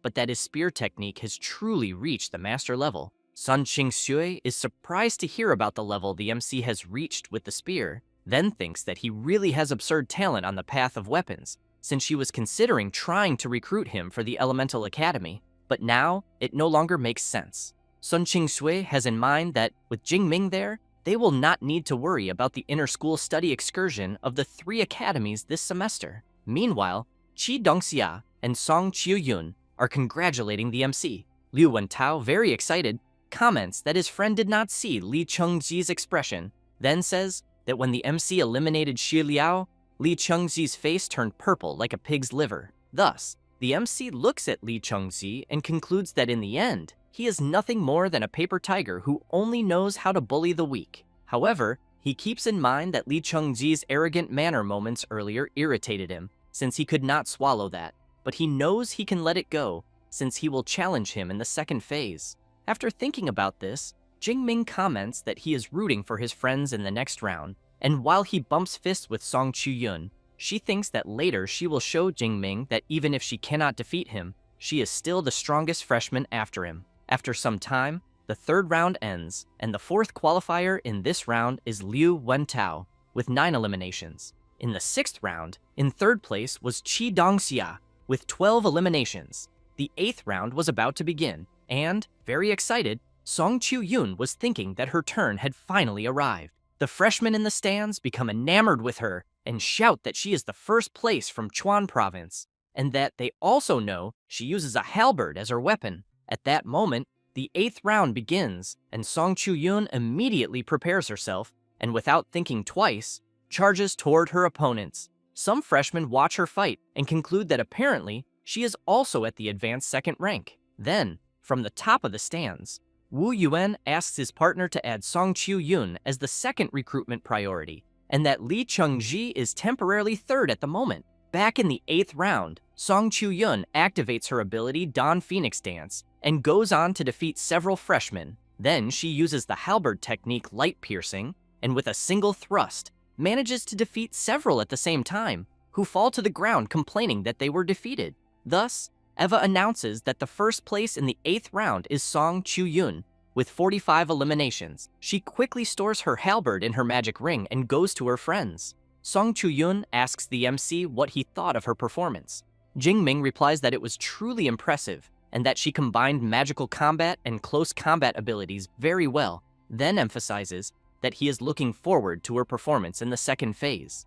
After that, 2 hours pass, and Eva announces that the second phase of the freshman competition will be the free challenge, then explains that everyone has 3 chances to challenge anyone and take their higher ranking, and that those below the top 50 cannot challenge the top 50. That said, the arena platforms begin to move. Li Chengji thinks that he needs to leave Jingming alone and wonders whether he should challenge the second place, Song Chu-yun, until he is quite startled to hear someone asking Eva that they want to challenge the third place, Li Chengji. Seeing that it is the MC making the request, Li Chengji becomes furious and immediately comments that the MC is in first place, then wants to know why he is challenging the third place. Jingming replies that the rules never said that challenges must go from the lower rank to the higher rank, and also asks whether Li Chengji really thought he was someone he could provoke at will. The freshmen around want to know what is happening, and whether the first place and the third have some kind of feud. One of the freshmen says that Li Chengji made a throat-slitting gesture at Jingming earlier with the intention of provoking him. It does not take long for Eva to announce that she has designated arena number 74 for the battle, and soon asks the participants to enter. Li Chengji comments that it is fine, and that he will see just how strong Jingming is with his S-rank ability. As soon as both step onto the arena, Eva tells them to begin. Li Chengji does not waste time and immediately activates his bestial mode of the Furious Blood Lion King, an A-rank ability. Then he charges at the MC while shouting that the MC forced him to reach this point. Jingming focuses and replies that he forced him into nothing, since this is the consequence of his own arrogance. With that said, he also advances toward Li Chengji and quickly appears behind him. However, with his transformation, Li Chengji turns around quickly and unleashes the Furious Lion Slash. Jingming blocks the attack with his spear and, due to the powerful impact, sends the huge lion flying backward, who becomes terrified upon realizing that the MC's strength is greater than his own. At that moment, Jingming begins channeling his power and unleashes his Divine Thunder of the Purple Heaven ability onto the lion, who starts screaming, saying that it hurts too much. Li Chengji tries with all his might to withstand the MC's attack. The people in the stands, seeing this, comment that Li Chengji is a body reinforcement type superpower user of the second rank, so they think that if he cannot endure it, the pain must be immense. But they also know that the most frightening one is Jingming, since he is controlling the Thunder's power to torture his opponent, keeping the pain below the limit so that Eva does not yet declare defeat. Until, after some time, Li Chengji can no longer resist and collapses heavily onto the ground. Eva quickly announces that the winner of the fight is Jingming. After dissipating his ability, the MC thinks it is a pity, since he wanted to continue torturing him, but he knows that the time he tortured him should already be enough for Li Chengji to remember it for the rest of his life. And he also hopes that Li Chengji learns his lesson and controls himself more. Otherwise, he thinks that with his personality, he will end up in serious trouble. Then Li Chengji wakes up in terror, thinking that for a moment he thought he was going to die. and when he looks to the side, he breathes a sigh of relief upon seeing that the MC has already left. However, Song Chu-yun calls Eva and comments that she also wants to challenge the third place, which leaves him unable to believe what he is hearing, since he has just fought and was almost killed. And, after some time, Lee Chung-ji, with his bestial form active, is being brutally struck and thrown far away, and as soon as he crashes heavily to the ground, Eva announces that the winner of the fight between the second place and the third is Song Chu-yun. Lee Chung-ji is quickly placed on a stretcher, and, while being taken to the medical wing, Song Chu-yun runs to her friends and asks the MC if he saw how she finished off Lee Chung-ji. He replies that he did, and congratulates her on the great fight. She bumps fists with him and laughs a lot. The freshmen, seeing this, begin to get nervous, wanting to know what is going on between them, because they can see that there is something in the air between the two, until one of them tells everyone to shut up and keep their voices down, because he does not want to end up like Lee Chung-si, getting beaten up by a couple fighting as a duo. After that, 4 hours pass, and Sun Ching-shui announces that time is up and that the great freshman competition is officially over, and that she will now announce the final results. It does not take long, and a big screen shows that Jingming finished in first place, Song Chu-yun in second, and Lee Chung-ji in third. And below that, in 26th place, Chi Dong-xia, and in 39th place, Liu Wentao. Then Sun Ching-shui asks everyone to access the school's official website and fill out their academy selection. Song Chu-yun becomes curious and soon wants to know which class Jingming ended up in. He shows that he is in the Weapons Academy, Freshman Class 2, then wants to know which one she got into. Song Chu-yun says that she is in the Elemental Academy, Freshman Class 3. Chi Dong-xia sees the MC and her friend, and laughing, comments that they are getting very close, and that she is already even calling the MC just Jingming. Liu Wentao emphasizes that Song Chu-yun calls his friend that today, but in the future, he thinks she will already be calling him love. At that moment, Sun Ching-shui informs that the academy distribution has ended and that the opening ceremony and the great freshman competition are officially concluded. In addition, the students who performed well in the competition will later receive recruitment messages from exclusive mentors, and for that reason, everyone should stay very attentive. One of the directors laughs and emphasizes that this batch of freshmen is much tougher than the previous one. Long Ke agrees and points out that especially Jingming, since he thinks that in 1 or 2 more years, he will dominate the entire school. After leaving the stadium, the MC asks whether his friends are hungry and if they want to eat. Song Chu-yun thinks this idea is very good, but makes it clear that the king of the freshmen is the one who should pay the bill. After all, he is about to get rich with the 10 cubic meter spatial ring. Jingming replies that it is fine and that everyone can order whatever they want. Liu Wentao gets excited and shouts, saying that his friend is the best. At that moment, Wu Yuan approaches the MC and asks him to wait a moment. Jingming immediately wants to know who he is. Wu Yuan introduces himself and says that he is the president of the Meteor Club and that he would like to invite the MC to join his society. Then he emphasizes that since the MC is currently the only S-rank student, the Meteor Club will show its sincerity. With that said, he explains that Jingming only needs to join them to take the position of vice president, receive 100 credits per semester, and obtain a B-class resource. The people around are indignant when they hear that the MC is receiving an offer to become vice president, since they know that the Meteor Club is one of the largest in the school and that having just this vice presidency on one's resume would certainly allow a person to enter an elite guild after graduation. However, Wu Yuan hears someone asking whether the Meteor Club is not being a bit stingy by offering only the vice presidency. It is Wei Hei who immediately invites Jingming to join the Ashes Club and comments that he can directly be the reserve president, since when he graduates, the MC will be the president and will not miss out on any of the other benefits. The people around go crazy over the offers Jingming is receiving. Wei Hei keeps in mind that the Meteor Club is subordinate to the Meteor Guild,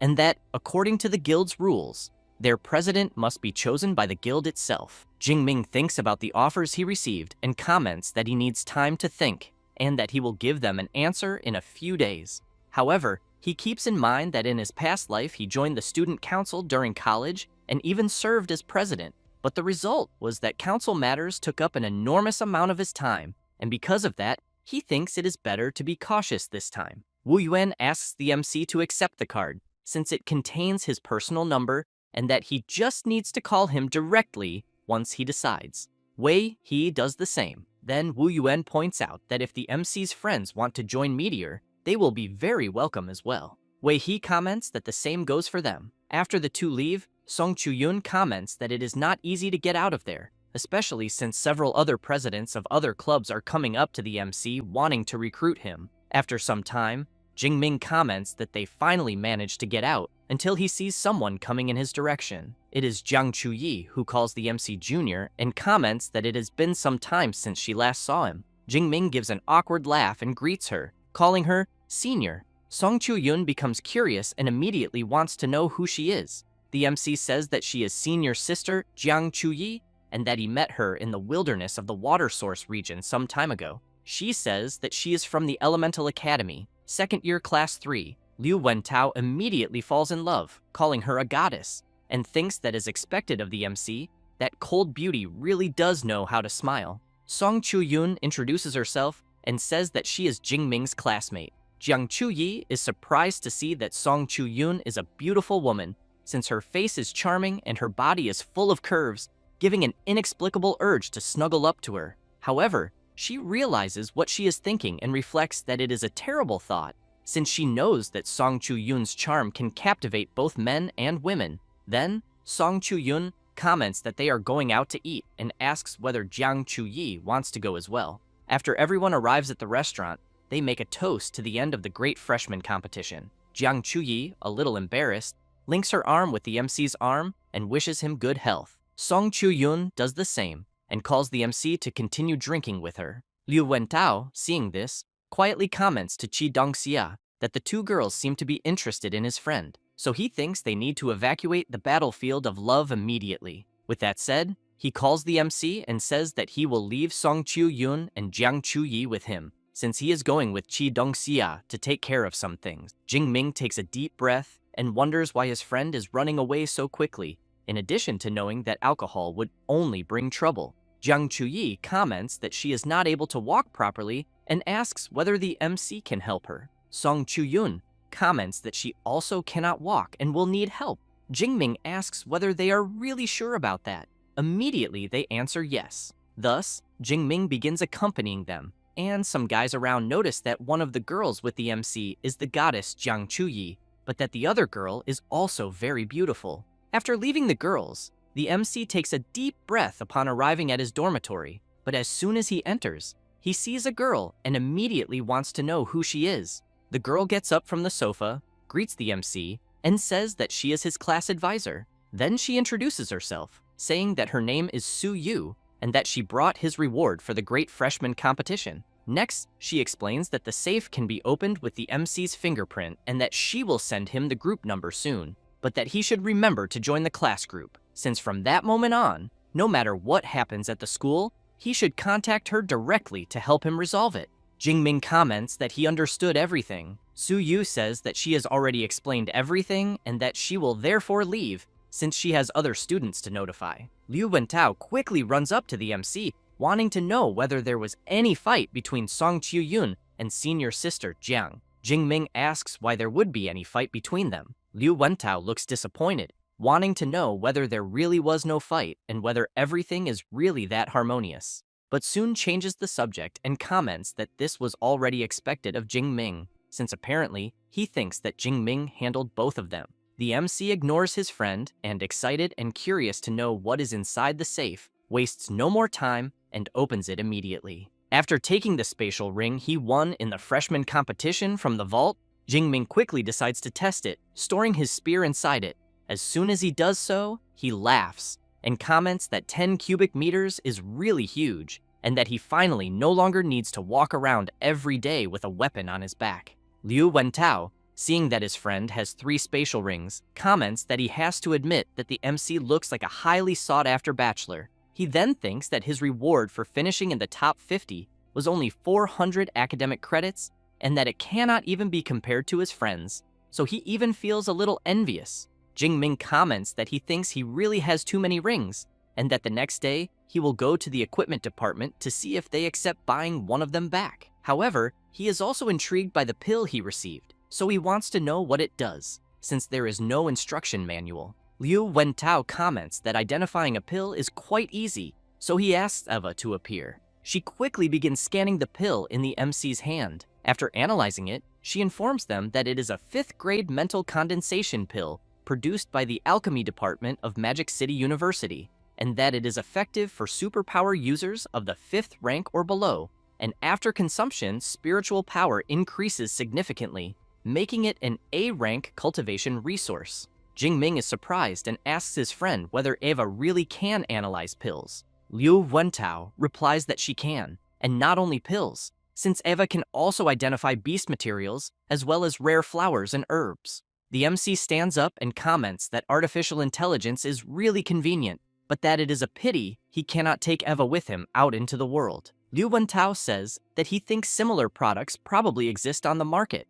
After some time, Jingming goes to the training room on the 2nd floor and thinks that he wants to see how much spiritual power he currently has, since he keeps in mind that physique and spirit are the 2 fundamental attributes, because the higher they are, the longer a skill lasts and the stronger it becomes. But that, on the other hand, increasing them is extremely difficult, since exchanging skill points for spiritual power is getting more and more expensive, as it started at 1.2 and at the moment has dropped to 1.1. Thus, while swallowing the pill, he hopes it brings some kind of surprise. After consuming it, its effect soon begins to emerge. Jingming opens his status window and realizes that his spirit increased by 50 and surpassed 1,000, and he also saved 500 skill points. So he thinks the pill's effect is really excellent. Then he takes his spear from the spatial ring and concludes that, since he is full of energy, he will train for 2 hours before sleeping. The very next day, somewhere in the city, Jingming is thinking that after selling the rings, his assets easily surpassed 100 million, and he has already reached a small goal. So he realizes that superpower users really make a lot of money. After taking a ticket from the machine, Jingming hears Eva calling number 14 and asking the person to go to alchemist number 3, so he thinks that he is still at number 43 and therefore believes he will have to wait at least an hour until it is his turn. Thus, he starts walking around the place, and just as he is about to sit down, he hears Jiang Chuyi calling him and wanting to know what he is doing there. Jingming laughs, greets his senior, and asks if she has already sobered up from last night. A bit embarrassed, Jiang Chuyi replies that she sobered up a long time ago. However, she wants to know if Jingming is there to sell the rare flowers and herbs they found in the cave last time. The MC replies that not exactly, and emphasizes that if he finds an alchemist to refine them, he thinks that would be better than selling them directly. At that moment, Jiang Chuyi laughs and asks whether the MC is really looking for an alchemist, and whether, by any chance, he does not feel that there is an excellent and beautiful alchemist right next to him. Jingming is surprised and asks if she is not just an amateur alchemist. She does not really like being called that, and explains that she has a 2nd grade alchemist certificate, and that refining a few 2nd grade pills is a piece of cake. Next, the MC is surprised to hear Jiang Chuyi saying that she no longer intends to go into the wilderness to record content, because she will work as a full-time alchemist. After that, the two sit down, and Jiang Chuyi says that after the last crisis, she realized that the wildlife might not be what she is looking for, but that she will still make videos, though for now, they will be about her daily life refining medicines. Jingming comments that he thinks that if she changes the style of the videos, she will probably lose a bunch of followers. Jiang Chuyi replies that she knows this, and says that she is an orphan, as her parents died in a beast wave when she was still a teenager, and after awakening an A-rank ice ability, she worked very hard to enter the university, but her financial condition was terrible. But when the videos blew up, her income increased with sponsorships from combat gear and weapons. Yet deep down, she always preferred researching and refining pills. Next, Jiang Chuyi emphasizes that if the MC had not saved her last time, she thinks she would have died, so she cannot count on that luck all the time, and therefore decided to change her focus. Jingming wishes her good luck and comments that he will be rooting for her transition. However, he wants to know if a superpower user of ice can really become an alchemist. Jiang Chuyi laughs and comments that apparently it is clear that the MC does not understand much about alchemy. Thus, she explains that there are enchanted cauldrons and pill furnaces that convert energy abilities into flames, and that, for example, The MC's lightning element also works for refining medicines. Jingming, after learning this, comments that he will leave the rare flowers and herbs with her. Jiang Chuyi wants to know if he is really going to let her help him. Then she emphasizes that since he trusts her so much, she will not stand on ceremony, as she will deliver the finished pills in at most 1 week. At that moment, Jingming is surprised by the message he has just received. And after some time, at the place where Rector Yang Gentian resides, a guy is commenting that before returning, he saw many news posts about the junior brother on the university's official forum. The woman also comments that she saw it and soon wants to know if the MC is really that incredible. Liu Ming replies that the two of them will find out soon, since he will certainly surprise them. The woman wants to know if this is really serious, as she thinks she will have to check it carefully later, but she keeps thinking that the junior brother must be strong, although she still thinks the senior brother is exaggerating a bit.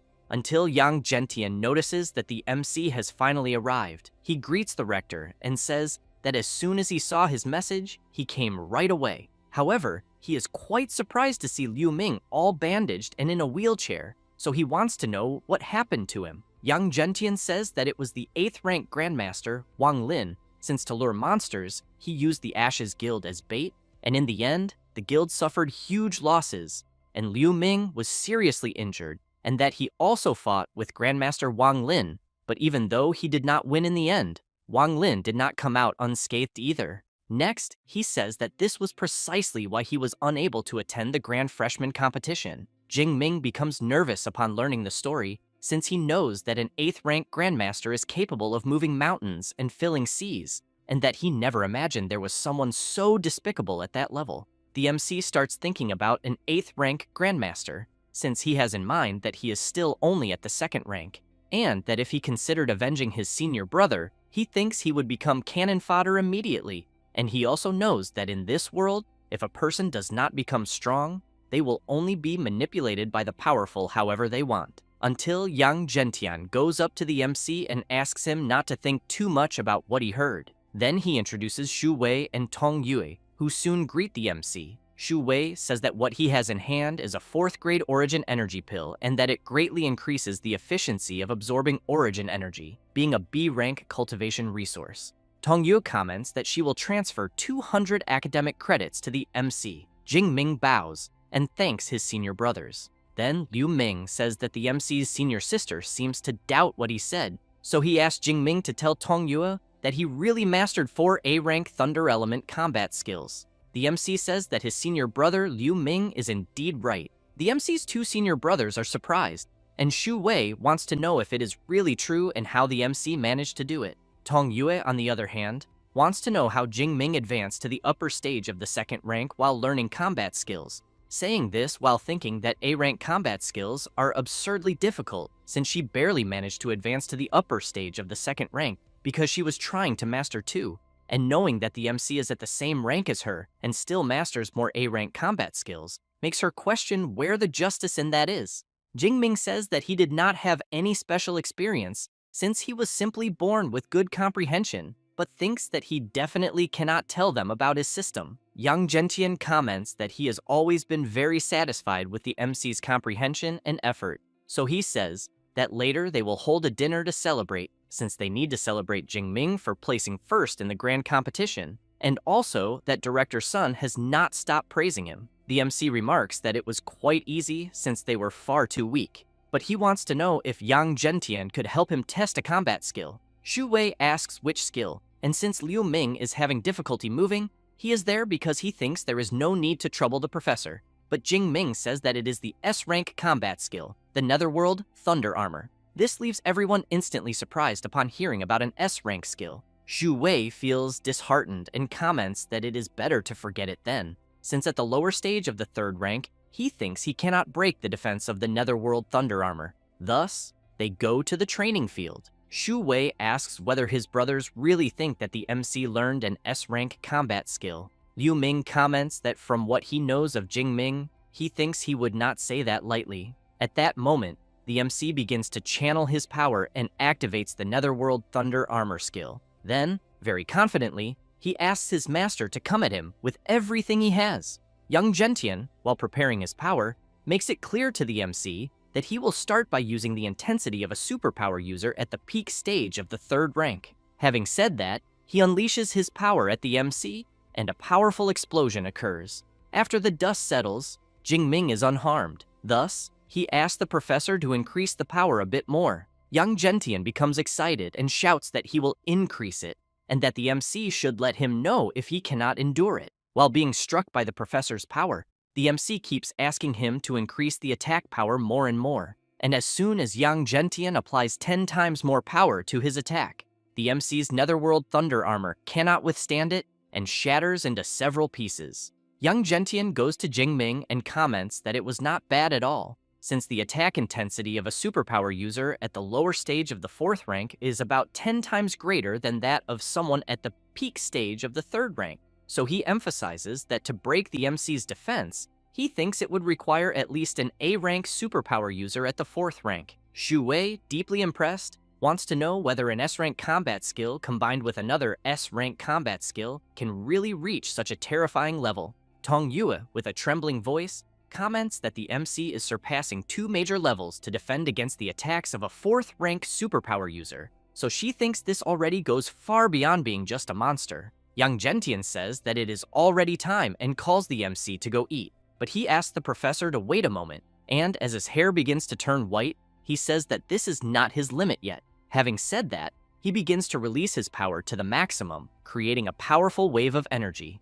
Everyone is impressed, and Liu Ming wants to know if it could be the extreme thunder state and whether Jingming's immortal thunder body has already advanced to the 3rd layer. Tong Yue has in mind that her immortal thunder body is still only at the 2nd layer, but that the MC not only mastered 4 A-rank combat skills and 1 S-rank skill, but also broke through to the extreme thunder state. Young Gentian, very excited, prepares his power and comments that he had been wondering how Jingming's physical body could withstand an impact of such greatly increased intensity so easily, then concludes that it was because his immortal thunder body had already entered the 3rd layer. Having said that, he channels even more power to unleash at Jingming and see if he can endure it. 3 minutes later, the MC is on his knees on the ground. Young Gentian comments that it was incredible, since Jingming managed to withstand 20 times more, and this means that it would require the attack intensity of a superpower user at the intermediate stage of the 4th rank to break his defense.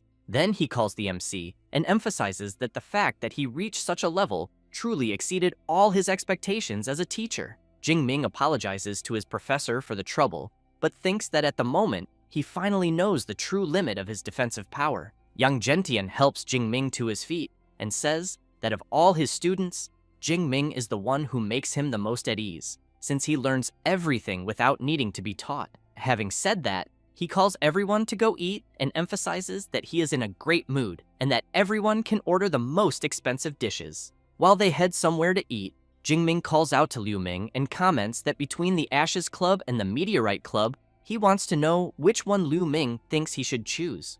Immediately, Liu Ming replies that Jingming should choose the Meteorite Club. Xu Wei looks back, surprised, and comments that he thought Liu Ming wanted the MC to enter the Ashes Club. He explains that if there were no problems with the Ashes Guild, he would certainly like Jingming to join them in the Ashes Club, but at the moment, he knows that the Meteorite Club is clearly the best choice. Young Gentian calls the MC and explains that actually, he can stay in a club for 1 or 2 years, and then create his own in the 3rd or 4th year, and that after graduation, these people will be the first foundation for building his own power. Jingming is intrigued by this idea of building his own power, so he wants to know if it is really necessary. Young Gentian asks if he knows why he failed to enter the Grandmaster realm, saying it was because he has no faction. He had to take care of everything personally, and that wasted too much time. Then he asked Jingming to keep well what he just said, because only when he has a faction to handle the smaller tasks will he be able to fully focus on cultivation.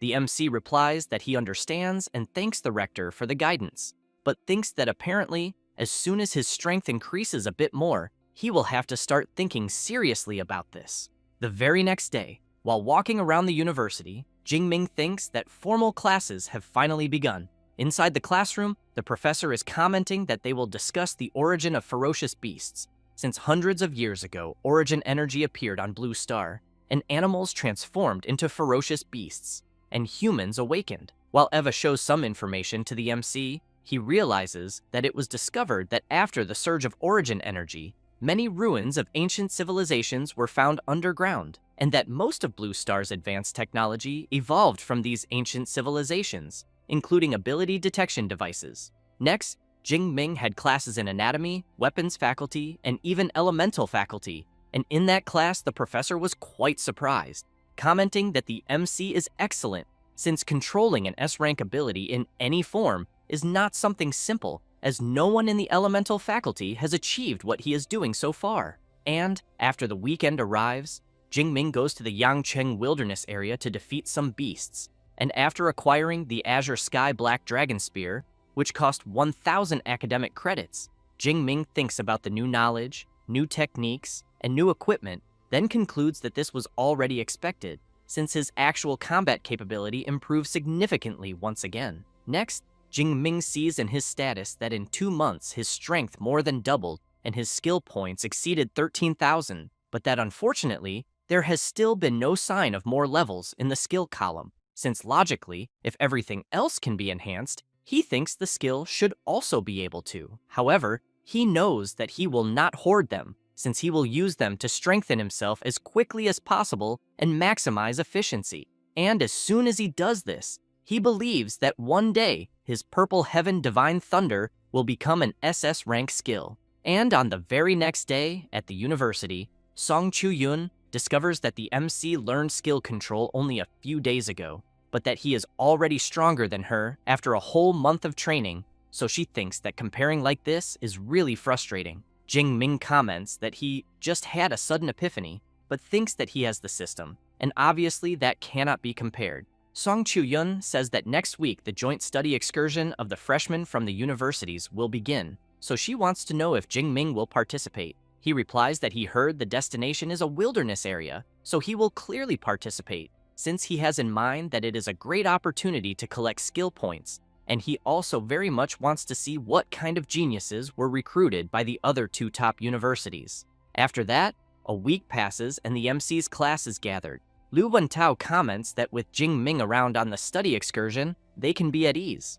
Song Chu-yun agrees and emphasizes that even without an S rank like him, they have already placed first for 4 consecutive years, so she thinks it seems that the 5-time championship is already guaranteed. At that moment, the door of the special passage begins to open, and Ling Shuang appears greeting everyone and saying that she will be responsible for conducting the meeting about the study excursion. Next, she asks Eva to expand the map and says that the destination of the excursion is the wilderness area of Magma Cave number 7, located deep in the mountains of Shuiyan City, Qian Province. The students are surprised, commenting that as expected of a magic cave, it is truly terrifying, and that they also heard that only places where countless superpower users have died can be called magic caves. Ling Shuang informs them that she will lead the team on the study excursion, and each faculty will also designate their mentors, and that the upper management will allocate a batch of resources to the 3 schools based on the final ranking of all participants,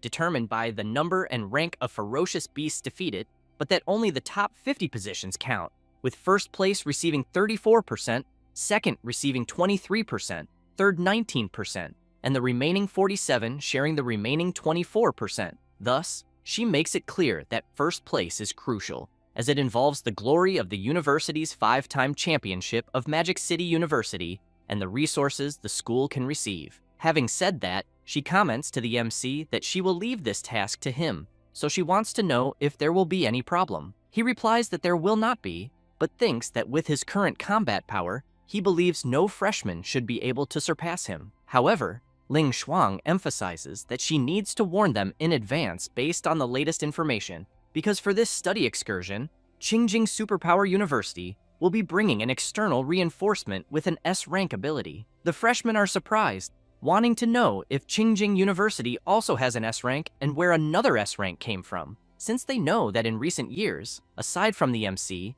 no new S-rank has appeared in all of Daxia, making it truly strange. While Eva shows the image, Ling Shuang says that this S-rank is not from Daxia, but rather an exchange student that Qingjing Superpower University brought from Shadu, and that his name is Kiran Rao, and he possesses an S-rank enhancement type ability, and is at the lower stage of the 3rd rank. Jingming is intrigued to learn that this Kiran Rao is at the 3rd rank. The other freshmen are even more surprised and soon want to know whether a freshman can really reach such a level. Ling Shuang emphasizes that the data she has was all collected by Eva and that, therefore, she believes there is no mistake, but that unlike them, Kiran Rao is already 20 years old. Upon learning Kiran Rao's age, the freshmen feel more relieved since it now makes sense, as it is 2 more years of cultivation time than them, and one of the freshmen comments that in India people enter university at 20 years old. Song Chu-yun then looks at Jingming and thinks about Kiran Rao, who is at the 3rd rank and is an S rank, so she knows that as things stand now she has no chance against him. But even so, she thinks that Jingming does not seem worried at all. The MC keeps watching Kiran Rao's hologram and thinks that he does not care at all if Kiran Rao is also S rank, since he is used to facing enemies of higher rank. Then he reflects that with 3 S rank combat skills, 4 A rank ones, and spear mastery at the master level, he sees no reason to be afraid. And besides, this competition is based on the quantity and rank of ferocious beasts defeated, so he knows that in this regard, he will not lose to any freshman, not even to an S rank at the 3rd rank. Ling Shuang observes the MC being completely unconcerned and thinks that this is very good, since he truly deserves the title of the most outstanding S rank student the school has had in recent years. Because even under so much pressure, he remains confident. She also knows that approving the special grant of SS rank Tyrannosaurus Essence blood for him was worth it. Thus, she reflects that Qingjing Superpower University is bringing external help precisely because 1st place has priority in resource distribution, and that apparently they will be disappointed this time. With that in mind, Ling Shuang says that she has informed them about the overall situation of the study excursion and informs them that there are 7 days left and that they should make good use of the time and prepare properly. After that, 7 days pass, and Jiang Chuyi is integrating detoxification pills, healing pills, superpower recovery pills, and awakening pills, then explains that all of them are 2nd grade with 20 pills per bottle, and that she thinks they are easily enough for the entire month.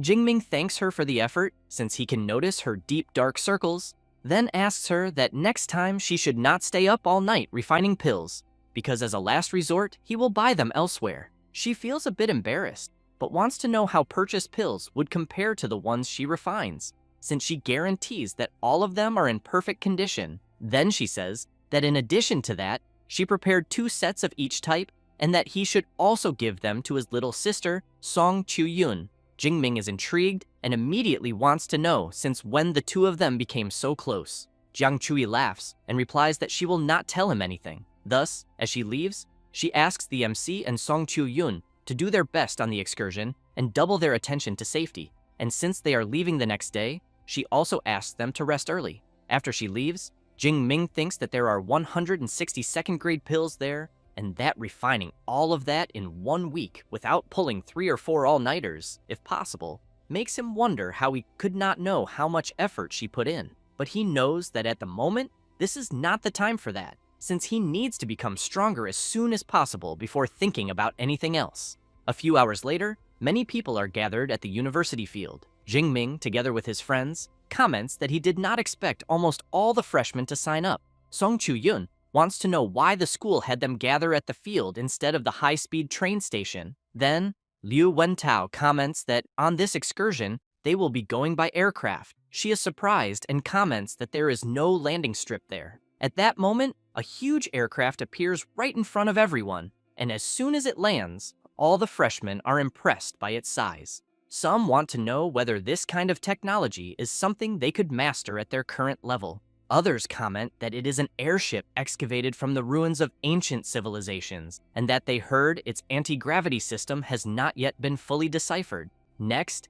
Ling Shuang appears and calls all the freshmen to board the ship. Thus, they quickly begin to enter, and after everyone is inside, Ling Shuang activates the 2 polarities spatial realm, causing the aircraft to take off. Inside, the MC's class is surprised to see that the ground they are standing on has become transparent, and Qi Dongxia wants to know why. Liu Wentao comments that director Ling Shuang truly deserves the title of 8th rank Grandmaster, since the 2 polarities spatial realm they are seeing allows the airship to exist isolated from external space, so they do not need to worry about flying ferocious beasts during the flight.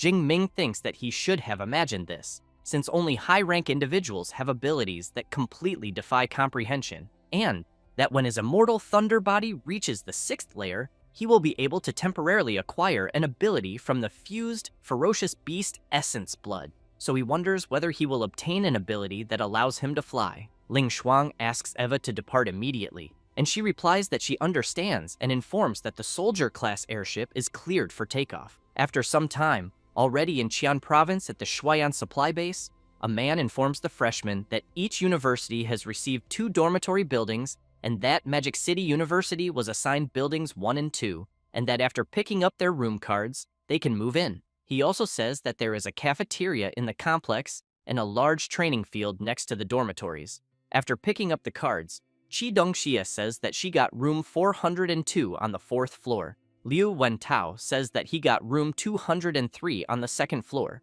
Jing Ming comments that he got room 504 on the 5th floor. Song Chuyun laughs and says that she got the room next to the MC. Jing Ming comments that since he has a large spatial ring, he will not even need to go to the room to drop off his luggage. So he says that he will go straight to the training field. Song Chuyun says that she already expected that from him, but that she will go along as well. As soon as they arrive at the large training field, Song Chuyun points ahead and asks if the guy they are seeing is not the S rank from Qinggen's Ning University. Kiran Rao is training, while several people are impressed by his training, wanting to know how much weight he is lifting with each dumbbell, until Kiran Rao notices the MC and wonders if it is really him. Then he quickly drops the dumbbells on the ground and runs over. Where the dumbbells fall, due to their enormous weight, they end up cracking the ground. Kiran Rao goes up to the MC, introduces himself, and emphasizes that it is a pleasure to meet him.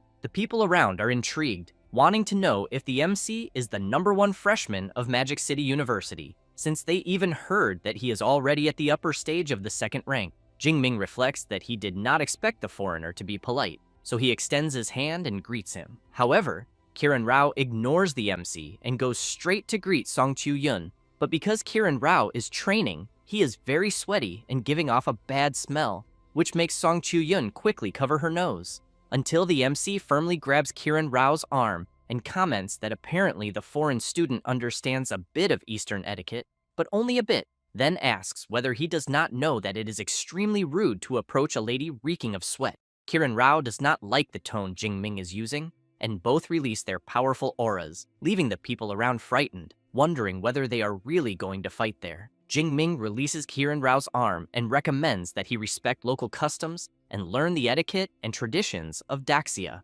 After Jing Ming and Song Chuyun leave, Kiran Rao keeps thinking about the absurd strength that the Magic City S rank has, since he did not even move a centimeter, and wonders where a lightning element user gets so much physical strength. However, he knows that the girl from the Song family of Chuan province is truly extraordinary, so he wants to know what her relationship with Jing Ming is.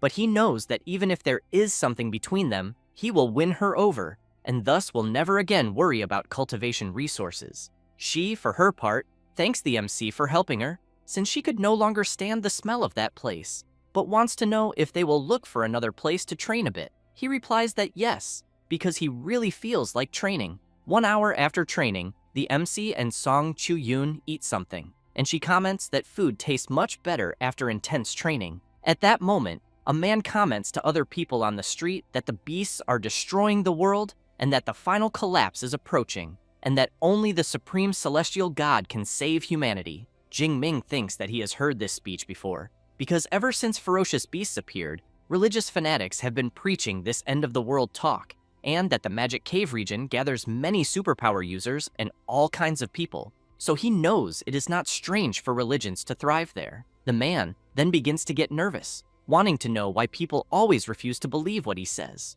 Thus, he takes a knife from his clothes and comments that now he understands, since he thinks it must be because the price people have paid has not yet been high enough. Next, he starts shouting that only by feeling pain will they be able to understand the greatness of the celestial god. Then, he lunges at a woman and a child. Jing Ming notices this and with his incredible speed, manages to completely take down the religious lunatic.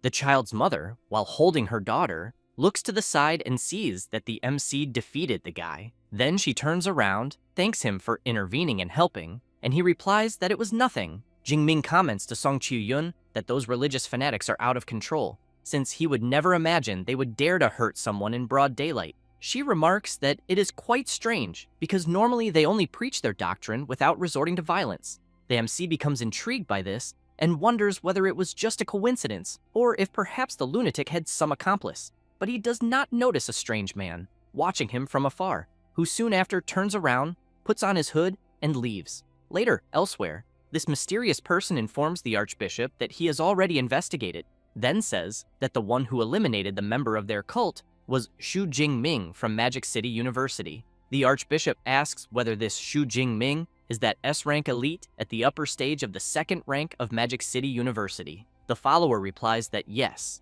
and says that during the entrance exam of the martial arts faculty, he was still just an awakened and not even half a year has passed, and Jingming has already reached the upper stage of the second rank. The archbishop becomes serious upon learning this, and emphasizes that if they let such a monster grow, he fears that he will truly become a big problem. That said, he asks the follower to withdraw for now, since the divine blood is about to emerge inside the magic cave, and what he is delivering is the divine blood indicator. So he stresses that the follower will be responsible for organizing the personnel to retrieve it, and to remember not to use the name of the cult of destiny. The follower replies that he understands, and that he will do everything within his power. The archbishop, while using his ability, thinks that within a month, the cult of destiny will reveal itself to the world, and then Xu Jingming, along with the elites of the 3 schools, including that S rank from Shadu, will all become sacrifices for their cult. After that, on the next day, the vice director of USQJ, Xu Ping, greets all the students from the 3 universities, introduces himself, and then says that the study excursion the students will have will officially begin at 9 in the morning that day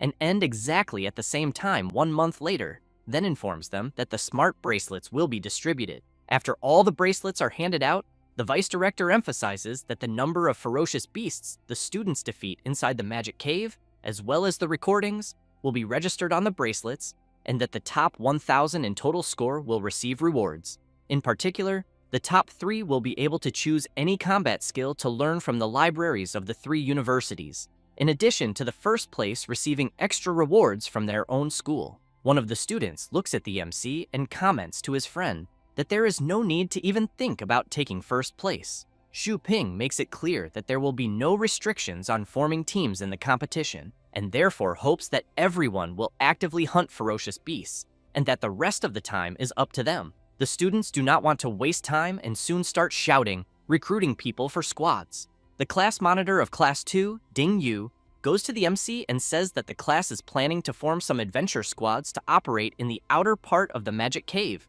so he asks whether he wants to join them. Jing Ming replies that he will not join a team and suggests that the monitor can form the groups without him. Song Chu-yun hears the MC and soon asks whether he still intends to act alone when they enter the magic cave later. He says that his objective is the central region of the magic cave, and that moving with other people will only slow his pace, since he has in mind that the outer part of Magic Cave number 7 has ferocious beasts from the 1st to the 3rd rank, while the central region ranges from the 3rd to the 5th rank, and that at the moment he can deal with ferocious beasts at the lower stage of the 4th rank and still escape from those of the 5th rank. So he knows that naturally, going to the central region is the best choice. Song Chu-yun, somewhat intrigued, emphasizes that she thinks she would turn into minced meat if she entered the central region of the magic cave. But even so, she believes it should take 1 or 2 days to go from the periphery to the central region, so she asks whether, during that time, she can go together with the MC. He smiles and replies that yes. Song Chu-yun becomes excited and says that they will be leaving together soon. At that moment, Kieran appears calling out to the MC. He then comments that he is looking forward to his performance, since he hopes he will not fall too far behind. Jing Ming simply replies 100%, which leaves Kieran quite confused, trying to understand what that means. The MC turns around saying that he will defeat him with 100% certainty, which makes Kieran very nervous, saying that this is nothing but empty talk, since this time he will use an overwhelming victory to show all of Daxa his true strength. The vice director goes to the gate and announces that he officially declares the start of the study excursion. The students immediately begin to run, excited by the challenge. 7 hours later, inside Magic Cave number 7, the MC and Song Chu-yun are moving slowly since there are several creatures ahead. Song Chu-yun comments that although iron-furred pangolins are second-rank ferocious beasts, their fur is harder than a lower-grade alloy, and therefore they are not easy to deal with at all. Jingming asks her to leave the creatures to him. Saying that, he charges forward with everything he has. The pangolins do not stay still either, and roll forward at full speed toward the MC, who in turn attacks using his spear, defeating them one by one. Song Chu-yun is impressed when she sees her friend fight, and thinks that each thrust of his spear hits a weakness directly, without a single mistake, so she knows that this is not something that can be achieved merely with a high rank, since it requires frightening intuition and experience. She then also notices that his control over the skill is extremely refined, to the point that it can be said he perfectly masters every thread of energy in his own body without wasting a single drop. After eliminating the creatures, Jingming thinks that he eliminated 12 second-rank iron-furred pangolins and collected a total of 276 skill points and another 1,200 points of score. In addition, since the ferocious beasts deeper inside have a higher rank, he thinks it is possible to obtain at least 30,000 skill points during this month of the excursion, so he wonders whether he will be able to raise his superpower to SS. Song Chu-yun goes to Jingming saying that she will help him and comments that he is quite different from other lightning element users. The MC is surprised and asks how he is different. She explains that most lightning users are always very unrestrained in the use of their abilities, but he is restrained, very careful, in the way he uses his skill. Jingming explains that all of this is because of his endurance, then says that if he used the divine thunder of the purple sky, he could annihilate the group of ferocious beasts that were there in an instant. But since he knows that this would be like using a cannon to kill a fly, he ended up choosing to conserve his ability, since he can eliminate these ferocious beasts easily. Song Chu-yun says that she understands, but thinks it is a pity, because she wanted to see him fight at full strength, but that apparently she will not have that chance yet. Time passes, and Jingming comments that it is getting dark and thinks it is better for them to look for a place to rest and head out again the next day. As soon as he opens the map, he sees that apparently there is a pond nearby, since he knows that water sources in wilderness areas are precisely where ferocious beasts gather the most. Therefore, both of them start running, while Jingming comments that it is not far from where they are, and that they can eliminate another wave of creatures before nightfall. It does not take long for them to reach the lake. The MC is surprised and soon wants to know what is going on, since it is impossible for there to be no beasts near a water source, until a huge tiger appears from the middle of the forest and goes to the lake to drink water. However, inside the water, there is a huge crocodile just waiting for its prey, which quickly lunges at the tiger and begins to attack it, then throws the feline out of the water. This surprises the MC, so he comments that the reason there are no creatures near the lake is precisely because of the terrifying giant crocodile. Song Chu-yun says that it is a 4th-rank ferocious beast, and that she would never have imagined they would encounter such a creature right in the outer part of the Magic Cave, since she knows that 4th-rank ferocious beasts have extremely keen perception and that they may have already been discovered. Jingming steps forward and tells his friend not to panic, since he knows that a 4th-rank ferocious beast is strong, but it is not as if he cannot deal with it. Saying that, while channeling his lightning power, he adds that he has already eliminated more than one 4th-rank ferocious beast back in the wilderness area of Yangcheng. Song Chu-yun is surprised and soon wants to know what exclusive combat skill Director Yang taught him. Jingming says that the immortal thunder body is powerful, but that there is an even more efficient technique to deal with 4th-rank beasts. Suddenly, a loud clap of thunder resounds. Song Chu-yun wonders if it is going to rain. At that moment,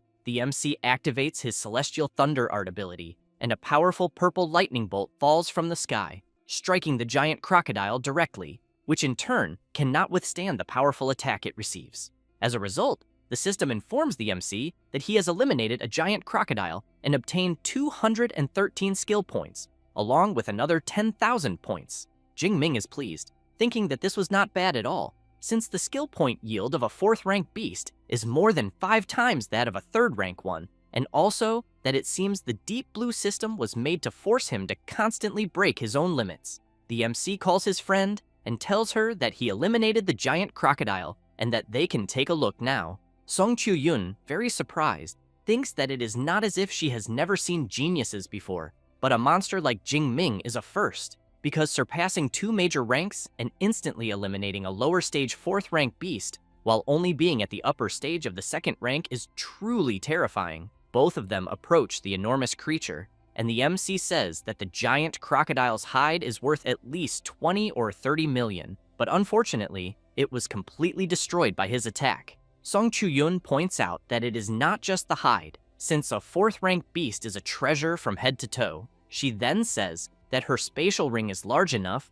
and that she will store the crocodile for now and return it when they go back to the supply base. While she absorbs the creature into the spatial ring, Jing Ming opens the system and comments that the ferocious beasts of the region probably already know about the danger of the water source there, so he thinks it will be difficult for others to approach to drink water, and because of that, he considers it better for them to look for a cave to rest. A little embarrassed, Song Chu-yun asks whether the MC could wait a bit, since, as there is a pond there, she wants to take a quick bath. Jing Ming asks for a moment and says that before that, he will check whether there are other ferocious beasts in the pond. Saying that, he releases his lightning into the water and soon becomes surprised, since he sees some bloodstains in the water. But another thing that intrigues him is the smell he is sensing, which even seems to have a fatal attraction. He then reflects that it is almost as if it were a desire coming directly from his instincts. Meanwhile, in another part of the forest, one of the followers calls the bishop and asks which lord the divine blood they will recover belongs to. He replies that it will be from the ancient dragon god. One of the followers becomes excited upon hearing this and comments that once they obtain this divine blood, the cult of destiny will gain another powerful envoy from it. However, the bishop becomes nervous, tells him to shut up, and makes it clear that everyone there belongs to the Blood Moon cult. At that moment, the sphere they are observing begins to react, and they soon wonder if the divine blood has appeared earlier than expected. The bishop says that the location shown is not far, and because of that, no one will rest, as they need to advance at maximum speed. Back where the MC is, Song Chu-yun wants to know what is happening, because the water in the pond suddenly turned red like blood. Jing Ming asks his friend whether she also feels the bloody water trying to attract her. She replies that no, and that in fact, she is not feeling anything, but that according to the feedback obtained from her morning sunlight, the bloody water there carries an extremely rich ferocious beast aura, very similar to that of the MC. Jing Ming is intrigued by her comment that it is similar to his aura and thinks that he absorbed an SS rank resource, the 8th rank Thunder Tyrannosaurus blood essence. So he wonders whether this might also be the blood essence of a dragon-type ferocious beast, and whether that is why he is reacting. However, he decides to check it out and enters the water, saying that he will test it, asking his friend that if she notices anything wrong, she should pull him out immediately. It does not take long for him to feel something throughout his body, and he thinks that the sensation he is feeling is like that of a thirsty traveler after 10 days and 10 nights in the desert, finally finding pure water. But he does not notice that he is being enveloped by a strange energy. Song Chu-yun becomes worried and shouts to him, but seeing that he is not listening, she equips her halberd and thinks that Jing Ming seems to have encountered a golden opportunity and can no longer move, and that therefore, this time she will protect him. On the next day, after spending the entire night defeating the creatures that appeared to drink water at the lake, Song Chu-yun takes a deep breath and thinks that fortunately, the strongest beast that appeared since last night was only at the lower stage of the 3rd rank. She then notices that the color of the water has lightened considerably and, judging by the situation, thinks that Jing Ming is like almost finished, until she is surprised by several hooded people. The Archbishop thinks that this is neither the first nor the second time he has collected divine blood, so he wonders why this divine blood has such an appearance. And upon seeing Song Chu-yun there, he also wants to know whether she happens to be the 2nd-ranked student of Magic City University. She, in turn, stays on guard and really wants to know who the people she is seeing are, because judging by their clothes, she thinks they do not seem to be students from one of the 3 universities. So she comments that there are no ferocious beasts there, and that the water source has been contaminated, and that if they want to get water, she recommends looking for another place. One of the followers becomes nervous and shouts, saying that the water is the supreme divine blood and that she should not dare say that. The archbishop tells him to ignore her, since they must first take the blood cocoon behind her. Song Chu-yun starts to become worried, thinking that the group she is seeing is there because of the strange bloody water and that apparently the leader is 4th rank and even the weakest is at the 3rd rank. So she concludes that there is only one thing left to use. Thus, she takes her necklace and, as the followers advance, creates a barrier around herself and the MC. The followers try to attack, but are repelled by the strong barrier and soon want to know what it is. The archbishop comments that apparently the girl used a guardian talisman from the ruins of ancient civilizations, then explains that this type of guardian talisman is extremely rare, found only in ruins of ancient civilizations, can be used multiple times, and is a true life-saving artifact. Song Chu-yun shouts that since he knows what it is, she wants to know why they do not retreat instead of wasting time there for nothing. The archbishop laughs and points out that as far as he knows, the guardian talisman has a duration limit, and since no one there is in a hurry, waiting a little longer will not harm them. Song Chu-yun keeps shouting that they will get tired of waiting, but she knows that the guardian talisman she used lasts just over 1 hour at most, and then needs 12 hours to cool down before it can be used again, so she hopes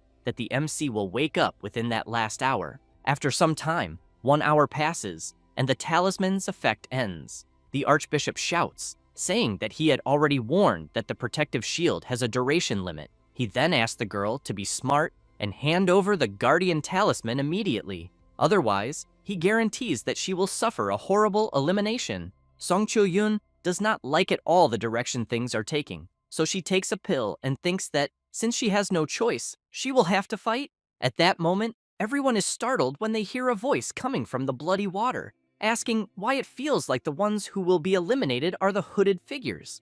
With that said, the MC begins to open the red cocoon, and as he comes out, he stares at everyone with an unfriendly expression. Jingming has a red dragon-shaped aura surrounding his body. The archbishop, upon seeing this, becomes furious and thinks that he would never have imagined that one of the cult's main targets would appear there, then wonders why the MC's aura makes even his body tremble, causing a 4th rank superpower user's heart to race, since he clearly thinks Jingming is only at the 2nd rank. However, he does not want to waste any more time and shouts for everyone to eliminate Jingming immediately. Jingming, in turn, simply stands still channeling his power, and in the blink of an eye, several lightning strikes fall from the sky, hitting the followers, who, with nothing they can do, collapse completely defeated on the ground. The archbishop is extremely surprised by this, and thinks that he had even imagined that 5 3rd-rank users would not be able to handle Jingming, but he never thought they would be eliminated in an instant. The MC does not stay still and quickly charges at the archbishop, who is terrified by Jingming's speed, gets hit head-on, and is sent flying far away. After crashing into a tree, he falls to the ground and thinks that he barely managed to see how the boy attacked him. Jingming walks up to the archbishop and makes it clear that he will ask questions and the man will answer, then asks what the reddish water in the pond was. Seeing the tip of the MC's spear very close to his face, the archbishop says that it was divine blood, also known as the blood essence of a 9th rank beast emperor. Jingming now wants to know why the essential blood of a beast emperor would appear there. The archbishop, with a very trembling voice, explains that in the ancient era, a total war broke out between human martial saints and beast emperors, and different types of blood essence ended up being scattered across the world. The MC then becomes more serious and says this will be his last question, asking who they are and why they are collecting the blood essences of beast emperors. The archbishop laughs, bites something in his mouth, and says they are the Blood Moon cult. With that said, he begins to lose consciousness and soon collapses stiffly onto the ground. Jingming thinks that apparently the archbishop committed suicide to avoid revealing more information, but he does not really care, because when he returns to the supply base, he will ask Director Ling Shuang about it. After seeing Jingming destroy any remaining traces of the archbishop, Song Chu-yun asks whether her friend is all right. Seeing that she is very tired, the MC holds her, replies that everything is fine, and thanks her for her efforts. Song Chu-yun points at the fallen bodies and says that the group seemed to be there because of that bloody water in the pond. Jingming replies that yes, and says that they claim to be from the Blood Moon cult and were there to collect Beast Emperor blood essence. She is impressed upon hearing this and asks whether that really was what the MC was talking about, since she knows that this is an SS rank cultivation resource and normally needs to go through complex processing before being used, in addition to being curious about how the MC managed to absorb it directly. While opening the system, Jingming replies that he does not understand either, but thinks it seems to have caused no damage to his body, and that, in fact, it made his immortal thunder body advance directly to the 4th layer, and that perhaps the benefits are even greater, so he thinks it is better to ask the teacher when he returns. After they resume walking through the forest, the MC comments that she should rest there for a bit, since she must be exhausted after protecting him for 2 days. Thus, Song Chu-yun lies down under a tree to rest, while Jingming remains on alert. After night falls, at the followers' base, one of them calls out to the Archbishop and reports that Bishop Zhou's divine blood indicator suddenly lost its signal, then asks whether an accident may have occurred and whether they should reassign personnel to recover the divine blood. The Archbishop replies that there is no need to send more people and emphasizes that some superpower user likely interfered and therefore thinks it is better to leave this aside for now, but stresses that the operation 1 month from now is what really matters. On the next day, Song Chu-yun wakes up and sees the MC grilling some delicious meat skewers. He notices that she has woken up and calls her to eat. Song Chu-yun comments that the smell is very good and that she did not expect Jingming to also be a gourmet. He laughs and says that practice makes perfect, and that by the end of the study excursion, he bets that she will also know how to grill good meat. As soon as she tastes it, Song Chu-yun is amazed by the flavor and says that it is delicious and even thinks that he should open a barbecue restaurant. Jingming laughs upon hearing that the eldest daughter of the Song family is willing to invest in him, then suggests that instead of opening a single barbecue restaurant, they could open several franchises all over Blue Star. Half an hour later, Song Chu-yun comments that she is very full, but before they continue, she wants to know if Jingming can wait for her to take a bath. He replies that yes, but warns her not to take too long, because after she finishes, he will also wash a bit. She runs to the water, makes a motion splashing the water upward, and as the water falls over her body, she begins to wash herself. Jingming watches her washing, and soon Song Chu-yun comments that she is done and that he can go now. Jingming is surprised to see that she noticed he was watching her, so he becomes embarrassed and says that he will wash as well. Song Chu-yun wonders why she had the feeling that Jingming's gaze a few seconds ago was a bit strange until she realizes the clothes she is wearing and becomes completely embarrassed, then turns around and thinks that she is so used to wearing this in the dormitory that she did not even notice how transparent the clothes she is wearing are. 1 hour later, after the MC finishes getting ready, Song Chu-yun takes something out of her spatial ring. She asks Jingming to take the Guardian and Teleport talismans,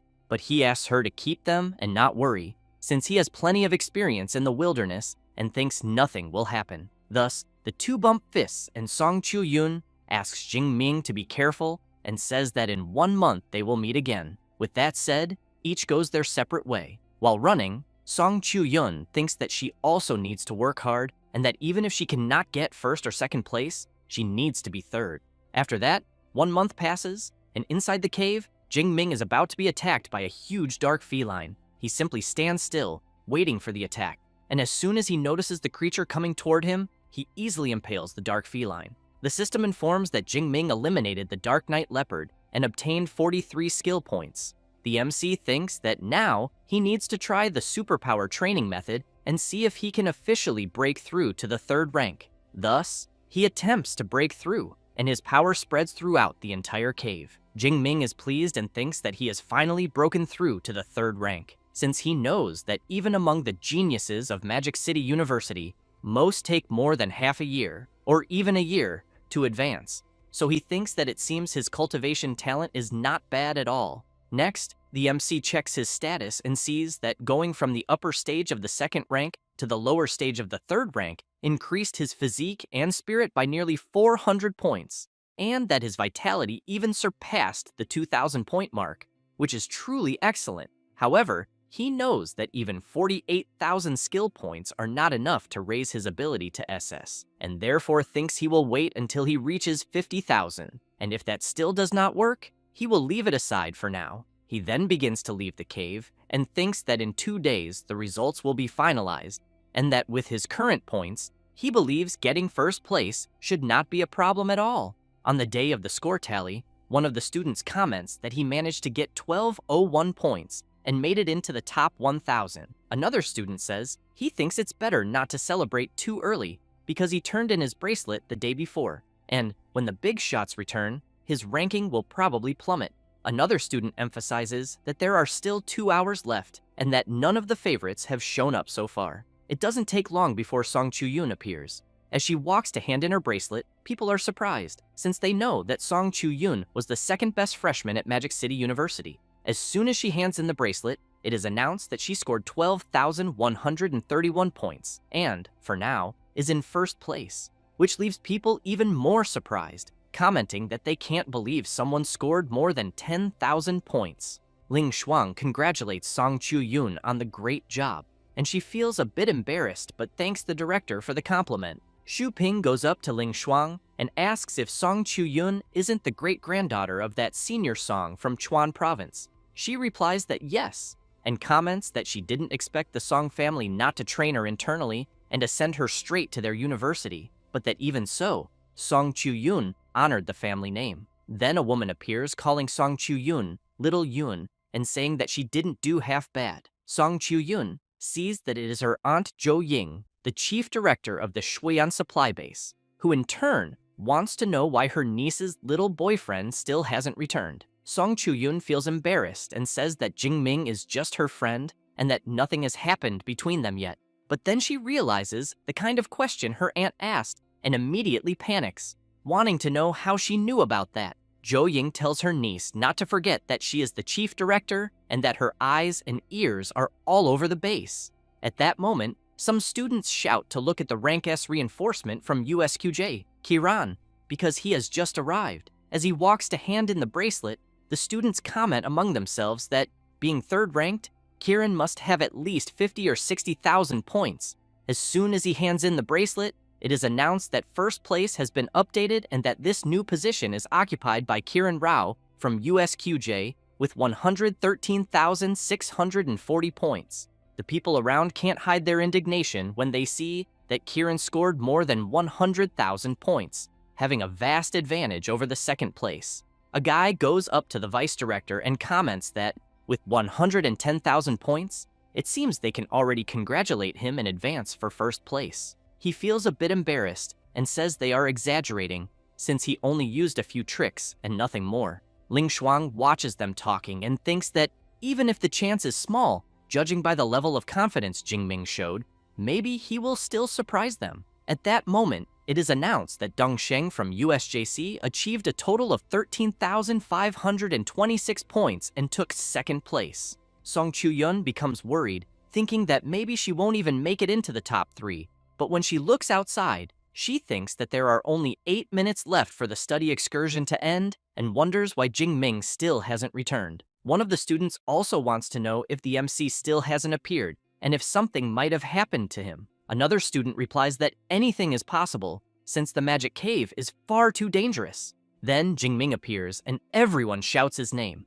As he walks to hand in the bracelet, the people from his university cheer him on. Kiran thinks that the people shouting for the MC are just weaklings banding together to feel safe, but that it doesn't matter how much they cheer, because in the end, he is the one who will win. Jingming looks at the scoreboard and sees that Kiran scored 110,000 points and thinks that it's no wonder so many people are rooting for him to lose, because they think he will lose. Ling Shuang goes up to the MC and comments that everyone was waiting for him, but then notices that he is already in third rank and thinks that he improved very quickly. As soon as he hands in the bracelet, the students around start wondering how many points Jingming will score, since they think that, at most, he will get between 50 and 60,000 points. At that moment, it is announced that the student Xu Jingming from Magic City University scored an incredible 405,000 points. In this way, he takes first place with an absurd gap over the second place, which leaves all the big shots from the universities very surprised.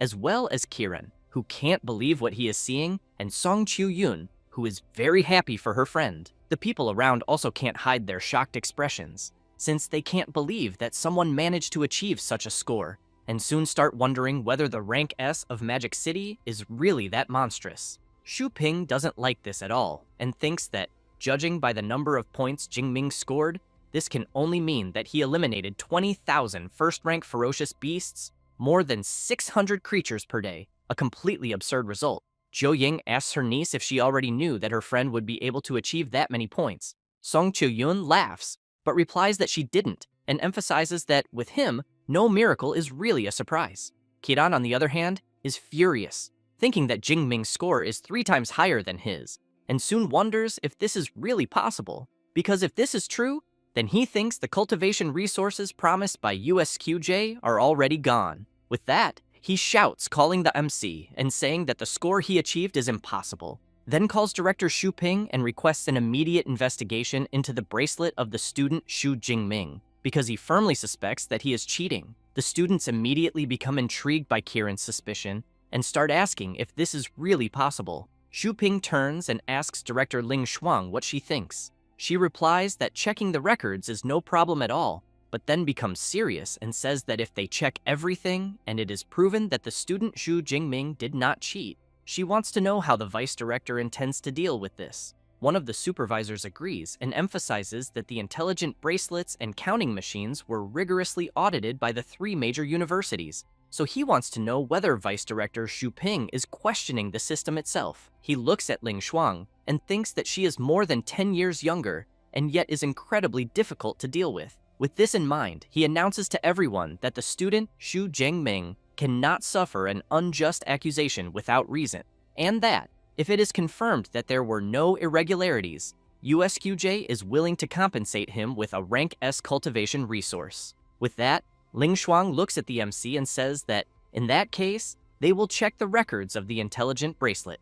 Jingming smiles and thinks that doing nothing wrong and still gaining a rank S cultivation resource for free is something that doesn't happen every day. Xu Ping, upon noticing the expression the MC is making, wonders if he was mistaken. While several people begin the verification of the bracelet and the records, Kiran thinks that he wants to see exactly how Jingming managed to get those 400,000 points, because he is also rank S, and, even being 3rd ranked, he thinks this shouldn't be that absurd. At that moment, some scenes of the MC defeating certain creatures begin to play on the big screen. The students are impressed by the level of the MC's spear skills, since they think they would never be able to reach such a level with a spear. Ling Shuang asks the MC if his spear skill has already reached the master level. He replies that it was stronger than anything else. She thinks that the master level is not something that can be achieved just by luck, and suspects that the MC is definitely hiding some very interesting secrets. Suddenly, the students are surprised by yet another thing,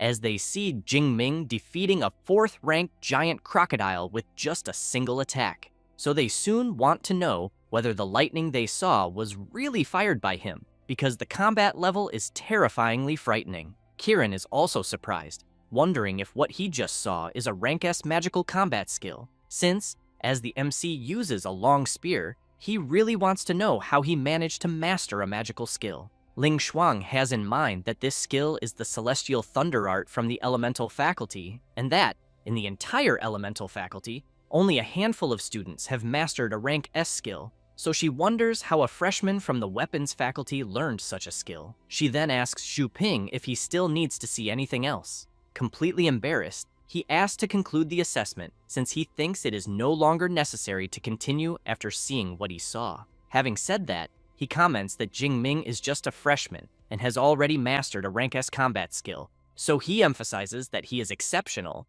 and that the rank S cultivation resource will be delivered to him very soon. Jingming thanks the vice director for the praise and emphasizes that he will be looking forward to the cultivation resources. Xu Ping takes a deep breath and thinks that he never imagined that, after so many preparations, USQJ would still lose to USCM, because if he had known how monstrous the student Xu Jingming was, he thinks he would have done everything to recruit him to USQJ. The vice director goes to the students gathered there and declares the study excursion competition concluded, saying that the top 3 placements will be as follows. In 3rd place, USJC with 27.5% of the resource quota. In second place, USQJ with 31.5%, and in first place, USCM, which will receive 41% of the resource quota and priority in allocation. The MC's friends are very happy and shout celebrating the victory of Magic City University and saying that Jingming is really an incredible guy since he managed the feat of winning 5 championships in a row.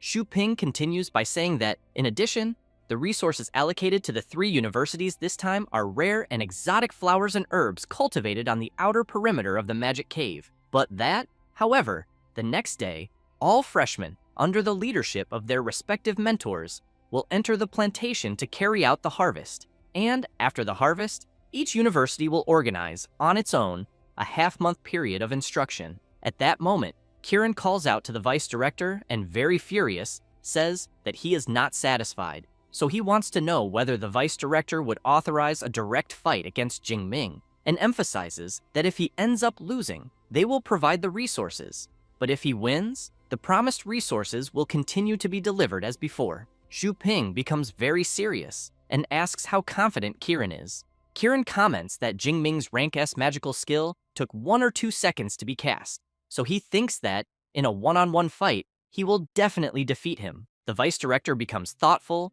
but comments that he is also not satisfied with the result and ends up agreeing to the request. Elsewhere, Ling Shuang wants to know how Jingming intends to organize the half-month instruction period with the mentor. The MC replies that he will return to the Magic Cave and continue hunting ferocious beasts. The director emphasizes that indeed facing life and death crises is a great way to temper oneself, but that he also needs to understand that alternating between effort and rest is essential for longevity. Jingming replies that he understands and that he will rest when he returns to the school after the end of the excursion, but adds that, in addition, he found a pool in the Magic Cave, and thus the two of them keep talking for a while. After hearing the story, Ling Shuang comments that, based on what Jingming described, that really was the blood essence of a 9th rank Beast Emperor, an SS rank cultivation resource, but that clearly the portion he absorbed must have been quite diluted, since she thinks that otherwise he would never be able to directly absorb a full portion of a beast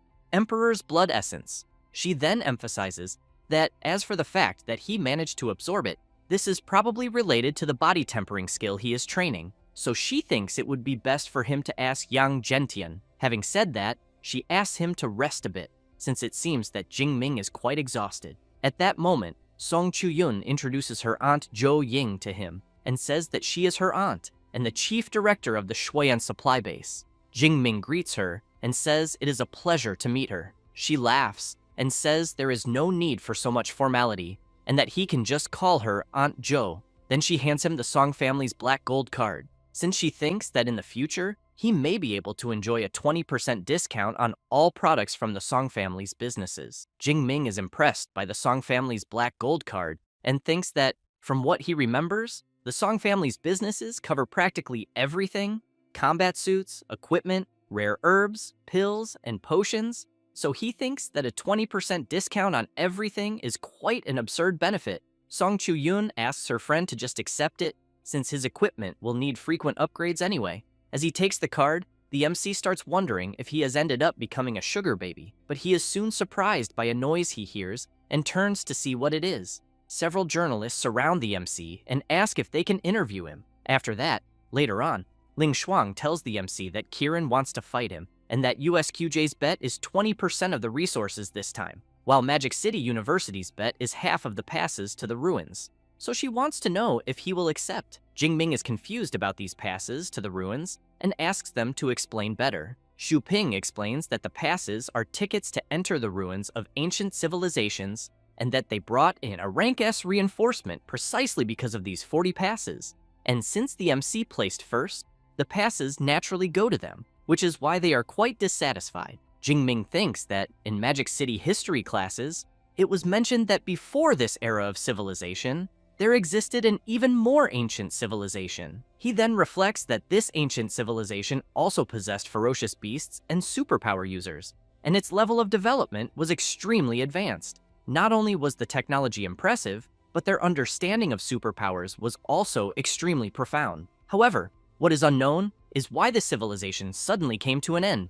right at its peak, being buried deep underground. And only thousands of years later, when superpower users reappeared on Blue Star, were these ruins rediscovered, and the best training methods and SSS rank combat skills were obtained from them. However, some ruins can be accessed freely, while others require passes. Those with free access were looted long ago, which is why the passes are so highly contested. Ling Shuang emphasizes that these 40 passes correspond to Civilization Ruin number 9, which only opens once a year, and only 4th to 6th rank users can enter. She then says that if the MC defeats Kiran, he can give up one pass. Xu Ping laughs and says that if Jing Ming does not want to fight, everything will still be fine. After all, the arena is small, which favors Kiran. The MC calls to both of them and says that he will accept the fight. Xu Ping turns and says that he will inform Kiran and that the fight will be held in the supply base arena area. After the vice director leaves, the director comments that she did not expect him to accept so easily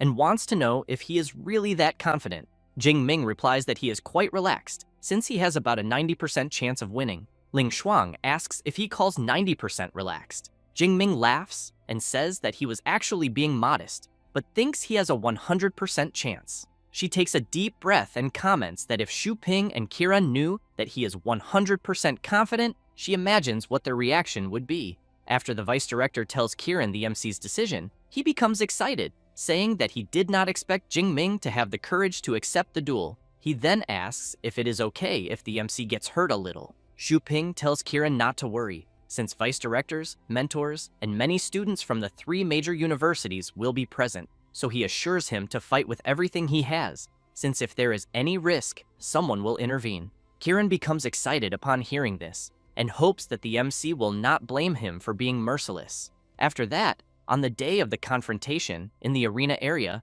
some students are commenting that the duel will be between 2 rank S users and that they are very excited. Other students comment that, in an open field, Jing Ming's Celestial Thunder art is practically a guaranteed victory, but that in the arena it is another story, and that all that remains is to wait and see how many trump cards Jing Ming is still hiding. Kiran hears this and wonders if anyone really thinks Jing Ming has other trump cards, because he knows that a rank S combat skill is already a miracle for a freshman, so he asks himself how Jing Ming could have a second one. It doesn't take long for the MC to arrive at the arena, and at that very moment, the students become euphoric, shouting that Jing Ming has just arrived. Kiran immediately approaches him and says that they need to fight because he can't stand waiting any longer. Jing Ming laughs and asks if Kiran really can't wait any longer to be eliminated, because he will fulfill his wish. As soon as both enter the arena, each goes to one side, and the USJC Vice Director, Jiang Quan, an 8th rank Grandmaster,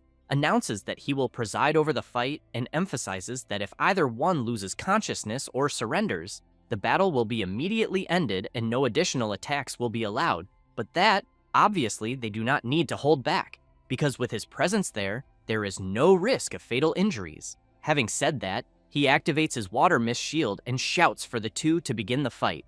Kiran wastes no time and immediately activates his Brahma Beast Sovereign ability. Jing Ming, upon seeing his opponent's transformation, wonders if this is a rank S enhancement type superpower. Kiran calls out to Jing Ming and says that he will give him time to prepare that rank S magical ability because he will make him admit defeat from the bottom of his heart. The students around the arena, upon seeing Kiran's rank S enhancement type superpower, comment that they think Jing Ming will have serious trouble since the arena is only 30 meters wide, which is a huge limitation for long-range lightning abilities. The MC, on the other hand, thinks that, upon reflecting more carefully, since entering the 3rd rank, he has never fully released his superpower, so he thinks the moment will be perfect to test it. With that, he releases his powerful energy, and countless bolts of lightning take over the arena, even shattering the water barrier. Jiang Quan thinks that the layer of water mist he erected can withstand, at most, attacks from an ordinary peak 3rd rank Ranka user, and seeing that just the MC's superpower eruption has already pushed the water mist to its limit, he increases the barrier's resistance. The students are very surprised when they see the MC's Divine Thunder of the Purple Heavens superpower and comment that it gives the feeling that he could eliminate anyone in an instant. Kiran, on the other hand, keeps in mind that ordinary lightning does not harm him, but that Jing Ming's thunder can travel through his entire body, and therefore, he thinks he needs to end the fight very quickly. Thus, he charges at Jingming with all his might. Jingming, in turn, also charges toward Kiran, who becomes excited upon seeing that instead of fleeing, the MC is going to counterattack, and therefore intends to show him the incomparable power of an enhancement-type superpower user. He then grabs his blade, but soon becomes quite frightened when he sees that Jingming is already very close. He then tries to block Jingming's spear thrust with his sword, but ends up being thrown backward and immediately wonders how this is possible, because Jingming's strength truly matches his own after transforming. The MC comments that Kiran seems surprised, then says that there is no law stating that a lightning element user must be weaker than an enhancement-type user. Kiran channels power into his forehead and says that, indeed, such a law does not exist, but that he originally wanted to play a little more with the MC. However, from the looks of it, it seems that is no longer possible. Having said that, he emphasizes that Jingming should feel honored that he is using his full strength to defeat him. Kiran activates his Beast Sovereign Descent ability and becomes even stronger. The people around the arena comment that the power they are feeling is extremely terrifying, and that, from the looks of it, it must be an exclusive Rank S ability. Xu Ping watches Kiran and thinks that the fight will end in an instant. Ling Shuang reflects that she remembers that the director of the weapons faculty, Yang Zhentian, also has a similar Rank S combat skill, and that perhaps Jingming certainly knows it. The power around Kiran easily repels the MC's lightning, and then he calls out to Jingming and says that in his current state, he wants to know whether he still dares to measure strengths again. The MC begins to enter his other combat mode and replies that, obviously, yes. Having said that, he transforms, and an even stronger power emerges, leaving even Kiran surprised. One of the students in the audience wants to know what is happening, because he only looked at his phone for a second, and, when he looked back at the arena, there were already 2 boss monsters. His friend replies that they are not bosses, but Jingming and Kiran entering the second phase. Kiran, somewhat startled upon seeing the MC's transformation, comments that it must be a Rank S combat skill. Jingming replies that it is, but emphasizes that unfortunately, there is no prize. Having said that, he activates the Thunder Prison.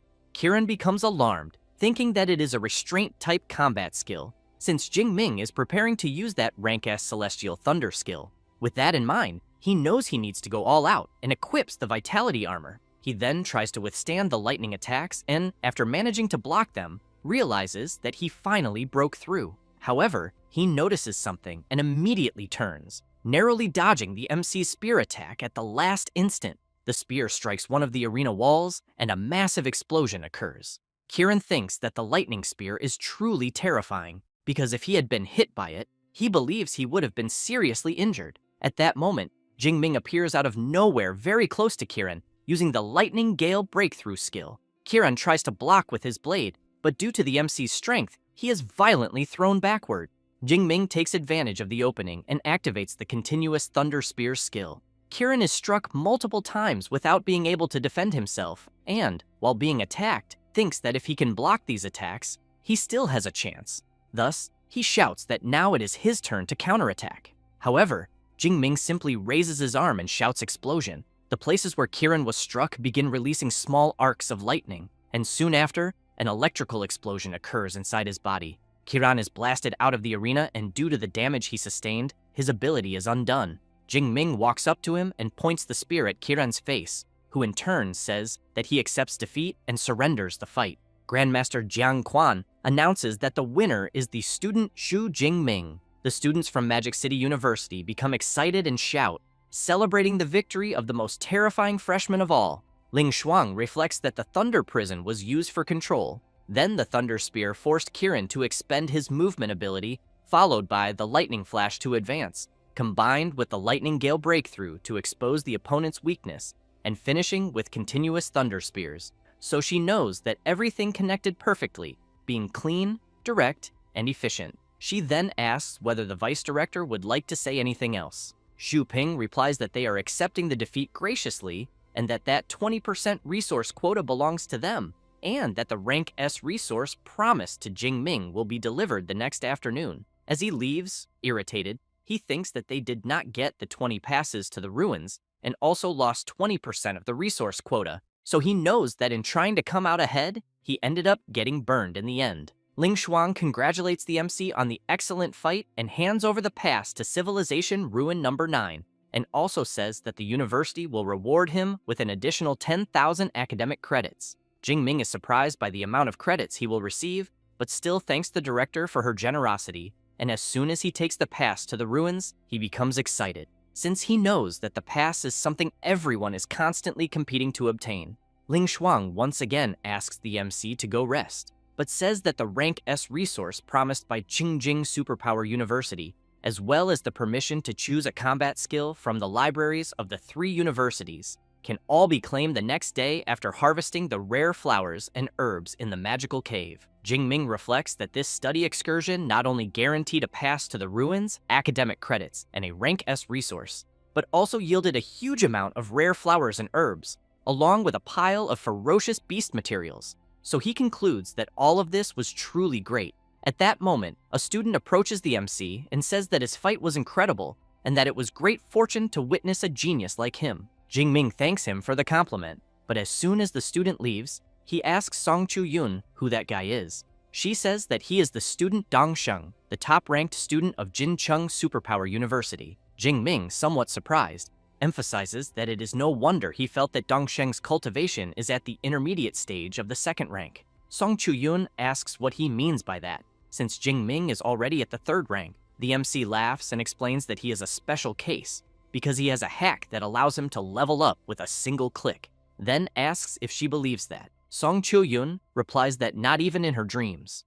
After that, at the cult's base, the Archbishop informs the followers that since they have received the divine mandate, the celestial god will be eternal. He then asks whether everything is ready at the plantation.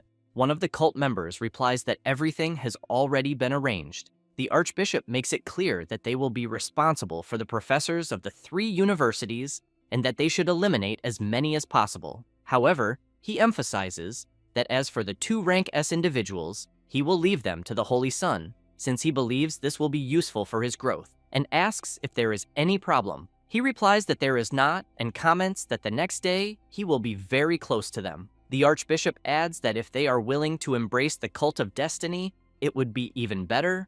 Otherwise, they should be eliminated without mercy. Thus, he draws everyone's attention and informs them that the next day will be the most magnificent stage of the cult of destiny, as they will use the most brutal and ruthless posture to announce their existence to Daxia, and that he is very eager for everyone's performance. On the following day, at the magical cave plantation, some students find certain flowers beautiful, and one of them asks whether what he is seeing are Rank C sunflowers. The base director, Ma Yang, welcomes everyone, but asks why the 3 vice directors are not there with the mentors and students. The lead mentor of Magic City University, Hu Ping, explains that the directors had other matters to deal with. Since harvesting flowers and herbs is not dangerous, they decided not to attend. In addition, she points out that even if something were to happen, Director Ling Shuang can use her spatial ability to arrive there within a few minutes. Ma Yang smiles and says that he had forgotten about that, then asks everyone to follow him. As they walk through the plantation area, the base director informs them that Qingjing Superpower University will be responsible for collecting the sunflowers in Area C12, and Jincheng Superpower University will take care of the red flame grass in Area B16. Finally, Magic City University will be responsible for the mental clarity grass in Area C11. He then explains that the 3 best freshmen must separate. Hu Ping is surprised and immediately asks why they have to separate and why other magical cave plantations do not have this rule. The base director explains that this is a newly cultivated batch of Rank S rare flowers and herbs, which is an excellent opportunity for exceptional students to broaden their horizons. Hu Ping, still somewhat suspicious, says that she understands and calls Jingming, Kiran, and Dong Sheng to go with her. The MC thinks about collecting Rank S rare flowers and herbs alone and soon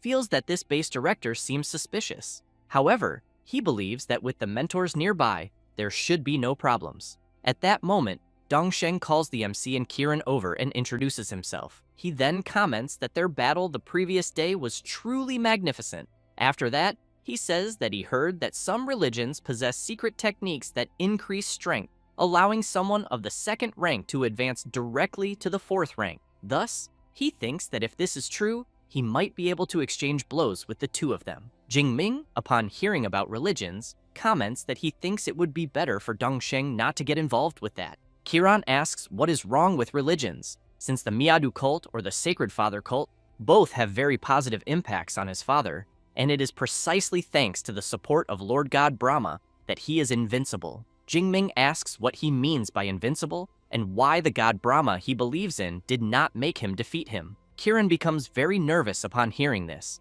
but Dongsheng gives his opinion, saying that he actually thinks Kiran is right, because some religions really do bring great benefits, and that when the MC personally feels the power that comes from religion, he thinks that perhaps he will change his mind. Jingming is intrigued by what Dongsheng said about when the time comes, and questions what he meant by that. At that moment, Ma Yang asks the mentor from Magic City University for permission and informs her that the 3 students have already arrived at the location. She asks whether they have really arrived and where the rank S rare flowers and herbs are. Ma Yang points to the side and tells the lead mentor that the rank S rare flowers and herbs are right there. She turns around, somewhat confused. The base director takes advantage of her distraction and lunges forward with his monstrous arm, attempting to strike her. Hu Ping jumps back to avoid being completely hit and is greatly shocked to see that the base director is a 7th rank Grandmaster. Next, she activates her rank A superpower, the Lacquer Shadow Spirit Cat,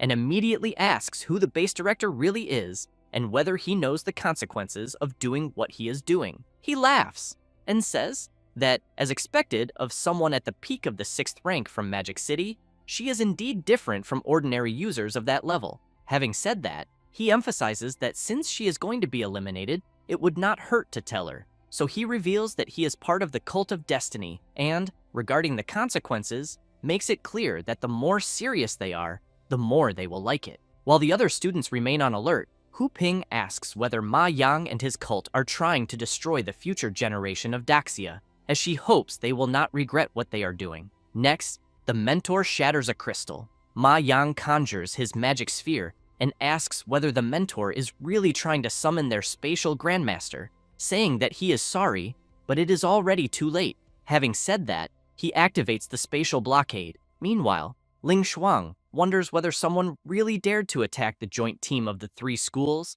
as she thinks they are seeking their own annihilation, so she asks the vice director and the grandmaster to immediately head to the plantation. Ling Shuang wastes no time and quickly uses her spatial ability. Seeing this, the students comment that they are feeling the powerful auras of the 3 and wonder whether something has happened. Zhou Ying orders squads 9 and 10 of the base to immediately advance to the magical cave plantation and protect Miss Song Chu-yun, but thinks that her little niece carries a guardian talisman and that 8th rank grandmasters from the 3 schools are already on their way to protect them, so he believes there should be no problems. Meanwhile, where the MC is, Hu Ping asks whether what she is feeling is a fluctuation of spatial type superpower. Ma Yang replies that it is exactly as she says, and emphasizes that their spatial grandmaster is useless and that everyone will be eliminated there first. Hu Ping, realizing that she is about to be attacked, becomes terrified, thinking that she will not be able to dodge the attack,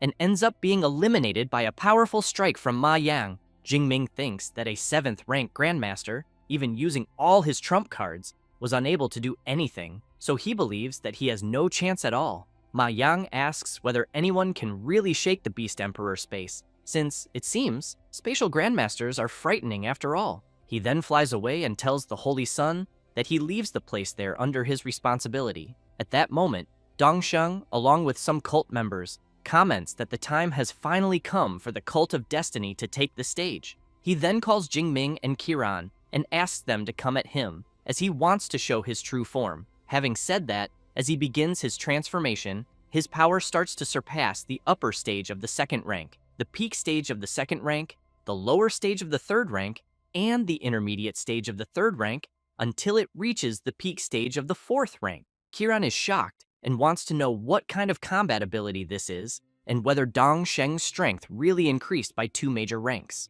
Jingming only thinks that what he is feeling is certainly the aura of divine blood. He then reflects that Dongsheng carries the aura of several types of divine blood, and that each of them is equivalent to an SSS rank resource. So now it makes sense that he jumped directly to the peak of the 4th rank. Dongsheng emphasizes that going directly from the intermediate stage of the second rank to the peak of the fourth rank is the true power of the Cult of Destiny, and thus says that the MC and Kirin have two choices, the first being to join the Cult of Destiny and hunt the other students, or be crushed to the end. Meanwhile, some students shout that the 2 rank S students are in danger and that they need to help them immediately. However, some cult members appear and comment that no one will be saved, telling them to worry about themselves instead, as they are also targets. Song Cho-yun equips her halberd and quickly prepares for combat, while hoping that nothing happens to her friend. Outside the magical cave plantation, the directors are still being blocked. Xu Ping asks Ling Shuang why they do not teleport directly. She replies that she has already tried and informs him that somehow the space inside cannot be breached. She then observes Ma Yang and comments that what he must be holding in his hands is likely the bone of a 9th rank beast emperor with spatial abilities, and that because of this, the plantation space has been sealed. Xu Ping remarks that he thinks it is an absurd waste for a 9th rank beast emperor bone to have spatial abilities. Jiang Quan, on the other hand, emphasizes that if something happens to the 2 rank S students, they will be in serious trouble. Ma Yang laughs and says that he does not care at all, since they are 3 grandmasters who can only watch helplessly as the Cult of Destiny eliminates all the freshmen. Jiang Quan is intrigued upon hearing about the Cult of Destiny. Xu Ping says that they were exterminated from Daxia's territory 60 years ago, but that he did not expect them to resurface. At that moment, while preparing her ability, Ling Shuang calls the 2 of them to attack together and informs them that 3 minutes should be enough to break the spatial blockade.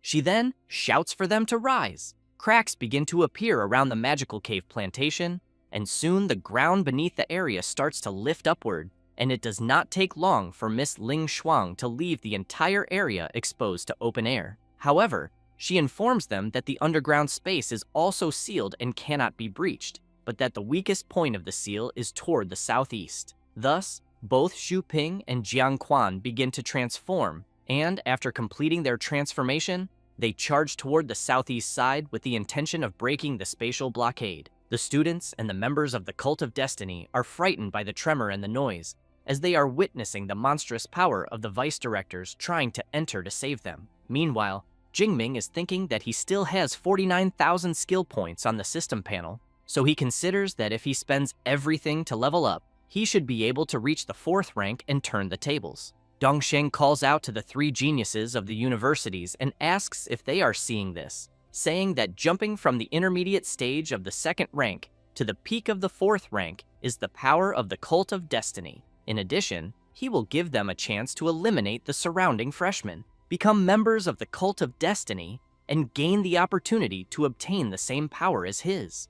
As a result, some freshmen begin to consider the possibility of doing what was asked. But Ling Shuang shouts a warning that any freshman who dares to attack another will be expelled and eliminated immediately. This excites the freshmen who were considering such a possibility, saying that they will never be traitors and that they would rather be hunted to the end. Dongsheng becomes irritated by this turn of events and calls everyone idiots, as he never imagined that they would lack even a shred of courage. But as he turns around, he emphasizes that he will give the last 3 seconds for the 2 rank S students to decide whether they will join or be eliminated. Kirin drops his sword and falls to his knees on the ground, begging not to be eliminated, saying that he will join the Cult of Destiny. Dongsheng comments that he made a sensible choice, but wants to know what Jingming will do. He, in turn, begins to release his power and does not answer anything. Dongsheng comments that then the MC has chosen to be eliminated and orders Kirin to eliminate Jingming to prove his loyalty.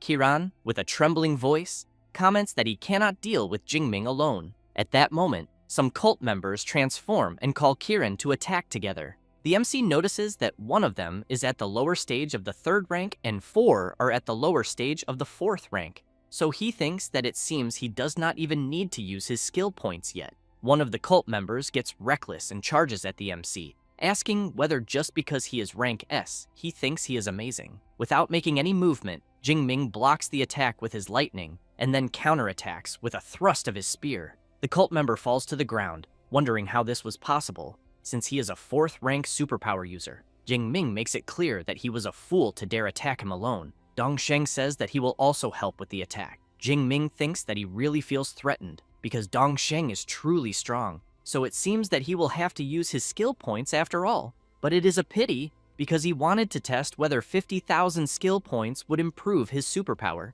However, upon seeing the notification from his system informing him that by eliminating a Divine Blood envoy at the lower stage of the 4th rank, he obtained another 1,000 skill points, thus reaching 50,000 points, Jingming wastes no time and immediately upgrades his superpower. As the sky begins to darken and numerous bolts of lightning strike across the entire area, the system informs that it will begin the superpower evolution, starting the evolution of the Purple Sky Divine Thunder of rank S. While the evolution rate is at 30%, the MC's lightning begins to spread even further throughout the area. Dongsheng shouts that he thinks Jingming is just putting on a show and unleashes his attack. A huge explosion occurs inside the magical cave plantation, but the MC manages to block the attack, remaining unscathed, while the superpower evolution progress continues. Next, the system informs that the rate has reached 100% and that the superpower evolution has been successfully completed, and now the Purple Sky Divine Thunder of rank S has evolved into the All Heavens Divine Thunder of rank SS. Jingming simply opens his eyes, releasing his new power, and countless bolts of lightning begin to destroy the entire area. Dongsheng is struck head-on by one of these bolts. With this, the system informs the MC that he has eliminated a Divine Blood envoy at the peak stage of the 4th rank, obtaining another 2,000 skill points. Next, Jingming points at each of the cult members present and makes it clear that all of them will be eliminated. Having said that, he unleashes his powerful discharge once again, which can be seen from very far away. Kiran, upon seeing Jingming's incredible power, becomes terrified and, without thinking twice, begins banging his head on the ground, saying that he was also threatened, but even so did not attack him. At that moment, Ma Yang is surprised to realize that the Holy Sun has been eliminated, so he turns around shouting that he will bury Jingming along with him and launches his powerful attack. On the verge of being struck by Ma Yang's blow, Jingming realizes that he cannot move his body even an inch and wonders if this is the difference in level between him and a 7th rank Grandmaster. Next, observing the attack more closely, he also wonders whether the superpower he is seeing is of the spatial type. At that moment, Ling Shuang manages to pass through the blockade. Ma Yang becomes nervous and immediately wants to know how she managed to break in, since he was clearly maintaining the spatial blockade. While unleashing her spatial slash, Ling Shuang asks how Ma Yang dares to be distracted while relying on an external object for his spatial ability. The Vice Director's attack is so powerful that it deals significant damage to Ma Yang's arm, causing him to drop the Beast Emperor Essence Bone Sphere. Ling Shuang continues with her magic, but this time restrains the Base Director's movements. While he is being held in place, she picks up the Bone Sphere. Thus, she asks whether the MC is alright. He replies that he is, and thanks her for helping him at the last moment. At that moment, the Vice Directors enter and ask what should be done with the remaining members of the Cult of Destiny. She replies that those who dared to lay hands on the geniuses of her Daxia should be captured alive if they are 6th rank superpower users, and as for the rest, they should be eliminated without mercy. Having said that, Xu Ping and Jiang Quan begin to attack without stopping. Kiran goes up to Ling Shuang calling out to her, but she already comments that someone else will settle accounts with him later. After that, she calls the MC and asks what that was with his superpower moments earlier, and whether it was perhaps a special rank S ability, since it had no casting time and was a golden lightning bolt. Jingming replies that he is also not sure, since he only wanted to survive at all costs, and then his superpower seemed to break through its limits and underwent a mutation. Intrigued by something, Ling Shuang asks whether it was not a combat ability and whether he can perhaps show the Purple Sky Divine Thunder again.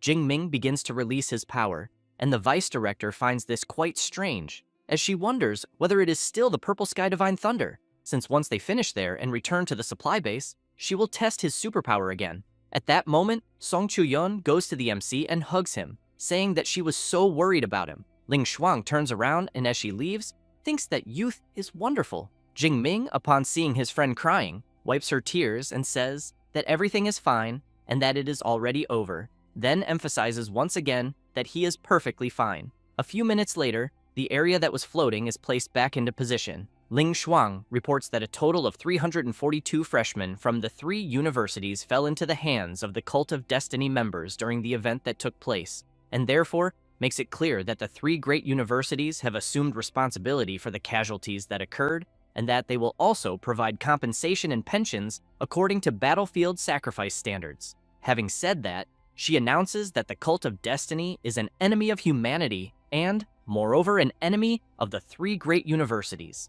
and that from that day onward, the 3 great universities will issue an extermination order against the Cult of Destiny, and that both students and teachers may accept missions, as they must annihilate them completely. Jingming reflects that eliminating divine blood envoys yields many skill points, and, with that in mind, concludes that when he returns to the university, he might try to accept some missions. Ling Shuang explains that due to the unexpected incident involving the Cult of Destiny, the study excursion will end earlier, and that freshmen from all universities must gather at 9 in the morning the next day to return to the university. Later, in a more secluded location, Ling Shuang takes out an artifact and asks Jingming to release his superpower, as the detector will analyze the results. While the MC channels his power into the detector, Ling Shuang wonders whether Jingming's rank S superpower has evolved into a rank SS superpower, since she has in mind that this should not be possible, as he originally only had a lower rank ability,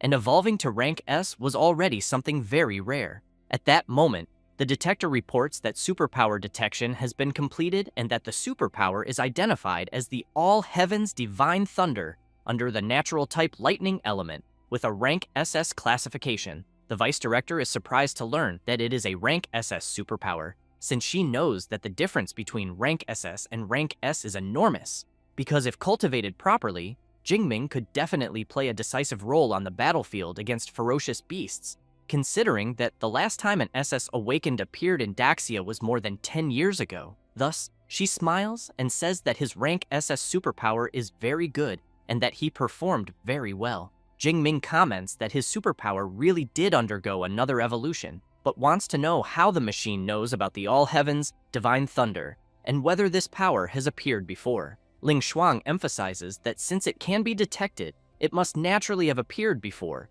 not in the modern era, but in the era of ancient civilizations, since the university's detectors are made based on detectors from ancient civilization ruins. However, she points out that this means Jingming's talent can already be comparable to that of the powerhouses of ancient times. Having said that, she emphasizes that there is no need for the MC to hide the fact that his superpower has evolved, but that he should also not flaunt it around carelessly, then asks him to take the talisman she personally made, and that if he crushes it within 400 kilometers, he can rush to her, so he should remember to use it only when he is in real danger. Jingbing takes the talisman and thanks the vice director. Ling Shuang also hands over the rank S resource promised to the MC by USQJ, a 7th grade limit-breaking pill, and says that he can use it when breaking through a major rank, then suggests that he take it when trying to break through from the peak stage of the 5th rank to the 6th rank, otherwise it would be a waste of its potency.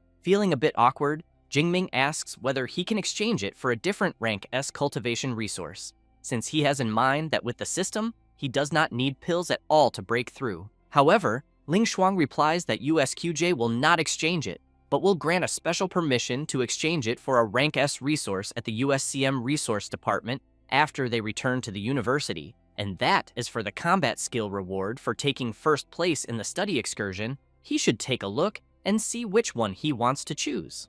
Thus, the vice director asks Eva to display all lightning element combat skills of rank A and above from USQJ and USJC. Quickly, Eva begins to show all the available skills. Jingming observes the SSS rank Obliterating Thundercloud skill, which uses lightning element superpower to trigger natural phenomena, forming a thundercloud that continuously fires lightning, but which can only be learned by users of the 5th rank or above, with a lightning element superpower of rank A or higher. He also sees the SS rank Descent of the God of Thunder's Judgment skill, which uses lightning element superpower to condense a thunder god and judge all enemies. Jingming thinks that SS and SS rank combat skills are extremely tempting, but unfortunately, the rank requirements are extremely high, and he cannot learn them yet, so he thinks it is better to be pragmatic and choose something he can learn at the moment. After choosing the one he wants, the MC calls the vice director and says that he chose the S-rank Finger of the God of Thunder skill. Ling Shuang sees that this skill uses lightning element superpower to condense the finger of a thunder god to attack the enemy, causing massive lightning damage. She then informs him that this is a combat skill from USQJ, so she thinks that they will probably not provide much assistance in teaching it, since the learning cycle may be very long. Jing Ming replies that he does not mind, and thinks that since he still has 6,000 skill points, it will be enough. The vice director smiles and comments that since the MC has already mastered several rank S combat skills and has plenty of experience, he will not need her reminders. While Jing Ming is distracted watching the abilities that Eva is displaying, Ling Shuang reflects on the MC's extremely fast cultivation speed, as well as his heaven-defying comprehension, and even the fact that his superpower can undergo mutation again, so she knows that for so many exaggerated advantages to be concentrated in a single person, if he manages to grow, humanity will definitely gain an unparalleled expert. Later, in the private training room, the MC is focused until he asks the Deep Blue system to open his attribute panel. He then thinks that 50,000 skill points transformed his Purple Sky Divine Thunder of rank S into the All Heavens Divine Thunder of rank SS. And that compared to the Purple Sky Divine Thunder, the All Heavens Divine Thunder is even more difficult to control, since he needs to focus on training his control over his superpower, and while trying to control his new power, he hopes that one day he can obtain an SS rank lightning element superpower. Later, at 18 o'clock, some people on the street are surprised to see an aircraft in the sky and soon wonder whether it is an anti-gravity aircraft from an ancient civilization ruin. The aircraft begins to descend near the city, and as soon as it lands, a man steps out and, dressed in a very different manner, thinks of the MC and comments that he has finally arrived.